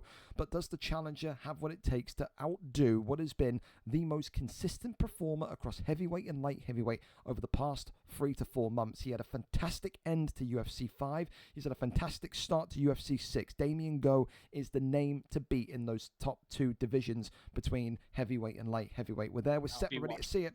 Time to see what the picks are going to be. Jan Blauschwitz tonight against Alexander Gustafsson. What do you make of the Gustafsson I like the pick. I love that pick. I was before the fight, I was sparring against Alex. Alex has such good boxing. So if he can keep it on the feet, the boxing definitely on the end of Alex is better. I will tell you that. And he's got the long limbs. He has to use that distance. I want to see that. These two guys I'm watching closely, of course, because this is the next guy. This is for you. So yeah, you're taking notes. For sure. Already a big leg check right there. And I mean, that's the thing I was going to raise to you as well. We talk about how rangy and, effective Gustafsson can be. But historically, across the UFC, big uppercut there. Across UFC 4 and UFC 5, Gustafsson's main weakness has been his leg durability. Combine that with Jan's powerful leg kicks. Is that the key to victory here tonight for the champion DG, to just work the legs of Gus? If he chooses to use it, just some people don't know how to use the leg kicks correctly. And that was a good, nice takedown defense right there. Brilliant bit of takedown defense. Of course, Rich as well has shown brilliant levels in terms of his takedown offense and defense. I said, I think, on one of the fights we saw before that, I think he's got one of the best sets of takedown defense in this light heavyweight division currently. And that's the other thing as well. He is so confident coming into this fight tonight, Top Gun. He said that he didn't see anyone better in this division than himself. And right now, I mean, he's starting this first round with almost kind of like a swagger against the champion. I like that. I like he's confident in his fights, but he keeps ducking that head over to the wrong side.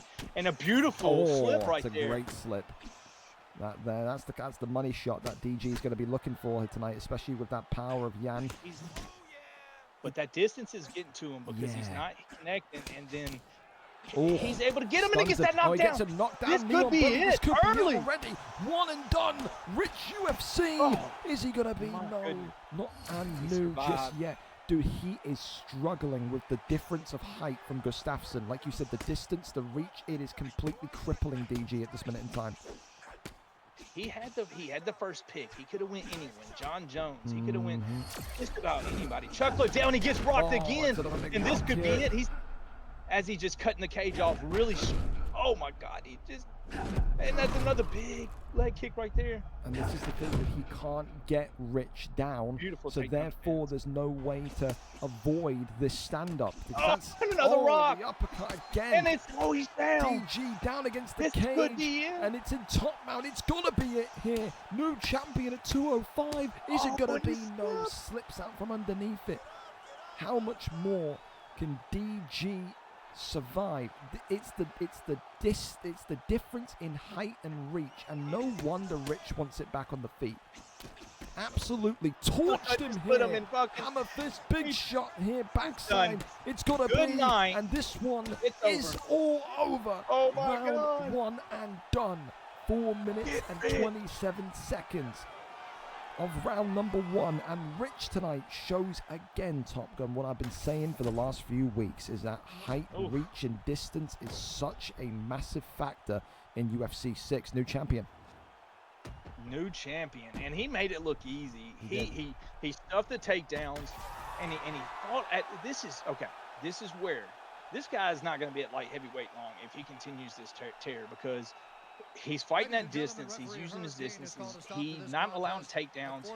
He did everything you were supposed to do, and literally dominated that fight from start to finish. And I mean, that's a crazy performance. Did it feel to you in there tonight, like when the takedown didn't work the first 2 times from Damien Go, he maybe kind of went, oh shit, I don't have a plan here? Because you could see he shot those takedowns because he couldn't cope with that difference in height, that distance, that reach, and he needed a get out of jail free card. The get out of jail free card was set on fire. He couldn't get him down, and because of that, Rich took advantage. Do you feel like that's a fair summary? Yeah, but he also wasn't setting up his takedowns. He was just dry shooting a takedown, or just, what they call a naked takedown, where you're just shooting, not throwing, not setting up a combination, and then watch, and then they throw a hook or throw a kick, and then you go for the takedown. You catch them off guard where they're not holding L2R2, and they have to try to beat you to it. And sometimes they can, and most of the time they can't, though. So that he just wasn't setting the takedowns up correctly, and that's where he needs to learn to kind of incorporate that and put that in his bag, where, okay, I know what I did wrong, now let me fix that for my next fight and get my takedowns better than their takedown defense, because it's not always just he's good at takedown defense, it's just he wasn't setting up the takedowns correctly either. I just think, I don't know if Yan has turning takedowns, but if he does, then they just weren't used tonight. Sure, but I mean, I agree with you. I think they were naked. I just think he panicked. I think he shot the first 2, and I think he completely panicked. It will happen. The light heavyweights at the end of the day. Yeah, Damien Go will only get better from that experience. He will.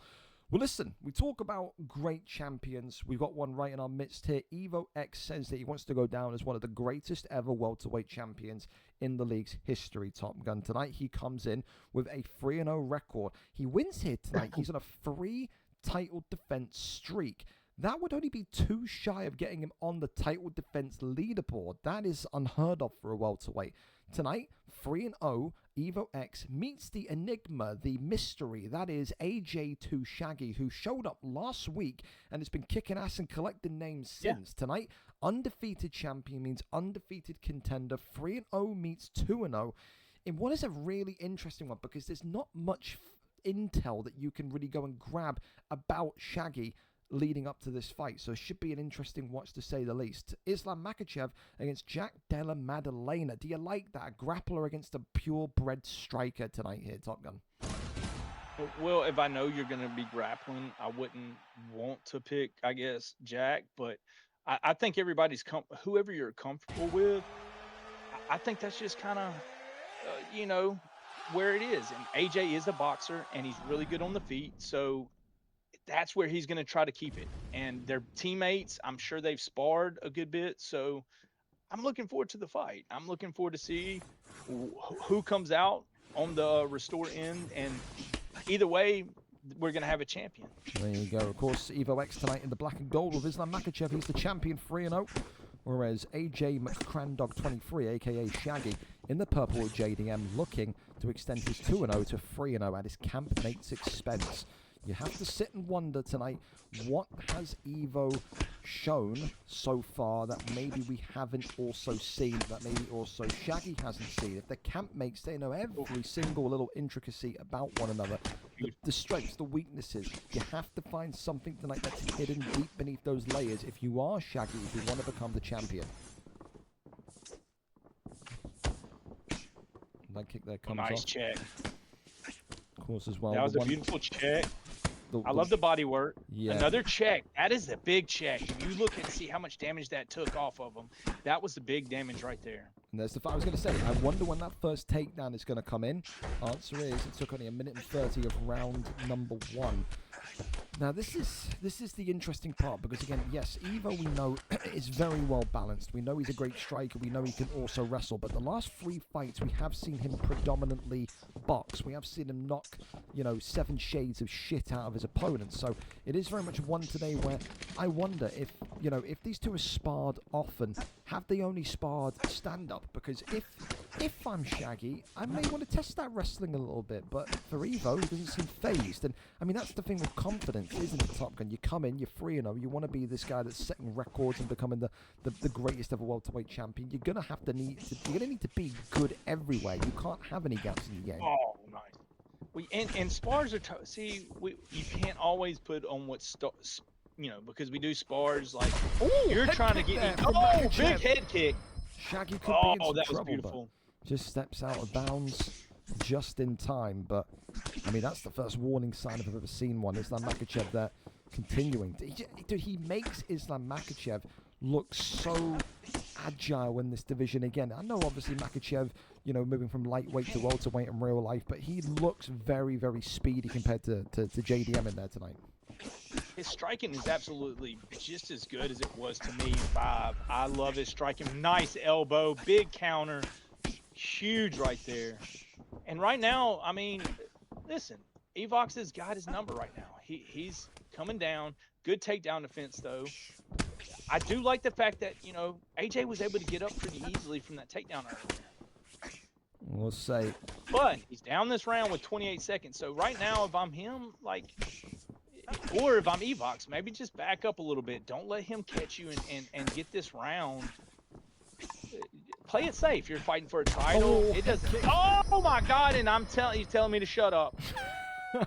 Well, I'll tell you this much. There's a serious issue going on with that cut there on JDM's head. It's a red health pack alert that's, of course, appearing on his HUD. I was going to say, before that head kick, the one thing that I'm loving here tonight, Top Gun, is just the level change from Evox, who's just kind of working the body, working the head, working the leg, working the body, working the head. He just has Shaggy guessing on where he's going. And I don't think Shaggy has nailed down a rhythm, a pattern yet from the champion. That's dangerous. Oh, that was beautiful. Yeah, and so Vinny said in the chat, he did say that AJ does not like using meta fighters. He likes using different fighters, and I like that. I respect that.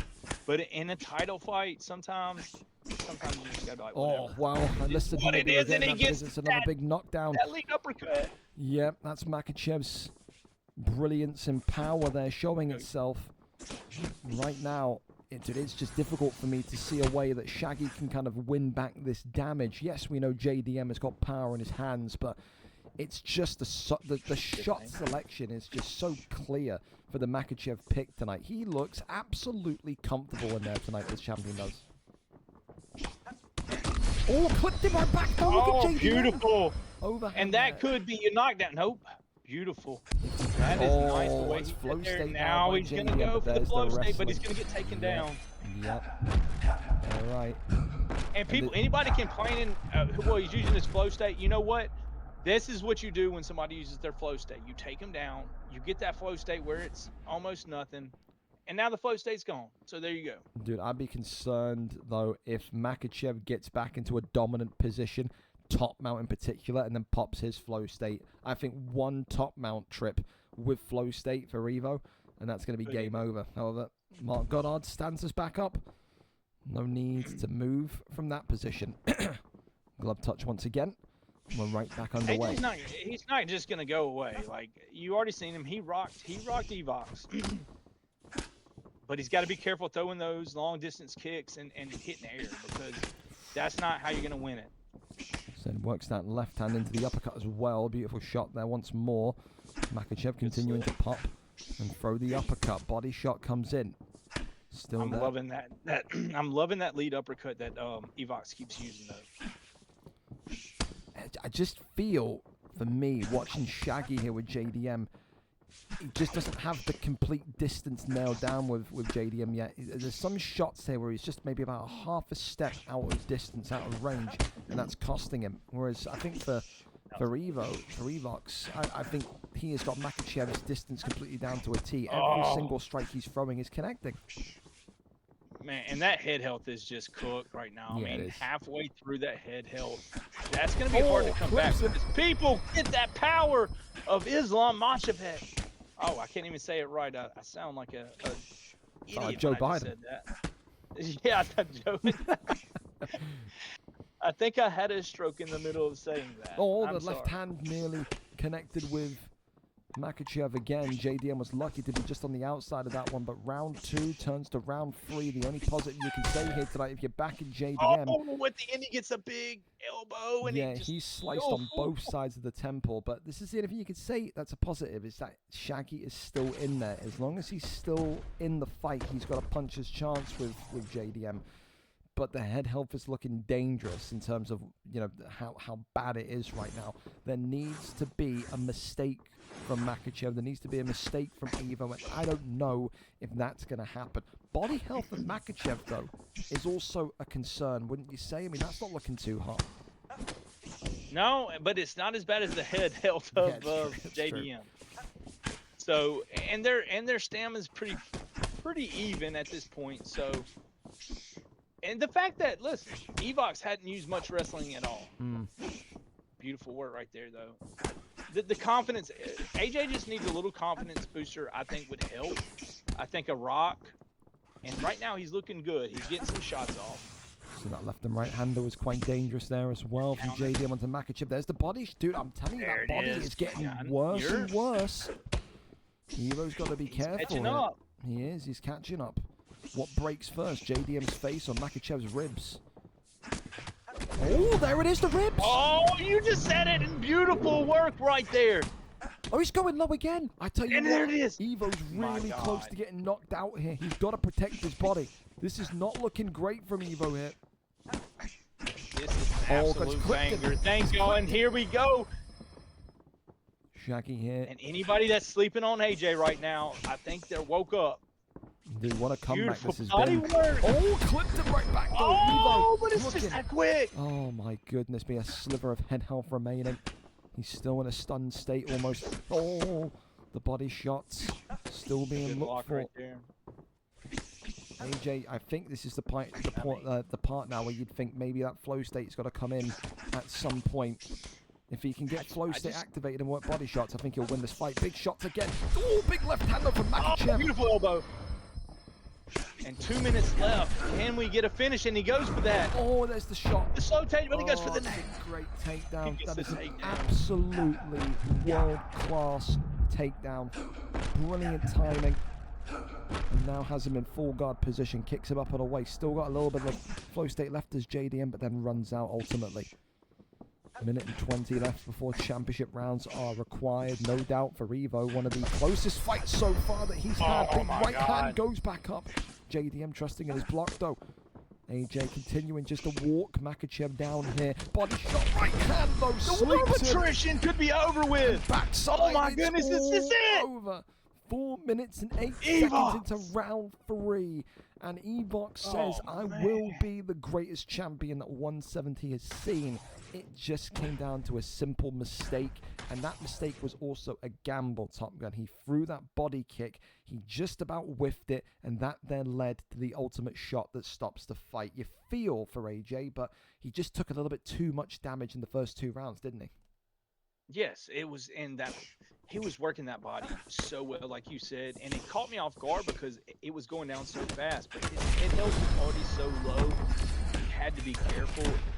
And all it takes is one mistake when you go for that body and catch a like he just did. He caught an elbow, and then he caught with the hook, and I mean, it happens. It was an incredible fight. I absolutely loved it. I think that was been one of the better fights on the championship card already. I think you're right. I think you're right. And I will say, well, apologies to Shaggy. It's not he whiffed the body kick. He connected it. It's just that slow animation from JDM that immediately, as he's connecting, Makhachev gets a quick double shot back off to kind of stun him and rock him. So it wasn't by any fault of distance management. It was just the animation. Throwing the body kick was so slow. You feel for Shaggy because, again, that was absolutely the toughest title fight that Evo has had so far since winning that welterweight strap, but ultimately his streak goes on. Mark Dev will be itching to get in there and try and end that streak, though. The Irishman says that is easy money when it comes to the welterweight title, so I wonder if that confidence very much remains true when those two face each other.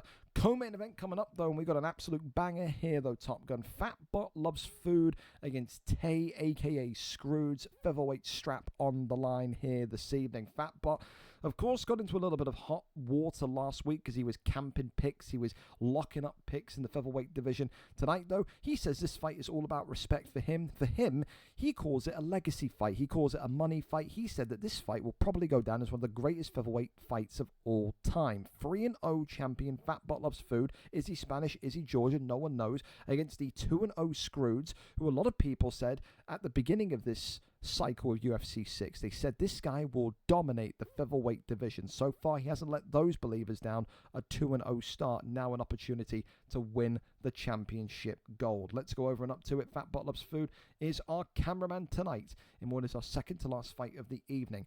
Volkanovski against Max Blessed Holloway. Now, listen, the Holloway pick, I keep seeing, man, and I like it. And again, it all comes down to that reach, that range, just like we saw early on with Gustafsson. But Fatbot Loves Food just has a way to make this Volkanovski pick work despite size, despite brawn. He knows how to get stuff done with Alexander Volkanovski. Do you like Holloway tonight, or do you think the champion with Volk in the pocket's just too dangerous? I mean, I think they're both dangerous. I think it's just going to be who makes that mistake, because I just saw Fatbot Loves Food had a 29 on his Alexander, so he uses Alexander almost all the time. And that shows you something. Like, he knows how to use them, so we'll see here. I love because he's tall. He needs to use some kicks as well, but trading in the pocket right now, I do not like. We'll say maybe a lot of people will point back to the resumes of each. They'll say that back at the end of UFC 5, and maybe in general, Scrooge, Tay, whatever you're going to know him by, has had maybe the tougher fights of the two. But again, you know, you can't look at UFC 5 as a guideline of how this fight goes. The reality is confidence and belief is such a key aspect. Oh my God! Oh my God! Look at the way that Tay is striking here. Has to shoot the takedown, this Fatbot, but that's the calling card tonight. That is going to be what you're going to need to look at from the Max Holloway pick from Tay, is that he loves to throw these wild and extended combinations. And if Fatbot Loves Food doesn't react to them, he will get stunned by them. However, this is a position now in the ground where you would say that Fatbot will have the advantage due to his experience, but also his pick with Alexander Volkanovski. I think if he can get top mount here, that's the great equalizer, Top Gun. Oh, he finally got it. Yep. And he goes to back mount. Oh, but he goes to backside. Interesting, he went to I love both of backside. these guys, man. Both these guys are very, very good fighters and intelligent fighters. He's the knee trip. Yep, wrestles him back down. Comes back Now you're in a bad spot because he can do a few things from here. If he can get a deny or catch you off guard and either get, but he's going to take it back to backside. It's the thing that So you don't often see Tay get tapped. You know, that's the thing. He's a difficult guy to hold down. Yes, he gets taken down, but people don't often keep him down there for too long. Goes over and out into sprawl. You want to take his stam down. You want to try to burn that stam a little bit, get some denies to where when the stand-up is for next round, because he's not fighting to win this fight right now. He's fighting for the next 2 or 3 rounds. He wants to get the denies. He wants to get some of that wrestling done, and that's what he's looking forward to. And he goes straight shooting for another takedown. Does not get it. Big knee. Yep. Of course, as well, the one thing that you have to say with Scrooge as well is that he's been in these positions before. He knows exactly how to kind of find a way out of here. And of course, you got 5 rounds to do it. So, you know, both of these two not amateurs, both of these two, they're not rookies. They know slow and steady wins the race here, especially in a title fight tonight. Tries to sweep the leg in, ducks the head kick, right hand. There we Look go. at that from This Scrooge. early. It could be it. It could be 8 over. seconds left. Oh, wow, he just survives it. That there is a very stark and dark warning for the champion. Do not box with Tay. Some of the best sequences you will see in that featherweight division belong to him. That may have just stolen the round for Tay there, Top Gun. Well, yeah, I think that for sure stole the round. You got to be careful with Tay because Tay also has really good defensive grappling, but also don't sleep on his offensive grappling. Like, the guy is really good all around. And I'm not saying because El Nino is really good as well. Like, I love watching El Nino. Tay, I think it's a little better, but I have not seen either one of them fight in 6. So this is like my first taste of them fighting in 6. Carl, I think Squidz will be very upset that that head kick did not lead to a stun there. That was so uncontested and on momentum. A little bit surprised myself, but look at this now. Takes him down and whips him over into side control. I think this is a round now, especially because in the last 5 seconds of round 1, Top Gun, where I don't think El Nino, Fatbot, I don't think he can allow him to stand up. I think he's got to keep him and control him here for the next 3 minutes and 40 seconds. Yeah, I think he's learning that Tay's stand-up is a little bit better right now, that he's going to have to keep this on the ground. Good shots right there. Both of these two undefeated, looking to take not only the belt home tonight, but also the other's invincibility. It's almost like 2 titles on the line when you think of it that way. Body shot there looks nice. That bot here continuing to tag away. Well, El Nino is a little bit, he's coming out a little bit different. He's not just, as you watch, like he's just kind of coming in, going out, coming in, going out, giving a jab, 1-2, coming back out to keep that from catching any type of damage there. And now Max is whipping in that aspect. Ooh, that head kick was nearly so close. That would have been devastating, but and this back foot fighting will annoy you, so it will make you make a mistake, and that's what he's doing right now. He's doing some back foot, but he gets caught right there. That's that range of Holloway. Points and to the points ground. Down. He said, "Let's go," and he goes straight. He gets denied, Ringo. He says, "We'll point to the ground for a takedown. I ain't standing up with you." Oh. Look at that great movement to just retreat here, but he's eating shots to the body and the head top. Big one again. Look at Tay go. Drops him against the cage. Fatbot loves food in big trouble. The champion hanging on for dear life. He said it'd be a money fight. He said it'd be one of the greatest fights of featherweight history. He's got to take down there to save himself. Huge. Oh my goodness. I mean, since the start, this has been action-packed. These guys are putting on a show, and I'm loving every minute of it. And he gets him back to the cage. Beautiful work right there by Tay. And he gets a big knee. The one concern I have, and it's a very slight concern, is just that gas tank of Scrooge, man, because he is throwing a lot in volume. I mean, 5-round fight, we're coming towards the end of round 2. He's less than 50% right now. That could be something that if you're Fatbot, El Nino, you look at and you say, okay, I just got to survive this flurry and just work the body. It's kind of what I said in the beginning, is that's what he needed to work towards. Get that stamp down. Get the denies. Do what you have to do. It doesn't matter if you have to make it ugly and you're getting beat up. Yeah, you may be 2 or 3 rounds to nothing. It doesn't matter. If you still win the fight in the 4th and the 5th rounds and you get the KO or the submission, you win. That's simple, man. So if he's dragging ass by the time the 4th or 5th round hits, it's going to be trouble for him. Well, round number 3. What gives up first? The gas tank of Holloway at the head of Volkanovski. Shoots the takedown, turning takedown. He's resisted. He needs that recovery now more than ever on the head health, but Holloway not giving up. He's just walking him down. Right hand, left hand, uppercut looking. Sways around, body shot down nicely. Just got to be careful not to lunge into a body kick or to a head kick. 100%. Definitely feels dangerous right now for the Volkanovski pick for the champion. Right hand again from Holloway. How's that not stunned him? Head kick from the champion. Shoots the takedown, gets the land. That's huge. I don't like it, though. I don't like it. I guess if you want to play safe, just... Well, top mount, you may like this, especially against the deny here.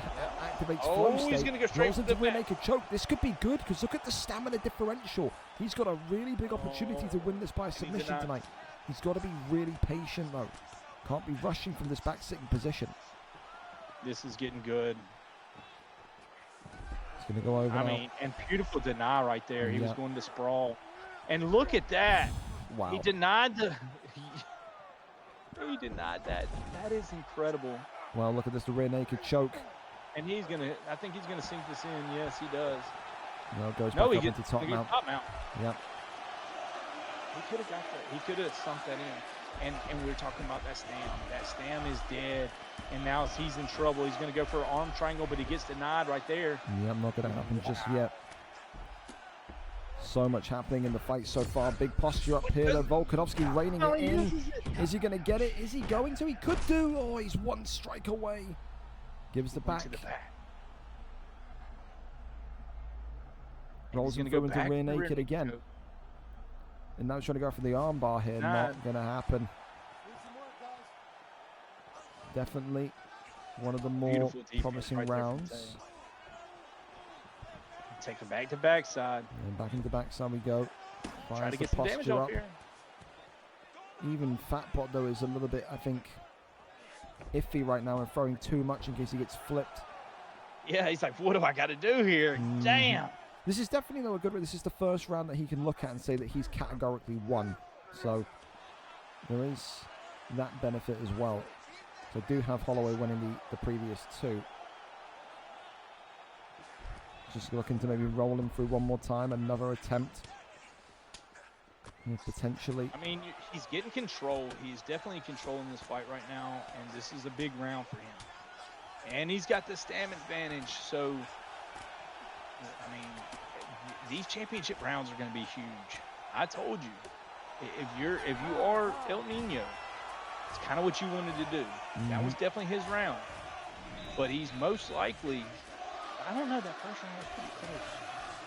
I'm still going with my gut and saying 2-1 to Holloway, but that's a very good momentum booster going into championship rounds here. Round 4 up and underway.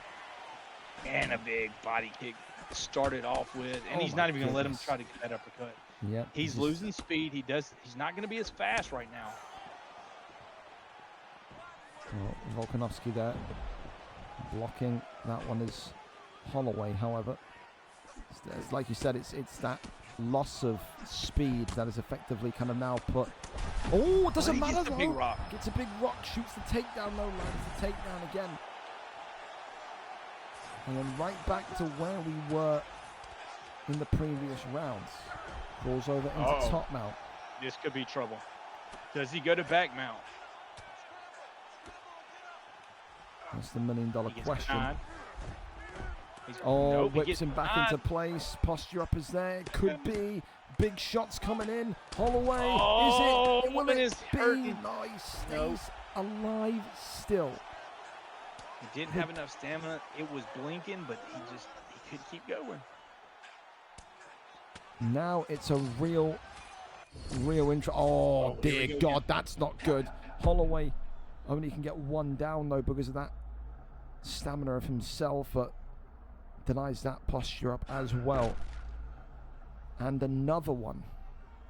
And another one. The defense here at a sky high for Tay tonight. Posture up once more. Couple more big shots. Could it be? No, still. Gives up his back now. This is the conundrum, because if he gets back flat, you really don't like Holloway's chances of surviving any further. Rolls through into. He still hasn't went back.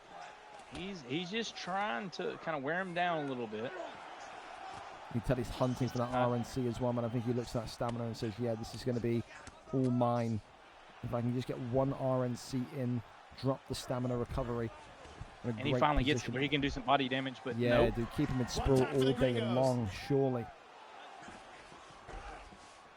Goes over into side control, though. Or half guard, excuse me. Looking for side control, however.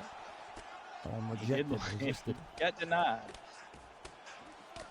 Dude, this makes the 5th round, if it gets there, respectfully. Interesting, man. Very interesting. Because we all know, like, Max still has that power and still has that where he can put your lights out if he rocks you, even with that little bit of a stamina.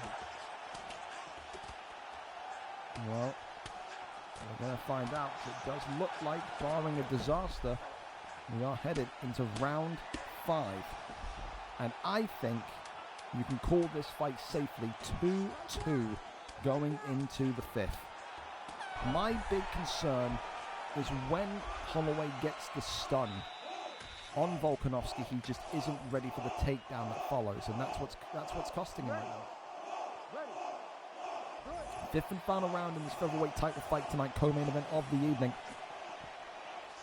Who comes out on top? Yeah, I like the distance control, even like just being careful. I don't think he really cares. I wouldn't care about the flashy finish. I just want to win. If that's what it comes down to, and be crowned champion, don't do anything stupid. And another takedown, but he gets the nice takedown defense right there from Tay. He gets his own takedown.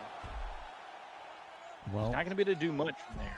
Yeah, he wants this one on the feet. I think he still believes that even that compromised stamina, that little bit he's got left, he can still get a knockout if he's given the correct opportunities. And I think this is exactly what Fatbot needs to do, is just to, keep it professional, look for the takedown, smash him right into the center of the octagon, and just don't allow him to have any sort of come-uppance hit. 3 minutes and 20 seconds, and you would think right now from what we're seeing. And he takes the back. Takes the back. With 3 minutes left. I'm interested to see if he opts to stand here though or not, because it wouldn't surprise me if he does. He's not going to get a submission. He's not going to get a submission off. So the thing is, I would have let him back up. Well, now Denai's coming forward here. Gets the wow. Okay, well he's got the flip hit. It's very equal in fairness. Yes, he's not going to get it. He's not going to get it. It just charges down too quickly, and ultimately Volkanovski gets back into half guard, crawls over into top mount. Now he's got flow state. Oh dear Jesus! Yep. And this is not good. An elbow clatters down. He's not going for what he needs to. He needs to go for a submission right here. And it's all but he gets the finish either way. Flow state keeps that stamina alive. 3 minutes and 4 seconds into round number 5, and despite a difficult opening 2 rounds, Fatbot Loves Food gets it over the line. What a fight, Top Gun. God. Yes, he just took him to deep waters, man. Like, that was just such a beautiful fight on his end because he knew what he had to do. He took him to those deep waters. I do think he could have used that flow state better, but how well he just, I mean, the takedowns, he started at first, the takedown defense was amazing by Tay, but by the end of it, there was nothing Tay could do. And as you see, he finishes on top and gets the TKO. It doesn't matter how you win. It matters that you win and you get the title. Do we have to start maybe considering, because again, I thought the fight was great, but do we have to start considering Tay as maybe only a 3-round fighter there? Because you see that in real life UFC, guys that just completely burn the gas tank in the first 2 rounds and then are hopeless in the later rounds. That felt like what happened. You know, we saw Scrooge dominate Fatbot in the first 2 rounds. Again, towards the end of round 2, he's got just under 50% of his stam left. You can't win a 5-round fight when you're going into round 3 with less than 50% stamina. Is that a fair comment? No, that is totally fair, but I think he needs to adjust when he's in a title fight to you got a title fight coming up. Stop fighting in 3-round fights. Stop fighting on ranked. Like, if you really want to take that seriously, then you need to be sparring with people on nothing but 5 rounds. And a lot of the times when I spar people, we spar on 5 rounds because it's just easier to do, because like it kind of gives you that, that mantra of, hey, I know I'm going to eventually fight with 5 rounds. Let's just keep it at 5 rounds. So you can kind of get the stam and see where it's at. But you look, it was 38-38 going into that. That literally, that round, whoever won that round won that fight. Yeah. So Tay was not out of it. Yeah, he wasn't. It was 2-2. So round 1 and 2.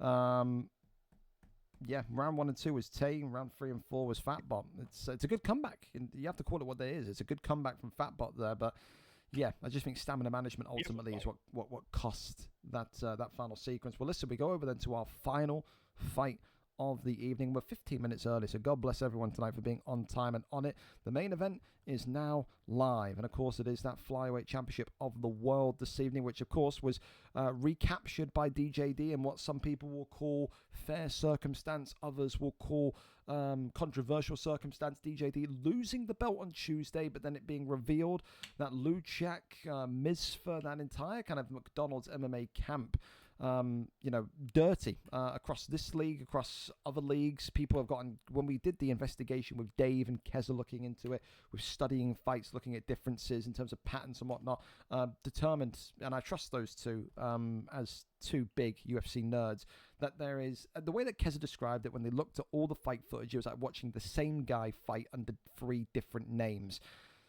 Then you get guys coming from out the Discord, you get guys coming from leagues saying there's a notorious reputation there of Misfa being altered for by Luchak, by Sechi, by Luchak getting altered by Sechi. It depends if they're fighting a big fight, they'll get Sechi to hop on and do it. So it was all just too dirty and too muddy for me. And ultimately, Dave says he was pretty confident that it was an alt.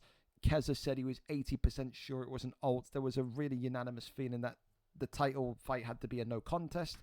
The belt had to go back to DJD, and that, of course, Sechi, Luchak, Misfa had to be kicked from the league. If you're alting at the start of UFC 6 in the first month, you don't need a league. You need a fucking therapist and a lot of money to pay that therapist because you got something wrong with you. It's not that deep. It's only a video game, but what can you do? Ego is going to kill you. Of course, though, tonight, the belt back in DJD's possession. He won't feel like a champion, though. I think that's fair to say, Top Gun. He got his ass beat on Tuesday, whether it was legit or legal or not. The reality is he will still be feeling like he's lost the fight even though he's still got the belt. Tonight, a great opportunity to bounce back against Cerberus, against BigJ4555 in what is a crowning moment in this division, because you look at the 2-0 record of DJD and you say, is that really real or is it more of a fake? You know, he beat Picked Lawyer. He had this really slow, boring victory performance the last time out as well to go to 2-0. I just think that Big J right now, despite being 2-1, will come in tonight as the favorite because he's fought against guys that are boring. He's fought against guys that are, quick starters. We saw at the end, the business end of UFC 5 in that PlayStation division when he was the boogeyman and no one wanted to fight him. Tonight, he has an opportunity to go and get the gold. It is DJD 2-0 against Big J 2-1. These two have never fought before in a VFL Octagon. They do fight here tonight, though. We're there, we're set, and we're ready to go for our final fight of VFL 244 this evening. DJD is our cameraman. 2 PlayStation legends, veterans, and tonight it will be Demetrius Johnson against Tatsuro Taira. Top Gun, talk me through it. You've seen these two fight before, but who are you liking here? I'm excited. DJD, campmate, Big J, one of my close friends in the community that I spar, talk to on a consistent basis. One of the best out there. Grappling's incredible. DJD, striking absolutely insane. That's good wrestling. This is going to be a matchup for ages, man. I cannot wait. Well, you can see there the white trunks for the champion tonight, whereas the red trunks for the challenger. As I said, Big J was seen as the boogeyman. This guy's got great striking, great grappling, but DJD is riding a wave from the transition of UFC 5 to UFC 6. You go back to his UFC 5 VFL record, and it was something crazy like 21-19 or 19-26. It was either slightly positive or slightly negative. Now this guy has found a way to pick up the controller and look like one of the greats in Europe at this minute in time. He feels like there's not a man cut from his mother that can beat him. Tonight, though, Big J says, you've never faced me before. Tatsuro Taira not only has the height and the length, but also has that wrestling that maybe is required against DJD. Because remember, he didn't have the greatest record against grapplers in UFC 5 in a VFL Octagon. Yeah, and I think that's what you're about to get in Big J, Cerberus, is straight wrestling tactics. He knows the ins and outs of everything, and he's going to do everything he can to keep this where it is right now. And win or lose, that is where he wants this fight. He can strike with the best of them, so don't think that. Listen, DJD striking is some of the most phenomenal striking I've seen on this game so far. So I love watching him go at it. So far, though, you will need to just try and maybe be aware when that takedown's coming. Finally gets the deny on that ankle pick. But then goes right back for double underhooks. Tries to maybe grab DJ down. But dude, this is the thing as well. I love it. It's the pressure that Cerberus is putting on him right now, just walking him down. That's what DJD's been doing to people across UFC 5 and at the beginning of UFC 6. There's no fear there from the contender. And that's the thing with it, is because both of these guys are pressure fighters. So now you got one guy that's pressuring you. Now you got to kind of change your game plan. Now what are you going to do? So he's doing really good right now, though. He's counteracting the pressure, and he's doing really good at the takedown defense. I think that could frustrate Big J, or it could end up opening more stuff, because you're going to be worried about that takedown.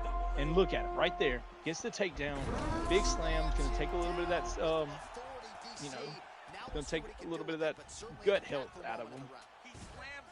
Well, looking at the perks. Check of the perks, yeah. All right, David. Thank you as well for the raise here. Welcome in. Main event here tonight. The championship is on the line. Champion in the white trunks with Demetrius Johnson, whereas the red trunks for the challenger. Wales. But I want you to tonight. Gringo, I want you to take a look at something. Yeah, this is America versus England. England needs some redemption. Hey, well, he won't like that. He's Welsh. Trust me, he won't like that. Oh, my bad. I'm going to hear about that. But if you look at that stand, I peeked at the stand, and the stand advantage is very much on David's side right now. That's a pretty huge stamina advantage, and that's not going to be good later rounds. Well, yeah, my bad. That's all right. I don't think about that much, but I think, listen, this is going to be something. Again, you can see that you're right about the chunk of stamina there that is absolutely starting to become prevalent. It all depends on whether or not these takedowns continue to be defended and these takedowns continue to be kind of stifled, because that's what's dropping the stamina, as well as those body shots, that body connection. So he's starting to get a little flow to him. David's starting to get a little flow to him. He's starting to get a little comfortable. And there he goes again with a beautiful combination. And he's making him miss a lot. Dude, flow stat now there's there the from flow Tyra. state, but he gets checked. Oh, head kick is good there. Dude, he tries to go for that. It's the head kick into the takedown. He is testing David. Fucking gorgeous, Gringo. That is gorgeous. Now, can he keep him? Oh, beautiful job to get to the backside. And he's going to take it to half guard. Maybe a slight waste of the flow state, because you think if Tyra can get flow state activated in a submission position, DJ is in a real big world of trouble. I think he was testing it and thinking he could get it, and he didn't. He may have wasted it, but it happens. I think he could have lost it in a worse manner. But and he gets denied right there, and he's going to get flipped into an armbar. Wow. No armbar. Yep. He's got. This could be locked in. But listen, let's not sleep on Serb. Serb have some of the best defense there is out there. Look at it. He's already got it to where it is. Can he get this race? He's going to get the race. He got the race. Oh, yeah. They were both out of stamina there. That was really, really quite fortunate, you can maybe argue. That was absolutely by Big J. Yeah, Big J escapes. Cerberus still alive. The arm not compromised. The submission bar not compromised. They're both still right where they were just a few moments ago. Minute and 50 left of round number 2. Definitely feel like this has been more of a I think, confident round, to say the least, from DJD on the ground. Doesn't seem, and he needed. Yeah, doesn't seem anywhere near as much nervy when it came to now the he's and a big knockdown. Now he's the one on the pressure side. Absolutely. Let's go back down to the body. Look at, dude, the stamina gap now is becoming more and more apparent. You pointed out the end of round 1 and pointing out now towards the end of round 2. Same harrowing call could be said, what was said about Tay, about Scrooge. You can't have a 5-round fight going into round 3 when you're under 50%. That's what it looks like right now from Tatsuro Taira. Using those uppercuts. Look, kick coming off there, shoots the takedown again. Denied. Stands back up. A little bar of respect there as well from DJD. That's absolutely gorgeous head Oh, movement the right there. And he body rocks him. Yeah, in. dude, this is a really, really difficult one now for Cerberus because I'm telling you, man, he's got into round 3 with, I think, 40% at maximum stamina remaining. It's the denied takedowns. It's the way that DJD has been working the body shots in. I don't know if this is doable for Cerberus at this point. I would never count out Serb, and that's not taking anything from DJD because I think he's one of the best in the world. But so is Big J, and that is one of those things. He's not gonna let that. He's not just going to give up. He's going to go until he can't go no more, and you can rock the body. He's going to try to do whatever he can. He's going to try to get this back down. I hope you're Let right, DJD man. make a mistake. I hope you're right because I still think if he can get him, if he can get DJ down, if he can get Demetrius Johnson and the white trunks down, and DJD starts to panic for some reason, this is still very much achievable. But on the feet right here, with the way that he's butchering the body, the combination work, the level change, I just can't see how Tatsuro Taira wins this standard up. Oh, wait, spinning back fist into spinning back fist, right back down low, up top we go. Shoots the takedown, and now DJD is starting to look like a champion here. He is looking like there's no answer for anything he's doing. And for Cerberus, he's running out of options. He's running out of time here, Top Gun. No, and he for sure is, because that body work that he's just started putting in is getting kind of, it's dwindling even more. But that body work could come into favor. So you make that mistake, you're going for a body shot, and he uppercuts you, and he knocks you clean out with one of those uppercuts. That could end there. You nearly called that brilliantly. That nearly happened.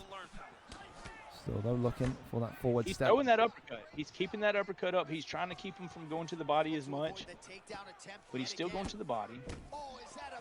I will say, I'm absolutely. Oh, uppercut there lands, but no knockdown. I am incredibly impressed by how fearless Big J is to kind of still have all of this damage and all this lack of stamina due to the body shots he's conceded and still be walking down or attempting to walk down DJD. That's awesome. Yeah, you're not going to see Serb just give up. He's not going to. He doesn't care that he's down. He doesn't care that he's wobbling and he's got no energy. He's going to try to take it back down. But beautiful work by DJD. Ooh. I mean, DJD is just looking absolutely incredible with the feints and then coming up top, going to the bottom.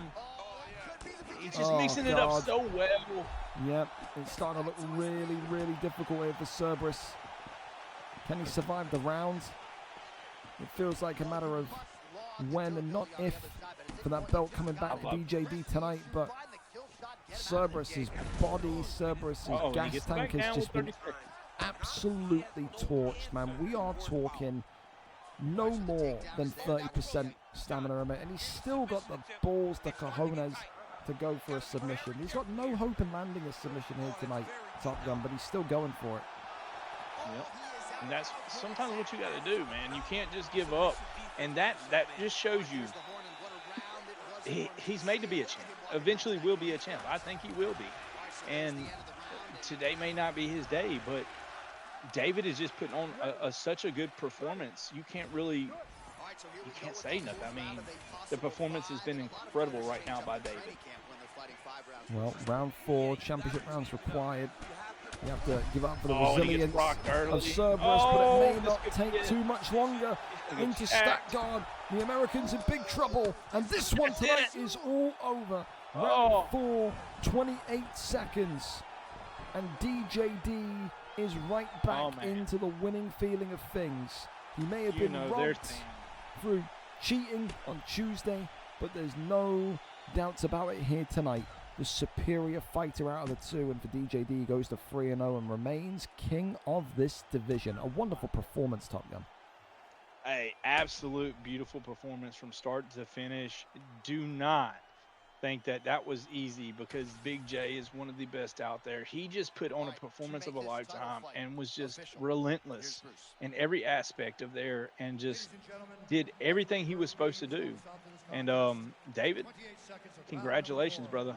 That was a performance of a lifetime, man. And Big J, don't hang your head, man. You already know DJD is one of the best out there right now, and I'm sure we'll see you again against DJD in a rematch. There you go. I mean, listen, the division is now very much interesting, man, because you look at maybe some of the options and you would think, you know, if Keza can get on a win streak, or if, you know, Final Block or Jamie can get on a win streak, that's the guy, that's the kind of name that can maybe stop DJD. But Keza lost tonight, Suave Jamie lost on the unstreamed fights, you know. Final Block, it's going to take some time for him to get up there. I don't think there's anyone right now listen, I'll put it this way. I don't think DJD is one of the very best in the world right now, but I do think he's in some of the very best form in the world right now. I think there's not a fighter that is more in form than DJD in not just the roster, but in Europe when it comes to comp fights. So, listen, I think consistency. He's being so consistent at every fight. It's just hard to, you know, he's taking you off your game plan each time. You have a game plan, he's taking you out of it, and then he's making you fight his fight. That's what he just did with Big J, and that's what makes him the better fighter right now. Like, you may be a better fighter, but you weren't right then. So that is key. Is he did that so phenomenally that I think it's going to be hard to find somebody. They need to, I guess, kind of get that resume built back up, and then find him an opponent that can try to knock him off. I think you're right. Well, listen, the reality is, for now, we go into 245 and 246 next week with him as our flyweight champion. Remember, 2 cards a week. We're still very much on it.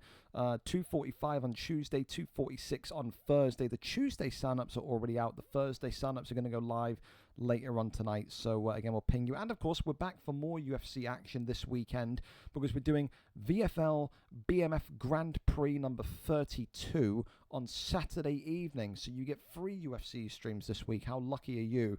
That's on Saturday evening. Get signed up. You've got until tomorrow night to get logged for that. But a recap from tonight then: our champions after the dust settle, and new middleweight champion of the world, Playboy Vinny 00, and new light heavyweight champion of the world, Rich_UFC, and still welterweight champion of the world, Evo, and still featherweight champion of the world, Fat Butt Loves Food, and still flyweight champion of the world, SirDJD. Performance bonuses are as follows. Submission of the night goes to Playboy Vinny.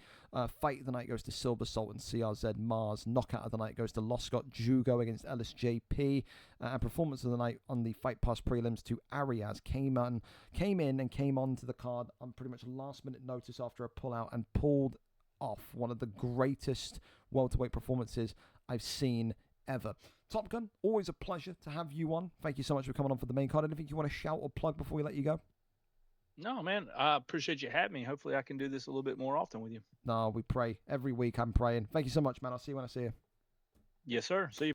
There you go. God bless him. What a guy. Thank you as well during that last fight for Now You Tap, and also Herbie for the raids, as well as Liam the husband for the follow, and Maxi for the gifted to Jimmy Jags as well. Overall, dude, a really, really nice card. We finished pretty much bang on time as well, so I appreciate you all. Yeah, 2 cards next week. Like I said, Tuesday and Thursdays, man. We're there now. The league interest is so high. We have people coming in and returning from UFC 5 to UFC 6 all the time. People want to be here because they feel like they get an opportunity to be here. And that's the reality, you know. We went to 2 cards a week because there are now more slots than ever to get you fighting live. You know, I think this week, I think we counted the number last time out. This week, Tuesday and Thursday added together, we've done something like 55 or 60 live fights. And that's across various levels, beginners to people in the middle to top 100 guys. We want to get as many live fights as possible. We want to get you guys on camera performing in front of people to show off your skills. Yeah, that's what we want to do. That's what the whole point and purpose of the league was when we made it 4 years ago. So, yeah, really stoked to get back to 2 cards a week. Really stoked to have Tuesday go well. A little bit of bumpiness at the beginning of this card, but we managed to fix it nice enough. And yeah, just a fun Thursday night hanging with the boys, watching some fights, man. So yeah, Kai, I guess will speak, but Christ almighty, man, give me the power, Lord, for that. Yeah, we'll see, Kai. I don't know how I don't, this is the thing, like, I kind of have to speak to you, but I don't want to speak to you. It's just the same circle, mate. I guess add me on Discord, but please, for the love of God, if I give you the chance to fight here, Just stop giving me a fucking headache every single time we interact. That'd be great, wouldn't it? That'd be awesome. Fellas, take care though. Take it easy. I'm off to go do a shitload of admin work. Thank you so much for being awesome. Thank you for the follows. Thank you for the subs. Thank you for the raids. And we will see you guys on Saturday for the BMF Grand Prix. Wow. See you then. Good night. I'm out.